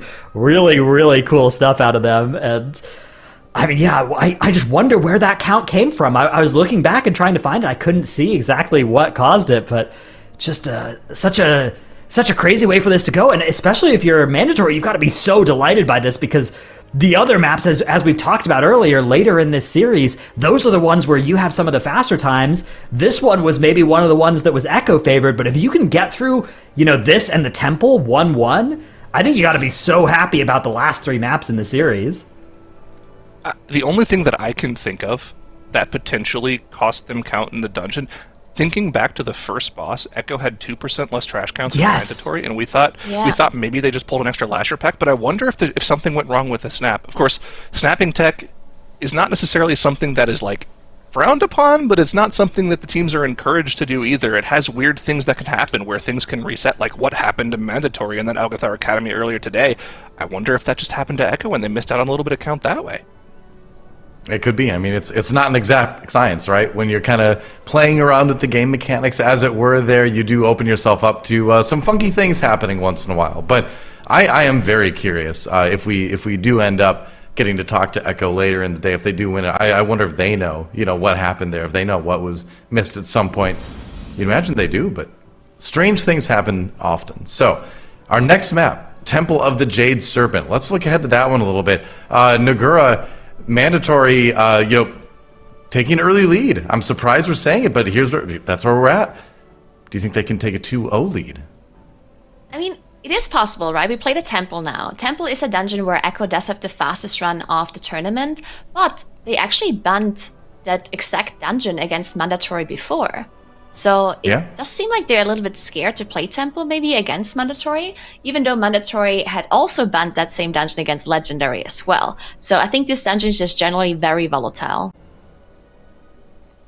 Yeah, these two teams are teams that can both handle the same pulls. Like anything Echo can do, Mandatory can also do. And that's not the case with some of the other teams in MDI. Even teams that make it all the way to the global finals, like looking at Perplexed on this map earlier, they decided that they had to do that last room in 2 chunks where a lot of other teams did it in 1. And they were already, deep in the global finals. So Mandatory being able to kind of match Echo, I think, pull per pull if they want to, definitely puts up a bit of a threat as we look at the dungeons here coming into this one.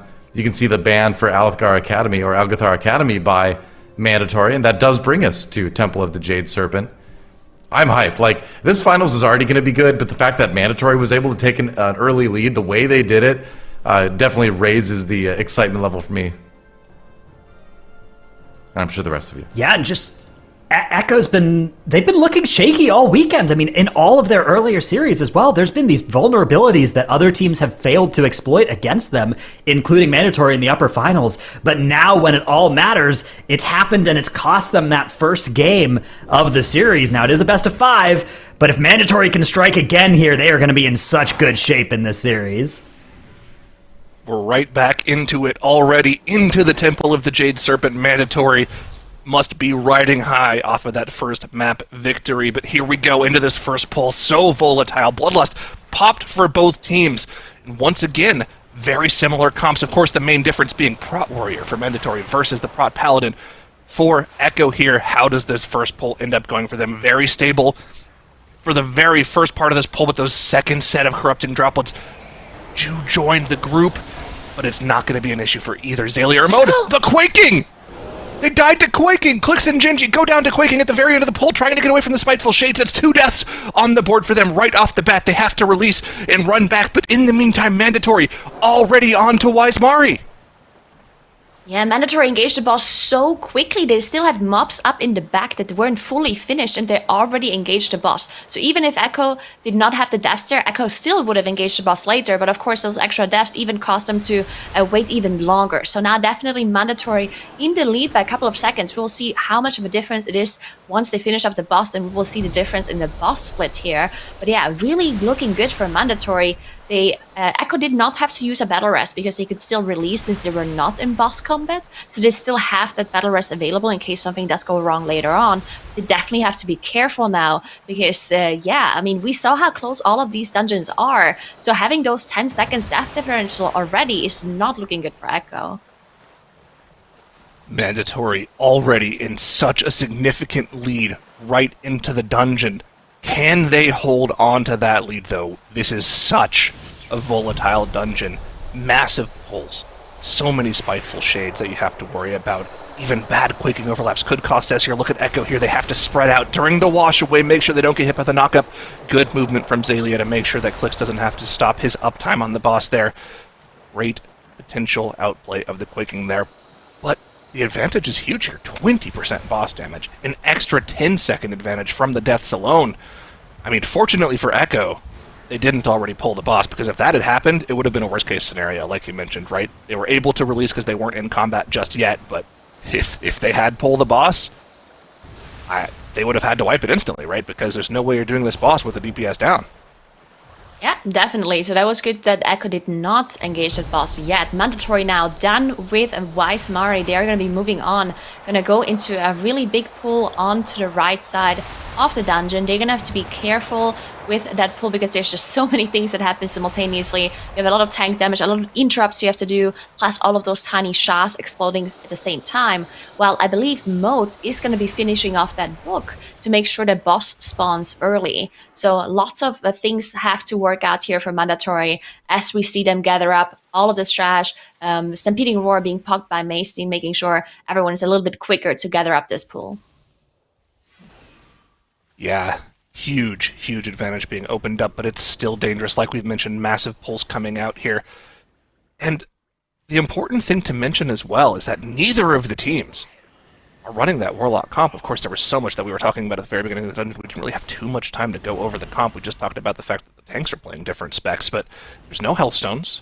They don't have any of those curses to help them out. They don't have an extra, magic dispel for some of these packs as well, although they do have the mass dispel from their Shadow Priest to help out with that. But a lot of the infernal stuns that provide great utility for dealing with those spiteful shades as they start to spread out and chase after people, neither of the group have that available. So these AoE pulls are just that much more difficult because of that, and we have to keep a very, very close eye on the damage output from all of the casts that you really can't get just from kicks alone. You really need a bunch of AoE stuns to help out. So have to keep an eye. First pull here for Mandatory goes pretty well. Looks like it's going well for Echo as well.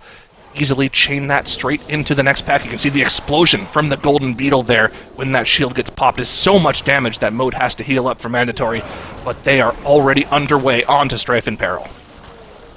So there's a big difference here that makes Echo catch up a little bit again. Echo actually finished off that book quite a bit earlier compared to Mandatory.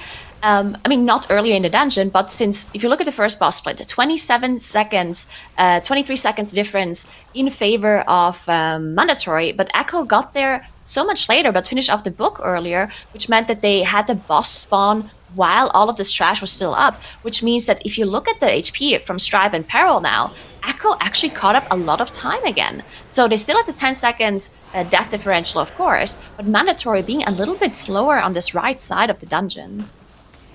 Little bit slower, and you're right, Echo definitely catching up just a little bit in boss damage here. You can see with all of their cooldowns, the PI plus the army on Strife, they actually got it down to 30% here, so they are actually neck and neck on the boss damage here. The only thing separating the two teams right now are those death timers. Now, looking across the board here, are the cooldowns going to be available at the same time for this massive pull coming up for both teams here? Neither of the teams will have army. Power Infusion was used at the exact same time. The Incarn was used at the exact same time. Everything is equal across the board between these two teams right now. Echo once again somehow finding a way to get themselves back into it after a massive opening mistake. Yeah, look at the second boss split. Echo clearing the second boss in 2 minutes 43, while Mandatory needed 3 minutes and 10. So Mandatory being quite a bit slower on this right side, unfortunately. Now both of the teams are skipping that infestor. They're so close to one another. They're literally the same moment in the dungeon here. And they are both pulling that bridge trash pack. In fact, Mandatory actually used a hex on the Mistweaver, so they don't, and Sally actually doing the same thing for Echo as well. So they're doing the whole pull here without that Mistweaver. They're gonna get that later, and this is another huge moment of the dungeon because there's just so much damage going out onto the group. You have all of these shots exploding. There's so much damage on the tank as well. And keep in mind, we have a difference here: a prot warrior for Mandatory, while with the prot paladin for Echo. 2 minutes active for Mandatory, but Skylark goes down! They have to get the instant battle res, but this is going to be tough for them to get aggro back on everything right away during the explosions. That death is happening. RX has to kite out. Look at all of these Guardians and Minions of Doubt that he still has aggro on. This is costing them so much time. Meanwhile, for Echo, the pull has gone perfectly for them. No mistakes whatsoever. Zalia even has the great overlap of getting both of the debuffs on him, so with just one Curse to Spell gets rid of both of them. That is enough to get Echo right back in the swing of things here. Maystine also going down here while the trash is still out and spreading around is just going to add insult to injury. They don't have a battle res to get him back up, and that's one extra Curse to Spell that they don't have active here either. So if they get overwhelmed by these Mistweavers, this could be an issue. Bode doing his best to try to keep the remaining team members alive, but this is looking really, really unfortunate for Mandatory here. Yeah, the death and Skylark, it just took them so long to recover. I mean, it's a miracle that they even managed to recover, because this is such a crazy pull to do if your tank goes down. So the fact that they didn't fully wipe here is really impressive.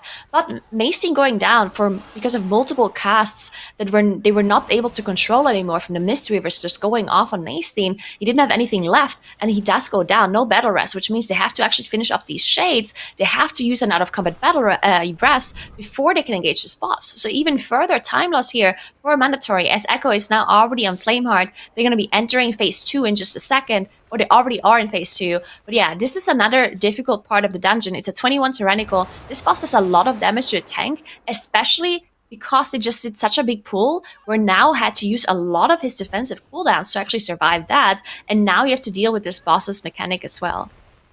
It's so important to mention, as Mode gets bowled over by one of the waves there, but pops his Astral Shift just to stay alive. I feel like so many other teams that we've seen in the MDI would have crumbled to that pull. Your tank goes down. How do you come back from that? But the presence of mind from the team members to instantly get away from the mobs, not get meleeed down instantly after your tank goes down, kite it out a little bit, and still finish the pull, has given them that slightest of windows back into this game. They're not out of it just yet. Yes, they're 40% behind on a boss, but there is still one massive pull coming up, probably the hardest pull of the dungeon. So many casters, so much tank damage, and to try to chain it into the Shaw of Doubt as well, Spitefuls during the boss and keeping melee uptime is so incredibly difficult to do. It's still not over just yet. Echo going to get their first crack at it in a little bit here once Yulon goes down. And when Yulon goes down, they're going to have to do that big pull that we've seen many teams fail to, just because it's so dangerous, as Sarah just mentioned. So we'll see if Echo can execute it. They do not have Bloodlust available just yet, and most teams actually save their Bloodlust for Shaw of Doubt, for the actual boss, to manage to get through that as quickly as possible. We see a Root coming out of this on this Guardian here, and a Hex on the Mistweaver to make sure they have a little bit less trash to deal with here in this initial pull, but they gather everything else up. This is so dangerous on the tank and on the group as well. So many debuffs going out, so many Shahs exploding, and they already had a death earlier, so they're just, there we go, Shaw of Doubt engaged for Echo. So now they have the boss plus all of this trash. This is going to be very difficult for them to execute. That is an early tag for them as well. Gotta make sure you dodge this Flames of Doubt from the Shambler Zalia right over your shoulder there. Dodges it just barely, and they do have that Mistweaver that has just now been gripped in from the team as well. But here's the dangerous part. As the trash goes down, the Spiteful Shades start to spawn. As they go into the intermission here, a Flames of Doubt also coming out. They have to dodge that frontal too, and now the fragments are out. They have about 25 seconds to 30 seconds to finish off and kill these Fragments of Doubt. And now, finally, thankfully, Spiteful Shades are gone, and they can just freely AoE these Fragments of Doubt down. Echo has done the pull. They are through the majority of the danger here. Now it's just about getting a 21 Tyrannical Shaw of Doubt down. It's a tough boss, but they should be able to do it. They even have the Bloodlust saved from the massive AoE pull just to try to beat one of the intermissions. Definitely looking really good for Echo. Mandatory now doing the same pull on their side as well. They're going to be engaging Shaw of Doubt in just a second. Well, they still have a Mistweaver Hex in the background, but Mandatory actually going a little bit slower, delaying the pull of Shaw of Doubt a little bit, presumably because they know they're behind, and at this point they need Echo to have a full wipe, so no reason for Mandatory to actually just pull the boss preemptively. Just better play it safe on their side. Echo, of course, not having any more trash left. As you said, this should not be an issue. They are waiting for their cooldowns to come back up. They're waiting for PI to be ready. They have the army from Mirrors as well, so they can, in a second, they can use all of their offensive cities to nuke down this boss. They should be totally fine. And yep, there is the Bloodlust to help get through the intermission that much quicker as well. Power Infusion up in 10 seconds will be used on Mirez when he already has the army out too, so it'll be used on the tail end of the army here. And look at that, VE Nature's Vigil just popped during that intermission phase just to make sure everyone is nice and healthy. Here we go, Shaw of Doubt down below 50%. Mandatory has gotten through their trash pack. They are poised if any sort of mistake happens for Echo, but they are going to need a massive mistake to come out from Echo here with the boss now below 30%. Echo might be running away with this one on the final boss. Yeah, they still have the Bloodlust running for a few seconds. There we go. They should be able to skip the Bound of Reality, that next intermission phase. If they have enough damage here, 9% more on the boss, this should be no problem for Echo. Mandatory is close behind, but because of this very unfortunate death on their tank on this previous pull, it's just too little too late, as Echo does tie up the series here with a 1-1. Wow. That is amazing, and that is kind of exactly what we expected, right? Echo able to tie things up, able to do things just that much cleaner, and we have a series all tied. And I said it before, I think we're gonna get all 5 games here. I'm pretty sure. Yeah, I think it's very, very likely to go pretty deep into this series. But it didn't look that clean from Echo either, right? Again, vulnerabilities from Echo in their run. So right at the very start of the dungeon, we had this quaking death come out there as Clix and Gingy, I think trying to clear Thundering, ended up cleaving each other down there. And of course, fairly dangerous spot as well, because you have those spiteful shades hunting you down at the exact same time. So this cost them a little bit of time, and this is the sort of thing where if the run had been perfect out of Mandatory, it may have been enough off of that to win. But Echo were even overtaking towards and after the second boss, right? They caught up. By the time they pulled this boss, it was about the same time, even though they were about 20 seconds behind out of the first boss. And they actually killed 2 seconds faster than Mandatory, that second boss, although there was still death differential in Mandatory's favor. Of course, the biggest problem, though, came in that courtyard area where Skylark died. They attempted to recover it, and they weren't quite able to get it back up they were able to get it back, but then Maystein ended up dying as well, right? They ended up having no battle res for Maystein, so that was the big problem for Mandatory, of course, was the courtyard, a very dangerous section of the dungeon. And Echo able to capitalize on that, putting up the 1, 2, 3, 4. Unfortunately, then 0.05, but pretty close to 1, 2, 3, 4, 5 there in their timer. That's almost a big achievement for us. Really was rooting for that. I think you get an extra trophy for that. I'm pretty sure. We'll have to check the rules, but Absolutely. I'm nearly positive. You win outright, I think, at that point. So they've just been a little bit slower. Yeah, it's called the best of 5. Oh, Need those 5 digits in a I row. thought that was just. I guess it's not Yahtzee. I guess it's it's a straight in poker. I think it's a bingo. It's a bingo. That's All right. right, here's They have Monopoly. the graphs. Yeah, you can see Echo just really pulling ahead off of that courtyard, right? Everything looking about the same, start of dungeon, Mandatory getting that edge at the start, Echo clawing it back, and then Echo just getting that 10-minute spike a minute faster than Mandatory because that courtyard didn't go wrong for them. That was the story of this one. I think Yep, that's right. And I mean, oh, go ahead. That second boss split, Echo pulled 40 seconds out of seemingly nowhere. Like, the way that they pulled that second boss room was insane. Bring it back to where they were pretty much neck and neck in terms of progression, even though they had those 2 quaking deaths at the start of the dungeon. Very, very impressive. It's important to mention once again, this is a 5-game series, best of 5. So, the next game doesn't win. We're essentially down to a 3-game series now, right? Because of the tied up at the start here. First to 3 map wins takes this series here, and we're going to Halls of Valor next. Interesting. Rematch of our upper finals that Echo ended up winning despite having some stuff go wrong for them, having several deaths as they were doing the Herja trash as well, but Mandatory ended up throwing it away on Fenrir. Now that's going to be something that they're hoping to not have happen this time, because I do feel like Mandatory's Halls of Valor is very strong. We've seen them play it 20 or 30 times so far this weekend. It's a dungeon they are very familiar with. I'm pretty sure it's been in all of their series or all but one of them, so definitely one where they have a great strat. But yeah, I mean, this is where it counts, right? Upper finals now, down to effectively a best of 3 at the end, with these first 2 games getting split 1-1, which I think if you're Mandatory, you got to be pretty happy about escaping these first 2 maps 1-1. Yeah. Yeah, I mean, you're playing against Echo. You're playing against a team that's won like 5 championships. Like if you can go 1-1 and turn the best of 5 essentially into a best of 3, I think you're sitting pretty decently there. Just to kind of review what Mandatory's best hauls was this weekend, it was a 18-21 with 0 deaths against Legendary. So, is there a little bit more they can do to optimize that time, perhaps? But they have finished this dungeon as clean as you can, death-wise at least. So that's kind of the mark to beat for Mandatory to get back to, for Echo to try to exceed. But we'll see. I think it's just a great story for. Oh, go ahead. Honestly, I would be happy if they were just able to match that time. They've played this map, what now, like 5 times this weekend? Something crazy like that? They've played this map so many times.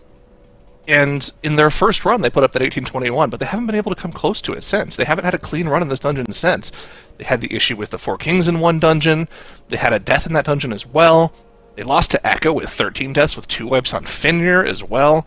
And even in their match versus Legendary just now, they did win that, but it wasn't clean. It was 30 seconds slower than their best run. So I think a lot of eyes on Mandatory here to see if they can put together that clean run. If they can put together a 0 or even a 1 death run here, I think they have pretty significant advantage over Echo. Yeah, and there's also the side story going on that, in case you missed it, Mandatory is Monka. They're the team that we've seen for a lot of MDIs, got picked up by a big French organization called Mandatory. So to at least get to the finals, to get to this point right after being signed, that's definitely a success story right there. You're impressing your new org. That's always a good thing. And if you can win it, so much the better. But they got to play it clean on this Halls. We'll see what they can do. We're about to jump into the game right now. And we're essentially starting. We've wiped the slate clean. It was a win for Mandatory in our first map. It was a win for Echo in our second map. And now we're down to essentially 3 games left potentially out of our best of 5. I still think we're going to get to the end. But we'll see who retakes the lead. Echo or Mandatory. Time to get in the dungeon. Alright, so we do know that Echo and Mandatory are playing different comps here. Mandatory is playing the Disc Priest and the Fire Mage combo, while Echo decided to not play the Fire Mage here, playing the Feral and the Unholy DK Shadow Priest with the Resto Shaman combo. And we know how much damage Zelia can do on that Shaman. Both of the teams bloodlusting that first pull where they have everything pulled on top of Himdall. And look at the damage onto the boss. They're just fully cleaving off of the boss here, and the boss is melting for Echo. Just a little bit ahead of Mandatory on boss damage. Little bit ahead, but once again, I think this is probably the dungeon that we've seen the most this weekend. Right? We've seen this dungeon run so many times by so many different teams, and very, very rarely do we get through this boss in this trash pull with less than 1 player dying. If nobody dies, that's a good run here, but look at how close together these teams are, even with the comp death, with the Fire Mage on the side of Mandatory and the Disc Priest from Mode instead of the Resto Shaman from Echo. It's neck and neck once again. Now, last time around, this dungeon wasn't decided between Echo and Mandatory by who had the better strat, who had the better routing. It was determined by who made the most mistakes, and that time around it was Mandatory. But like we were talking about pre-match here, we know Mandatory, from previous experience, actually has the faster route in the dungeon. However, a little birdie landed on my shoulder right before the match, literally 10 seconds before this started, and said, keep an eye on one of the polls. I'm not going to say which, because I don't want there to be any extra information, but apparently Echo might have something up their sleeve. We'll have to keep an eye out for that. I am very excited to see what they could possibly have planned out in the last hour and a half or so since the upper finals were played. Yeah, that's the advantage for Echo here, right? Because they won the upper bracket, they didn't have to play that lower final like Mandatory did. So Echo actually had time to come up with something for Halls of Valor, because on paper, Mandatory does have the faster route here when they execute it perfectly, which we've seen them only do once so far. Echo never executed their route perfectly and also seemed to be a little bit slower in comparison. Echo now is already ahead in the dungeon. They are engaging Solstin here with all of this trash. Mandatory only a few seconds behind though, as they also now engage Solstin. The first Eye of the Storm is coming out for Echo. There's so much stuff going on. They have to be watching out for this, as Zelia is getting jumped by the Aspirant. Now the Aspirant is going to be casting the frontal they have to dodge. The tanks get so much damage as well. Now actually using Bubble here to survive all of these frontals that are really hard to kite when you are restricted by that area of the Eye of the Storm where you have to stand inside the bubble. Doing a good job so far. Solstin is going down for Echo. Not long for this world for Mandatory as well. Crim's taking a lot of damage from that Aspirant jumping on his dome, but not enough to even proc the Cauterize for him. As they get through Solstin, both teams with all of their trash still alive, although it is a little bit lower, I would say, for Echo. Going to be pulling that into the other mini-boss here very, very shortly. We have to keep an eye again on that trash pack that they had CC'd behind. Ring of Frost coming out from Crim's to make sure it's nice and CC'd up. Also going to be mass polymorphing it as well huge. Tech love to see that from the teams. Not something players are normally talented into, but a very specific spec play for this dungeon. They'll keep those ready to go. They'll pull them into Herja later on. Both teams now on to Olmir, but the Trash Dead a lot faster, actually, for Echo. Yeah, Echo doing a really good job executing this pull. We also see the control mind come, that I always say wrong, that ability, but we do see basically a map being mind controlled by Clicks here to make sure they don't have to deal with those extra casts from the Thunder Caller. They're probably going to be dealing with it while they do Hersha, so also gets an extra target as well to gain a little bit of extra damage onto Hersha as well, which is really nice for Echo, as Sally actually gets a moment to sit down and get some mana back. While Mandatory, I don't think they're going to be able to get that because they're in combat with this trash pack here, and Moat does not have Shadow Melt available. So Moat is going to have to do Hersha and this trash pack with that 10% mana that Moat has left. Oh, that is a good point. I mean, technically speaking, he shouldn't need to do too much healing. He's got the Nature's Vigil from Maestian. They can pop a bunch of personals to live through this Eye of the Storm. Yeah, that mana bar is looking extremely sus from Mode. Hopefully, he will be able to keep his team alive here. We don't want to see any mistakes right now. We want this to be neck and neck the entire way through, of course. But doing a good job to keep people stacked and healed up through this Eye of the Storm. Remember, last time around, though, for Mandatory, Skylark did end up going down to the Shield of Light. Actually, I believe both tanks ended up going down to the Shield of Light. We've seen a lot of tanks go down to that this weekend, so we'll have to keep an eye on that as well. Of course, that only comes out a couple times every fight. But still, Echo maintaining a very slight lead here at this portion of the dungeon. Yeah, Moat completely out of mana, though. I mean, they might get another Eye of the Storm here on Mandatory's side, so hopefully they can deal with it. Looking at the defensives, they still have some of them available. They have an Ice Block in case they would need it as well on Crims, so technically they should be able to survive it in case they do get another Eye of the Storm. Yeah, definitely not looking ideal on the mana side for Mandatory.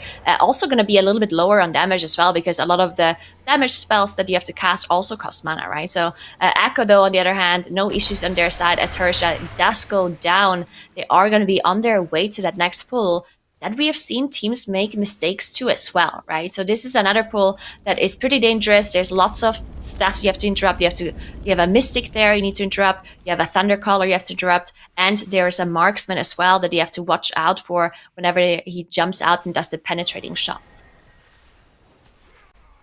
I guess mana is just a concept for Mode. He doesn't need that to do healing to his team. So no issues for Mandatory whatsoever as they get through Herja, but still, you can see the gap opened up between the two teams there in the bottom on that boss 3 timer. Echo sustaining a 15-second lead at this point in the dungeon here onto their next massive pull, similar to what Mandatory goes through as well. We have to keep an eye on the healing in this pack. Rune of Healing has been a huge problem for some of these teams. Even letting a Holy Radiance go off is a problem, but too many casts go on to Clicks for Echo. Clicks goes down. They instantly commit the Battle Res to get him up, but that was his 2-minute cooldowns. That was his power infusion. That was a lot of damage just lost for Echo there.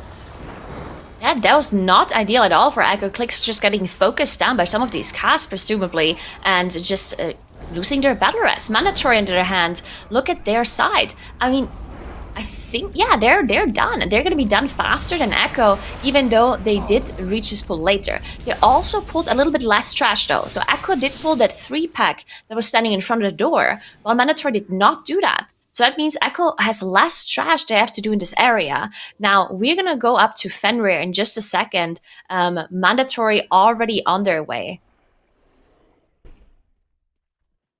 Here we go into Fenrir's room. This has been the cause of a lot of problems for many teams, notably Mandatory in that last matchup versus Echo here a few hours ago. Hopefully they had some time before their previous match to clean this up a little bit. Of course, they were the originators of that strategy of getting up on top of the rock, so I'm sure they're plenty practice on it, and that was just a one-time freak occurrence for them.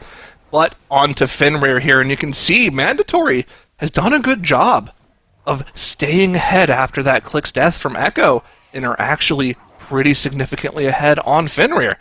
So again, just like every other dungeon we've seen so far, when played relatively clean, it's just a back and forth bouncing between which team throws the tiniest of mistakes towards the other team as an advantage. So great to see teams just at the top of their form playing insanely well. Yeah, so Echo is actually not pulling this marksman pack here onto Fenrir because they pulled that extra trash pack into the previous pool. They didn't need the marksman pack here. So both of them actually finishing up this pool simultaneously, and now their trash percentage is even again. Now, the most important moment is going to come up, though, for both of these teams, because we're going to see the tanks gather up all of these wolves onto Fenrir, and we need to see all of the range players, so Celia and Clicks for Echo, and Moat and Crims for Mandatory. They need to make it up onto this rock to be untargetable by the leaps of these wolves. Otherwise, they're going to go down. And it looks like Mandatory did a good job. Echo did execute it as well. So now they have to finish off those wolves as fast as possible before Fenrir starts casting too many spells and before the tanks run out of defensive cooldowns. Both teams going at an insane pace through this dungeon here. The Bloodlust not available for another minute for both teams. Getting to this section of the dungeon, Gingy using that Shadow Meld to make sure the Ravenous Leap doesn't go off onto anyone. Same thing for Mandatory over on their end. It was the Shadow Meld for Maysteen. Skylark dropping incredibly low. Mode has jumped down because I believe he got the Scent of Blood on him, but not going to be an issue as the Wolves have ended up finally dying here. Not going to be any deaths they have to worry about from those wargs. However, the claw damage from this boss, still a huge problem for them to deal with. Ravenous Leap goes out. Crim's Mage going to be the person who prevents the leaps going out with the greater invis there, making sure people don't get those bleed debuffs on them. And once again, it's just a very slight advantage for Mandatory. Yeah, Mandatory already kiting the boss towards where they have to go with that last Scent of Blood that they're getting here. Really good job by Maysteen, just saving a little bit of travel time here after this boss is down. And we're still on 5% for Echo. Bloodlust is available for both of these teams, so we'll see if they committed on that next pull. Mandatory is probably gathering up some of these pulls here. You can see Maysteen helping Skylark gathering up the pulls, while Skylark is gathering up the bears. Echo, on the other hand, doing something similar on their side.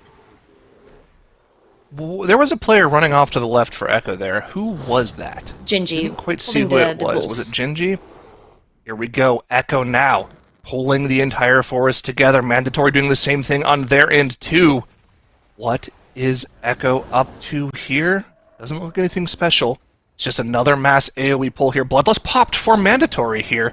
Has Echo popped theirs just yet? I don't quite see... What? They might be snapping this somewhere. The trash? Are they snapping this to the Four Kings? But then they don't have the beers. Okay, so this is very interesting back. So they're moving. So the way this works is you walk through the portal while you still have aggro of trash. It will eventually get to you. The thing, though, is, of course, that if you pick up a beer, if you are in combat, it will just disappear. So I don't see any Shadow Melts being used by them, so it is possible that maybe they didn't get in combat. Is it maybe possible that Celia, Clicks, and Miris did not get in combat with Look at the mobs! And so, yeah, there are all the bulls all of a sudden, and the grizzly bears. This is going to be very dangerous for now to survive. They are carrying them all the way to the Kings. We actually see a mass route coming in here. They might kill them while the RP is happening. They could pull them into the Four Kings here, and if they're able to pull this off, they did. They had the beers. You can see the nameplates are orange. That means they got the beers off. Echo has found a way to snap the forest to the Four Kings. No one else has even thought of doing this. Now it's a question of can they pull it off. This is going to be a massive amount of tank damage. If they can pull this off, the advantage will be significant, because not only do they get the Bloodlust on the forest pole, but they get it on the Four Kings as well. Is that trash going to come in? There's the lust. There's the lust. Here comes the bulls. Here comes the forest. Alright, let's see how much damage they can do to you and how fast they can finish this off. This is just so incredibly dangerous, though, because now has to tank all Four Kings, which do an insane amount of tank damage. And then you have all of these bears and the bulls, which also are known to do so much tank damage as well, while you have to kite the Kings away from these spirits that are trying to go and reach them and heal them. This is an absolutely crazy pull by Echo. They also get all of these bursting stacks while all of these bulls are going down, but it's looking really good for Echo. Everything is dying pretty slowly. The Kings are down in just a second. As soon as the Kings are down, they will get the RP to happen for Skovald. There we go. Skovald timer started. So they can finish off these grizzly bears while the boss is spawning. There's nothing else he could do here anyway. This is such a nice innovation. But now he even picks up the shield to get less damage prime the Bears. Oh man, I mean,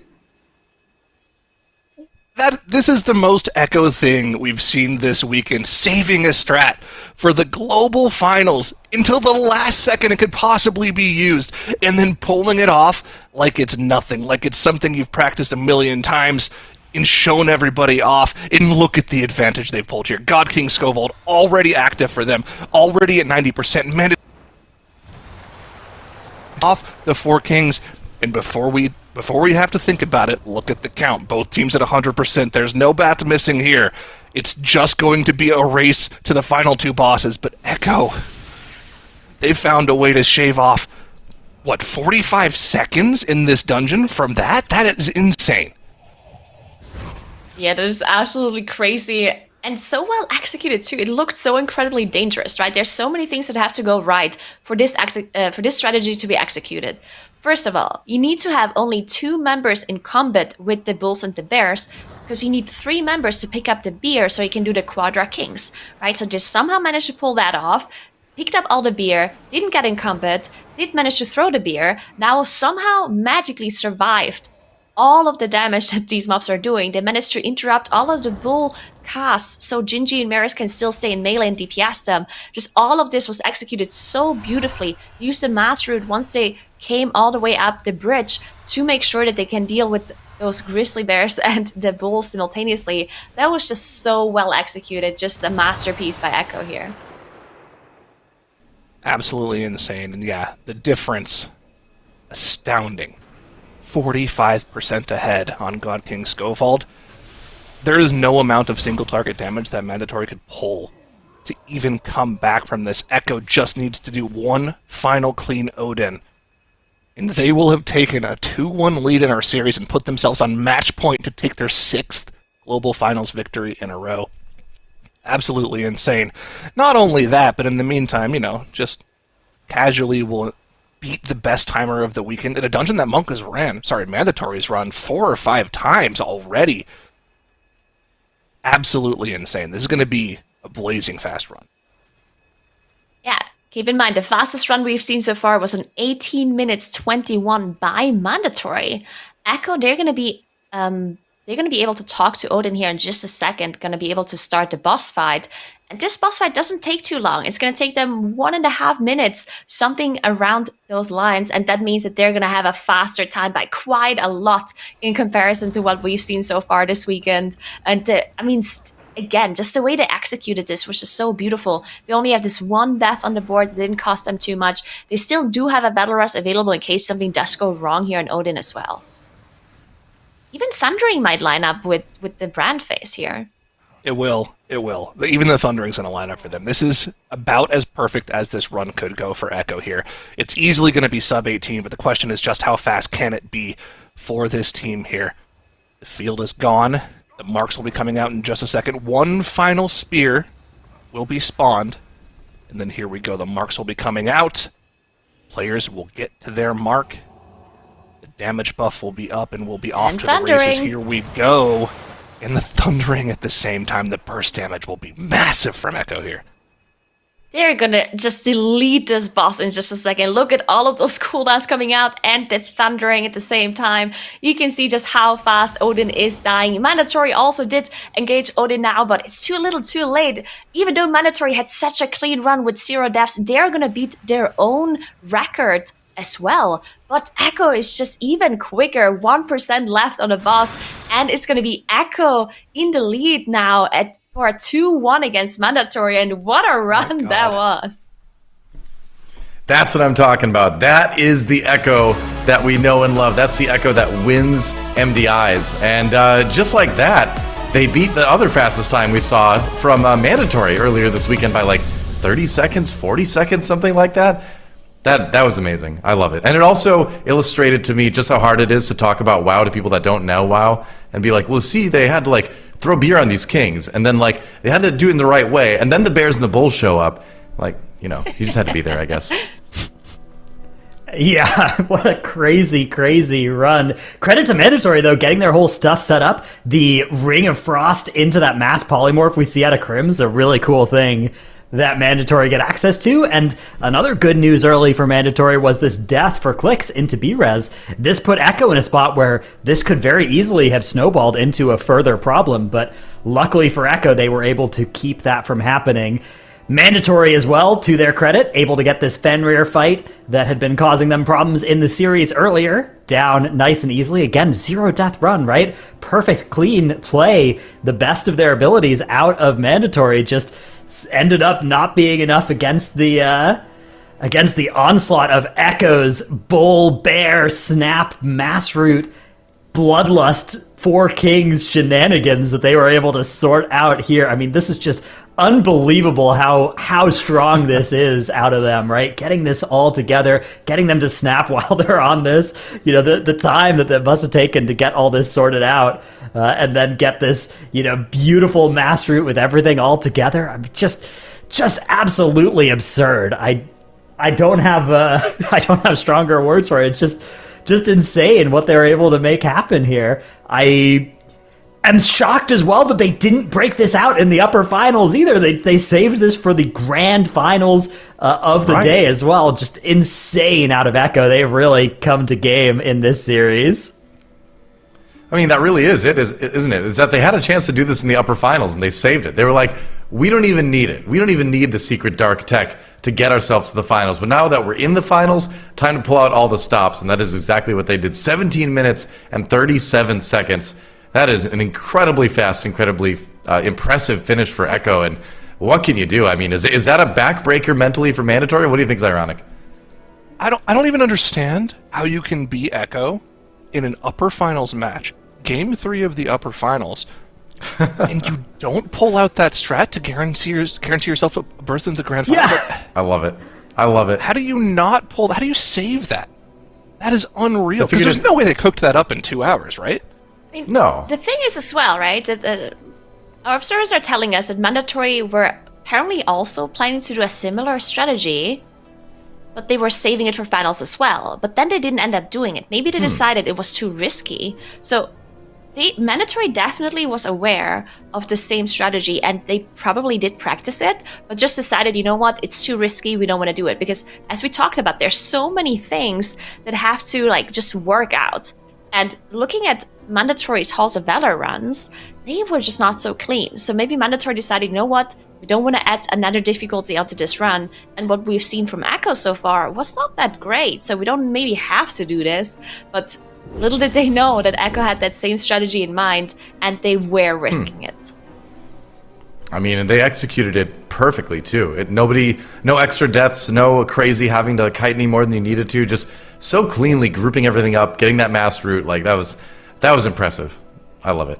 That is one of the things I love most about MDI. And you know what else I love? I heard something during this game. It was told to me that across all of our streams and all of our watch parties or everything like that, the total viewership for the finals right now is over 100,000 people, which warms my heart because this is my favorite thing in World of Warcraft. I mean, PvP is okay, I like that too, but it's really the dungeon running that I think is the key hallmark World of Warcrafty thing. And so to have that many people watching in that many ways and being that excited about it, getting to see a finals of this quality too, by the way, is pretty awesome. So I had to put that out there. That was pretty exciting to hear. Absolutely, and we're not done yet. We're only on Game 3, going into Game 4 here. We could still have 2 more maps. Echo does have match point, but like we were talking about at the beginning of the series here, Mandatory does have the 2 fastest times of the weekends in our next 2 dungeons. They've got the fastest time by over 20 seconds in the Shadow Moon Barrel Grounds. They've got the fastest time by over 30 seconds and over a minute over every other team in the Ruby Life Pools. So Echo really has to have been just hammering away at these dungeons while they've been on their break for the past couple of hours to have a chance of beating out Mandatory in these maps. Yeah, I mean, you raise a great rematch point as well, right? We have seen Shadow Moon Burial Grounds being played Echo versus Mandatory before, and Mandatory won the SPG, and Echo did have some issues specifically in this dungeon before, where they had 11 deaths, they had a full wipe on the bridge pool. So SPG maybe not the best dungeon for Echo, but Mandatory has been looking really clean. They ran it 2 times, and both of the times they had a 0 death run. So I think this might on paper, again, be in Mandatory's favor. But I said the same thing about Halls of Valor. So we'll see if Echo cooked something up for this one as well. I mean, you're right, though. This series is far from over. Despite Echo taking the lead again, being on match point, we're going into 2 dungeons that look really good for Mandatory. And, if they win that one and then we go to the Ruby Life Pools, Mandatory put a sub 9-minute time on that dungeon just a little bit earlier today. So if I'm Echo, I want to end it here. I do not want it to go to that Ruby Life Pools if I can avoid it at all. Yeah, absolutely. This has got to be the most intense, most close matchup we've ever seen in an MDI finals. These two teams are both unbelievably strong, and even though Mandatory got the edge in the last Shadow Moon Burial Grounds, I think they probably have hypothetical best times within a couple of seconds of each other in this dungeon, which is especially cool because they have different ideas about how to attack it, right? They've got different compositions. They've got an entirely different plan, so it's going to be incredibly cool to see who comes out on top here, whether they can avoid those nasty quaking overlaps that we've seen claim some lives from several teams this weekend so far. Yeah, we're just waiting for the teams to zone in. They have done that. This is it. Echo can win it all right here with a win on Shadow Moon Burial Grounds. Mandatory can send us to a Game 5 with a win on one of their best dungeons. Let's see who takes it. Backs against the wall. Mandatory have to pull out the 2 fastest dungeon runs of their life in order to have a chance at taking down Echo. Otherwise, it's going to be Echo once again for the 6th time in a row taking that title. But here we go, underway in the Shadow Moon Burial Grounds. Both teams holding true to the comps they've been playing all weekend long. We've got the Preservation Evoker from Xaylia, the Disc Priest, a staple for Mode. And of course, I think the more important thing is the difference in tanks here. Prot Paladin for Echo being something that can have a lot of interrupts, right? But it doesn't have access to that AoE interrupting shout that the Prot Warrior has. But here we go, off to the races. Echo already on to the first boss here. Bloodlust popped. Mandatory a few seconds behind. Gonna have to do as much damage to the boss as possible here. The most important thing here is going to be if they can survive the magic debuffs from the casters, because you get this debuff that is a magic effect that instantly starts ticking for heavy damage, while the boss also casts a heavy AoE damage hit onto everybody. And if it lines up, unfortunately, then it could basically one-shot a player. There we go, it is on Gingy. Gingy did immediately use the Dwarf Racial to get rid of it. Another one on Mirrors has been dispelled by Xaylia. Now they're out of Dispels, out of Dwarf Racials for now on the damage dealer. So if they get more, they have to be careful. But they finished off all the casters now, so Echo did an amazing job dealing with it. Mandatory on the other side also finished off all of the casters now. They are a little bit behind just because they did pull the boss a little bit later. And actually, Mandatory did have another Mender there, so they could have another bad overlap with those debuffs, but they still have some Dwarf Racials available on their side. Big thing to look at here, same DPS comps, but a little bit of differing damage from the tanks and healers. Once again, the same thing that has been occurring for Echo all weekend long. It's been a staple for them. Now in Xaylia, somehow, someway, find a way to do just that much more DPS than the tank and healer counterpart on the other team. Once again, on that first pull alone, 15k for now, 20k for Xaylia. These tiny incremental advantages, securing them those seconds that they need to give themselves enough of an advantage to play just a little bit more crazy, just a little bit more damage, helping them out on those pulls. And once again, they're on to Nalish a little bit earlier than Mandatory here. Yeah, because he finished off that boss a bit earlier, they did also manage to engage the second one earlier. And now you can see now gathering up those 2 trash packs together. They have to make sure they're gathering them all up right before that downstairs phase, because we do know once you get that soul split, once you get downstairs into that other phase, then these mobs are going to be standing still for a while, not doing too much for a while, but they need to make sure they're not going down before that happens. And additionally, they also need to have enough damage onto these adds that they go down before they start casting again. If anything goes wrong here, if they lose a damage dealer with cooldowns up, then it could cause a disaster pretty quickly, because there's just so many casters, so many dominators there, and you cannot interrupt all of them. Here we go, they're out of the Soul Split phase. This is the combust for Genji. Now, of course, this has happened before, where we've seen the non-PI versus the PI happen before today in the upper finals between these two exact teams. We know Mandatory does make a comeback here in terms of overall damage with the power infusion, plus combustion, plus the damage out from the Soul Split. It pulls them ahead on this boss. Here we go. Mandatory once again taking the lead here, but it's still just so close, and it's the same thing it's been the entire series. One team gains an advantage, the other team gains an advantage. These two teams are so evenly matched, it's hard to tell who has the advantage in a game over the course of the game. It all comes down to the wire at the end of the dungeon. Mandatory does get the kill on Nalish here, and a very, very slight advantage over Echo.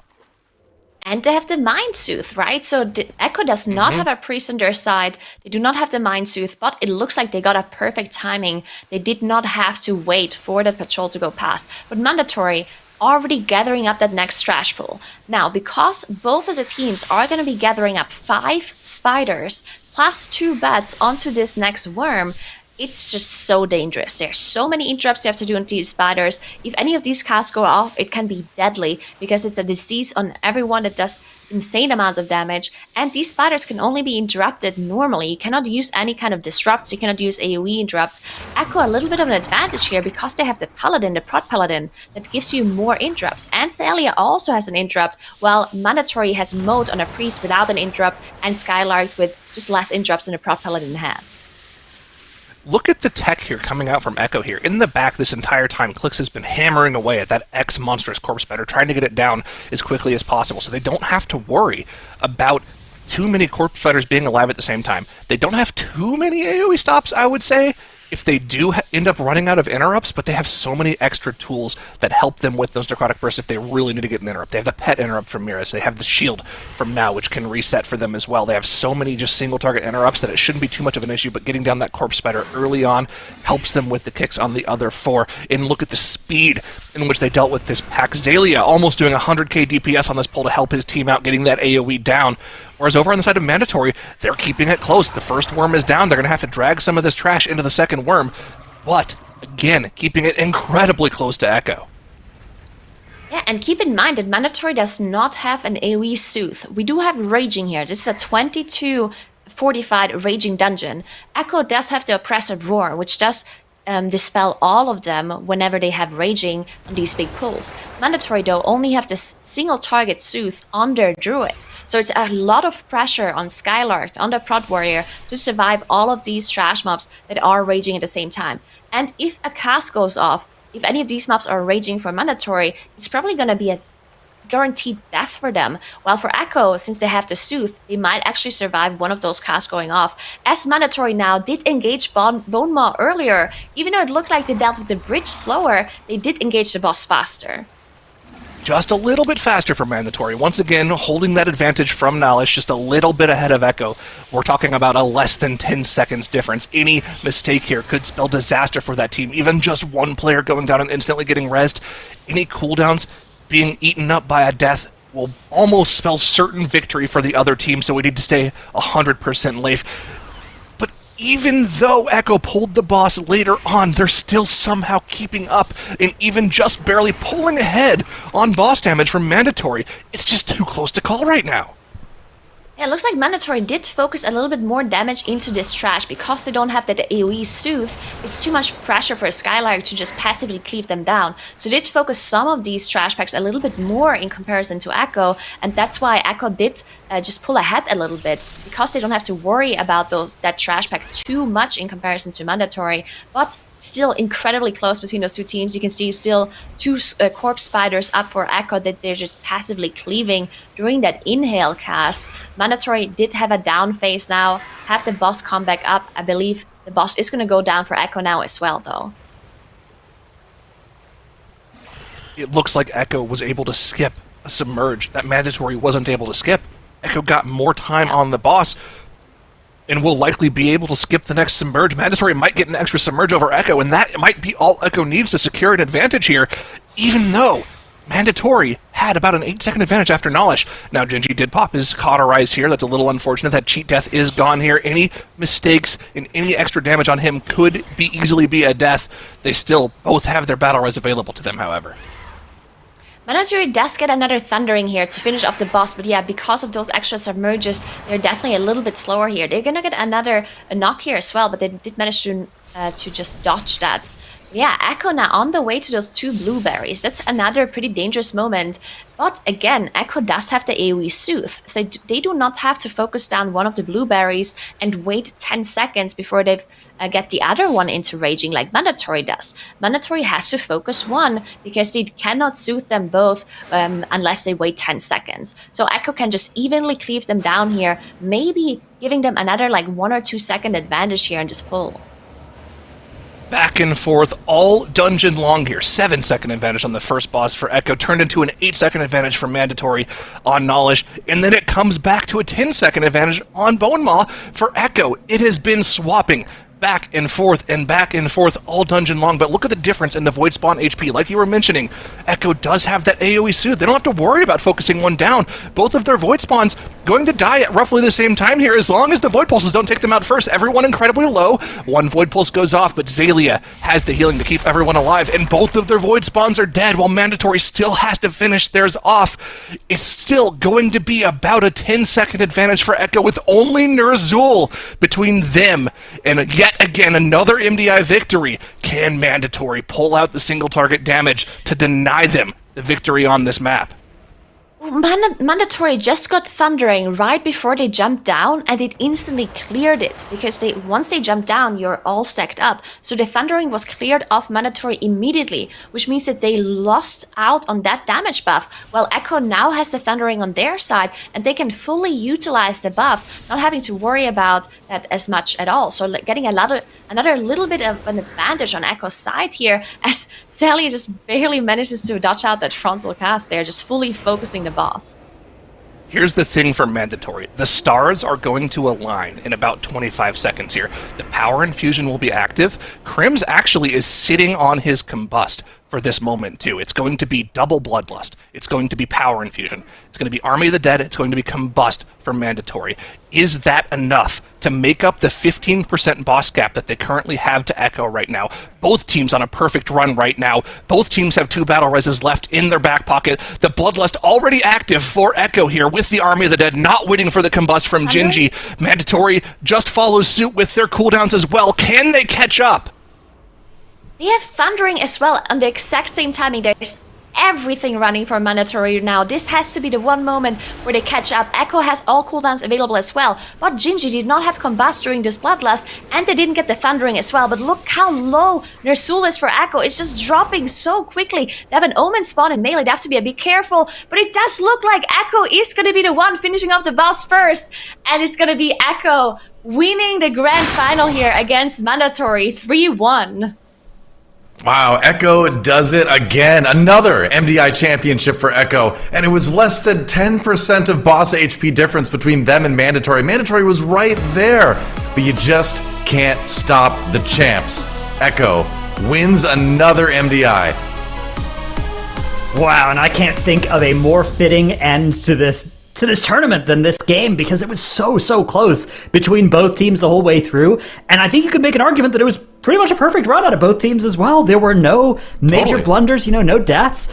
There was a little bit of jostling for position early on. Echo ended up getting the lead on the first boss, but by the time the second boss died, it was actually Mandatory that had gained a huge amount of time on that split. But Echo clawed it back as we got towards Bone Maw, right? They were getting a little bit more time. This time they didn't have that Exhumer patrol in the way, so they didn't lose out because they didn't have that Mind Soothe. So a little bit quicker in reaching it to that point, and that was all they needed to then stay ahead and pull ahead, rather, as they got towards Bone Maw. And wow, I mean, huge props to Mandatory. This was such an incredible series out of them. That Exhumer is in the way for them, but they have the Mind Soothe, so it didn't end up costing them any time. Just gotta walk around the side there, and a little strength of their comp. But as we got really towards that Bone Maw split, that Bone Maw trash area, the boss itself, Echo were just doing the damage, and somehow they had pulled ahead despite being so far behind. That extra submerge out of Bone Maw at the end here for Mandatory, just a brutal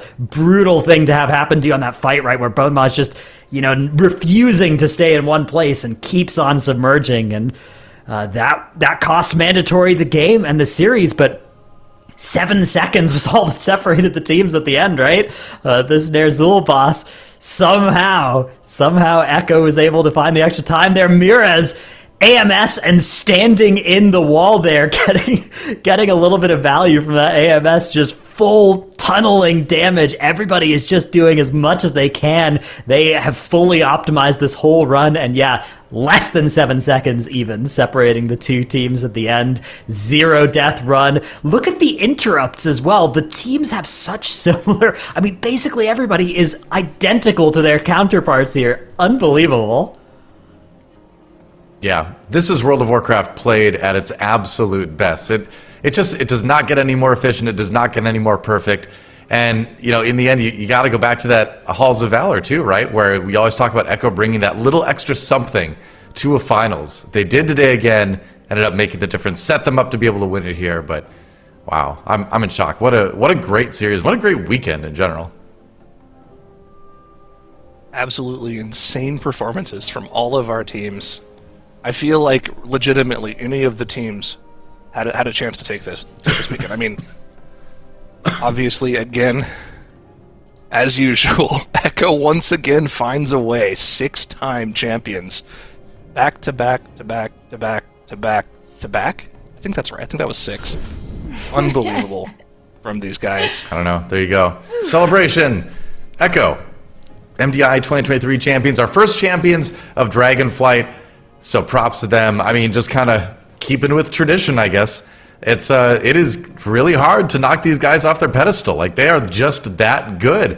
It's not a matter of like, oh, you know, maybe they got this here and there. It's like this has become a dynasty at this point. You know, this has become, you know, I think it's probably easy to say the best team ever in MDI. How long is it going to take for another team to even I almost said echo these accomplishments?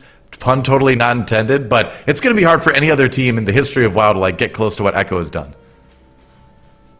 I mean, sure. Echo.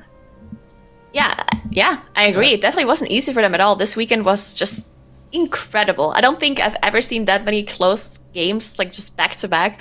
All of the teams just performed so incredibly well, and everyone has been saying it as well. Like even the competitors, players in Echo have been saying, "Oh my God, this is stacked. There's just so many great teams that are performing so well." And then the fact that Echo just somehow pulls it together in that grand final and plays every dungeon just perfectly clean. Because we've seen them struggle a little bit like the past few days. But today, that's just like this thing that Echo does, right?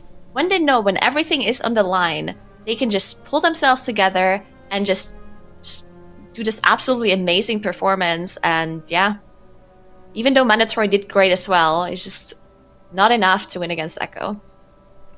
Yeah, and you do have to give a ton of credit to Mandatory as well. I mean, again, just the Monka team picked up by Mandatory, certainly doing their new organization proud. Sure, they didn't come away as champions, but putting together a run like they did in the MDI this season, certainly if you know, just watching them hadn't earned them their spot on that org, like this should keep them there for a little while. If I was Mandatory, I'd be pretty happy with my most recent pickup, that's for sure.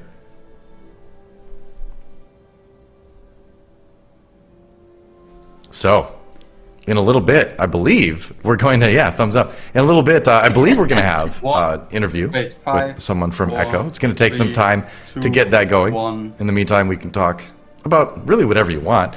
But, you know. Can we just talk about how close this bracket went to looking completely different?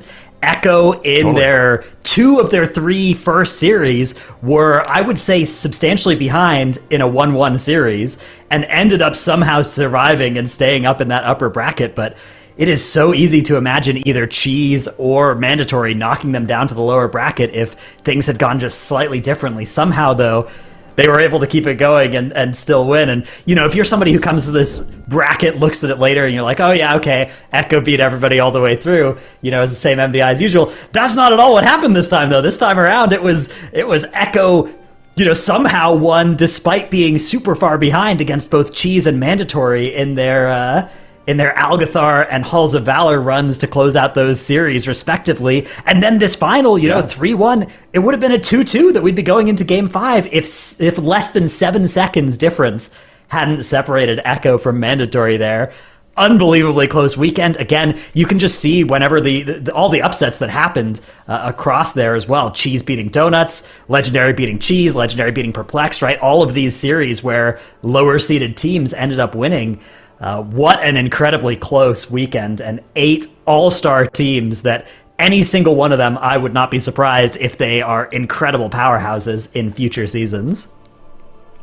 Yeah, I mean, you have to think about it this way. In 14 matches this weekend, only 3 didn't go the distance. That's how close all these matches were, and how close we were to a different bracket entirely, like you're talking about.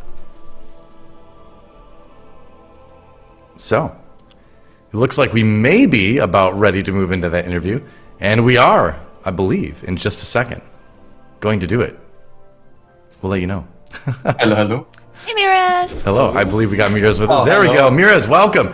Congratulations on the win again. Yeah, I gotta ask, and I'm sure you have a good reason for this, but my first question to you is going to be, why did you wait until the very last Halls of Valor to pull out that tech? What kept you from using it in the upper bracket finals? You just didn't think you needed it? Or what was the reason for waiting?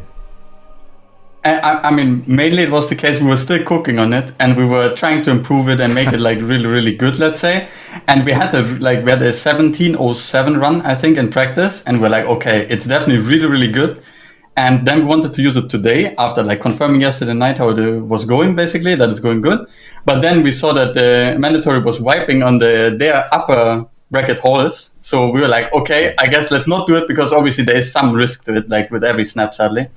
And then obviously in the finals, we're like, oh no, and we need to pull it out, and that's what we did. Yeah. All right, really cool. I do. First of all, congrats, of course, winning again. One more title for your team. I do want to ask though, does this win feel maybe a little bit better than all the other wins previously, because it was just so incredibly close? And did it feel like you were definitely a little bit more vulnerable this time around compared to maybe other finals? Oh yeah, for sure.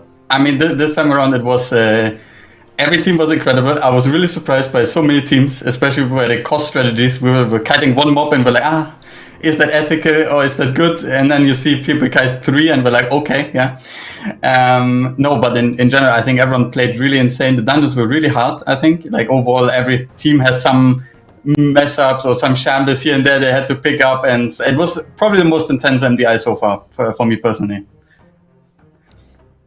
Now, a question that I have for you is, this is the first time in a long time that you've been playing in the MDI, and I want to know, well, how has that been different for you? You don't have Fragments on the team anymore, so you're not being the out of game captain anymore. You're playing. So, has that increased the stress for you at all, or did you guys find out a system to just make it work a little easier for you? It has increase the stress, let's say, a little bit, of course. Like, for example, if we need any vigorous or whatnot, I make them when we obviously don't play. So, for example, I just, like in the evening when we talk or whatnot, in the night rather, I just make vigorous and I look at the things. But in general, I did really good pre-prep. What I learned from the Race to World first, like I had everything prepared. I had vigorous templates for basically every scenario that we used in the past. So I could just copy and like put in what we needed and whatnot. So in general, it was fine, but of course it is more stress for everyone in terms of also like improving on tactics over the weekend, because obviously I'm playing and you can't just have someone on the outside looking and be like writing down, oh, we need to for the next day, for example, improve the horse because mandatory does like there's cool pull on the left side and we didn't do it. And we like need to, after we play, look at it together or cut playtime in a way, I guess, yeah. Okay.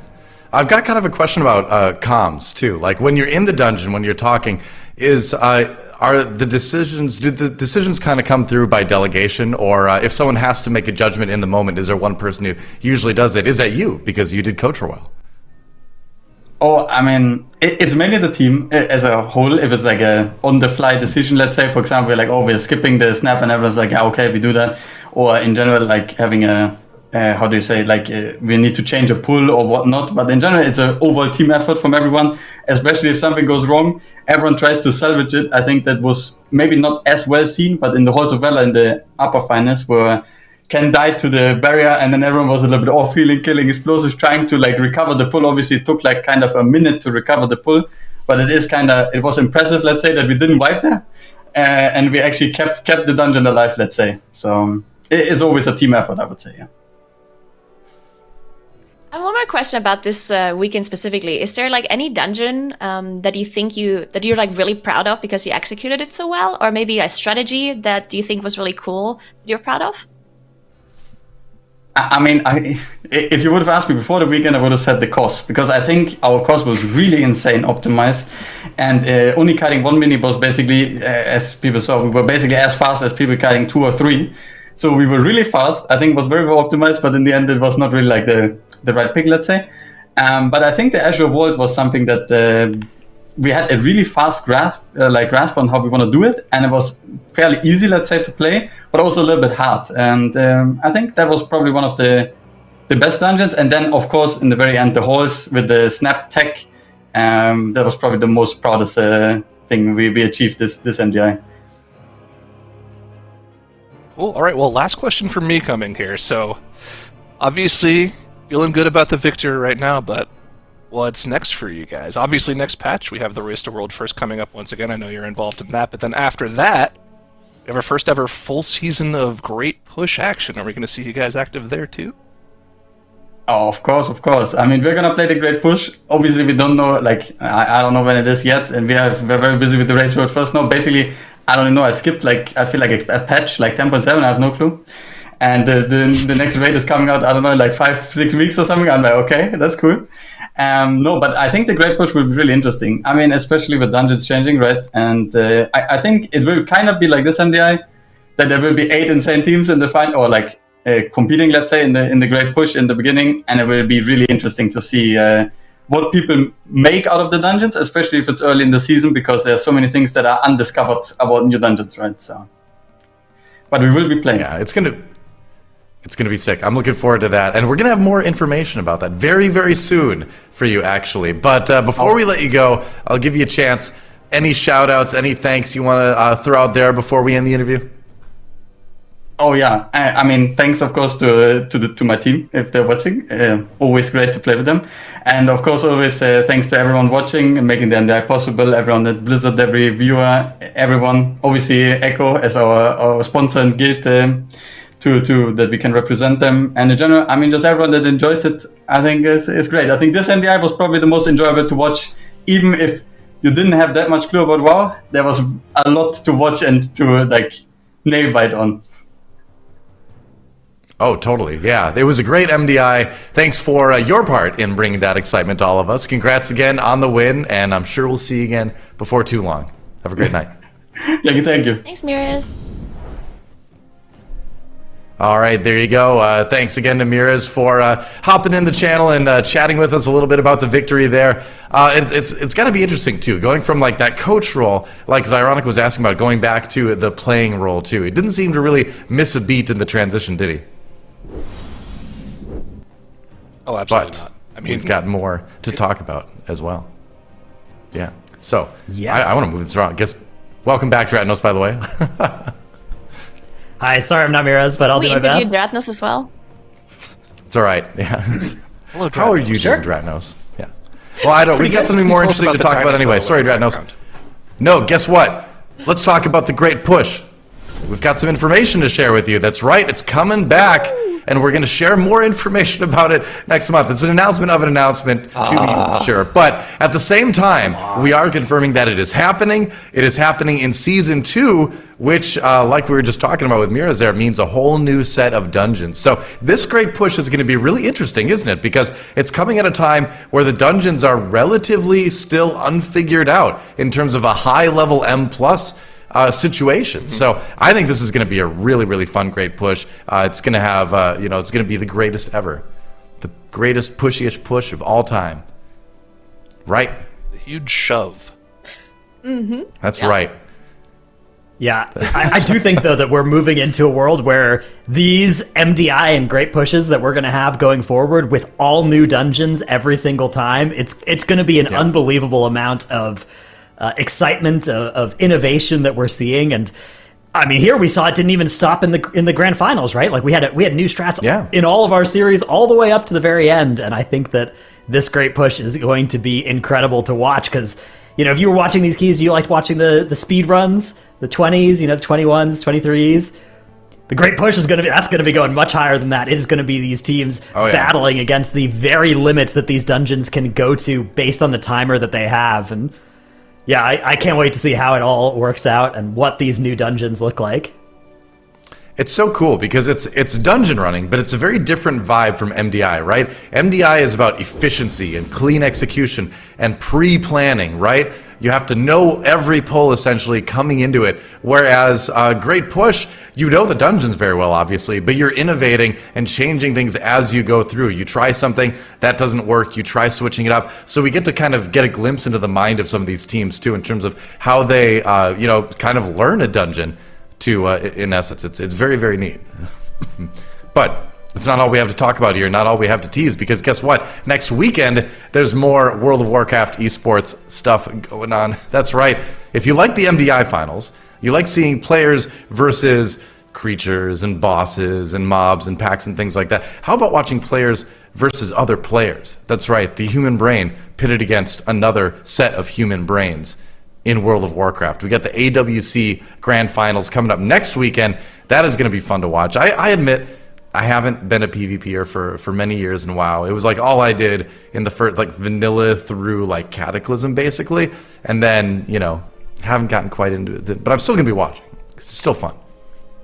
I always love watching the WC, even though I don't play myself. I love watching it because like whenever I hear the casters just like somehow see what's happening and just like they're like rappers, like Super Teach just says everything in like 2 seconds, and somehow he can just have an overview of everything, and it's just crazy to me. So I just love watching it as well.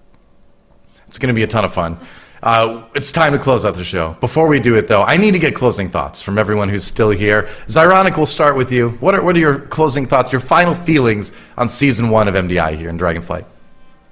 I feel like I've been saying this for every season for the past couple of years, but I truly believe it now in that the level of competition we have in the MDI is at a point where it's just so ridiculous to see. Like I've said it before, I legitimately think any of the 8 teams this weekend could have won this tournament if just the right cards fell into place. And I mean, there's still more to go. Like you were talking about earlier, new dungeons every season just makes it so that newer teams can come into the fold, and you don't have to learn the old strategies that people keep falling back on to relearn the new dungeons with the new seasonal affix, because seasonal affixes are gone now, right? So I think the new TGP this next season, and hopefully the MDI that comes after that, will just be just as good as this one, and potentially even better.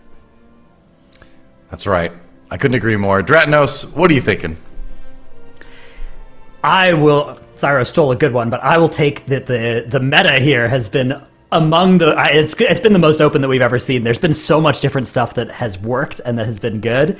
Even just across this weekend, we saw 12 of the game's now 13 classes represented in our maps. If you go back, we saw all 13, of course, across the Cup weekends as well. 38 specs in the game. I think we've seen like 26, 27 of them.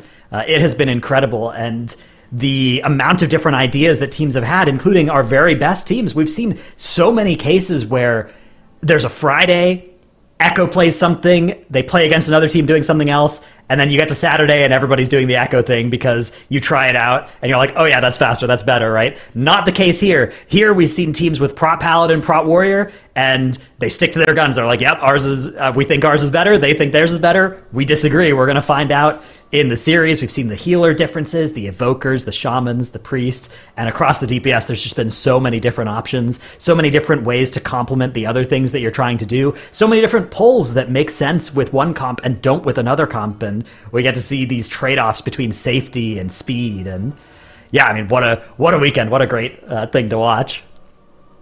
It's been pretty incredible. We'll close with you, Nagura. What are you thinking going into the very end of Season 1 here? I think Make said it best in chat right now. I think the real winners this weekend is actually the viewers, because the teams put up such an amazing show that we had an amazing time watching. So big shout out to the teams for putting up such a good show. And I just want to say I love DMDI, I love TGP, I love WoW Esports, I love everyone that's involved and just watching, and see you next time. Yeah, and on that note, thank you all so much out there for watching. Thanks to our production crew behind the scenes for making this all actually work. Thank you for all the players out there showing us really amazing dungeons, for flexing their giant brains on the screen for us. I always have a ton of fun doing this. It's so great. Dragonflight is an awesome expansion. The dungeons are great. I can't wait for Season 2. Again, thanks so much for watching. So until next time, be good to each other, play some WoW, and we'll see you on the next MDI.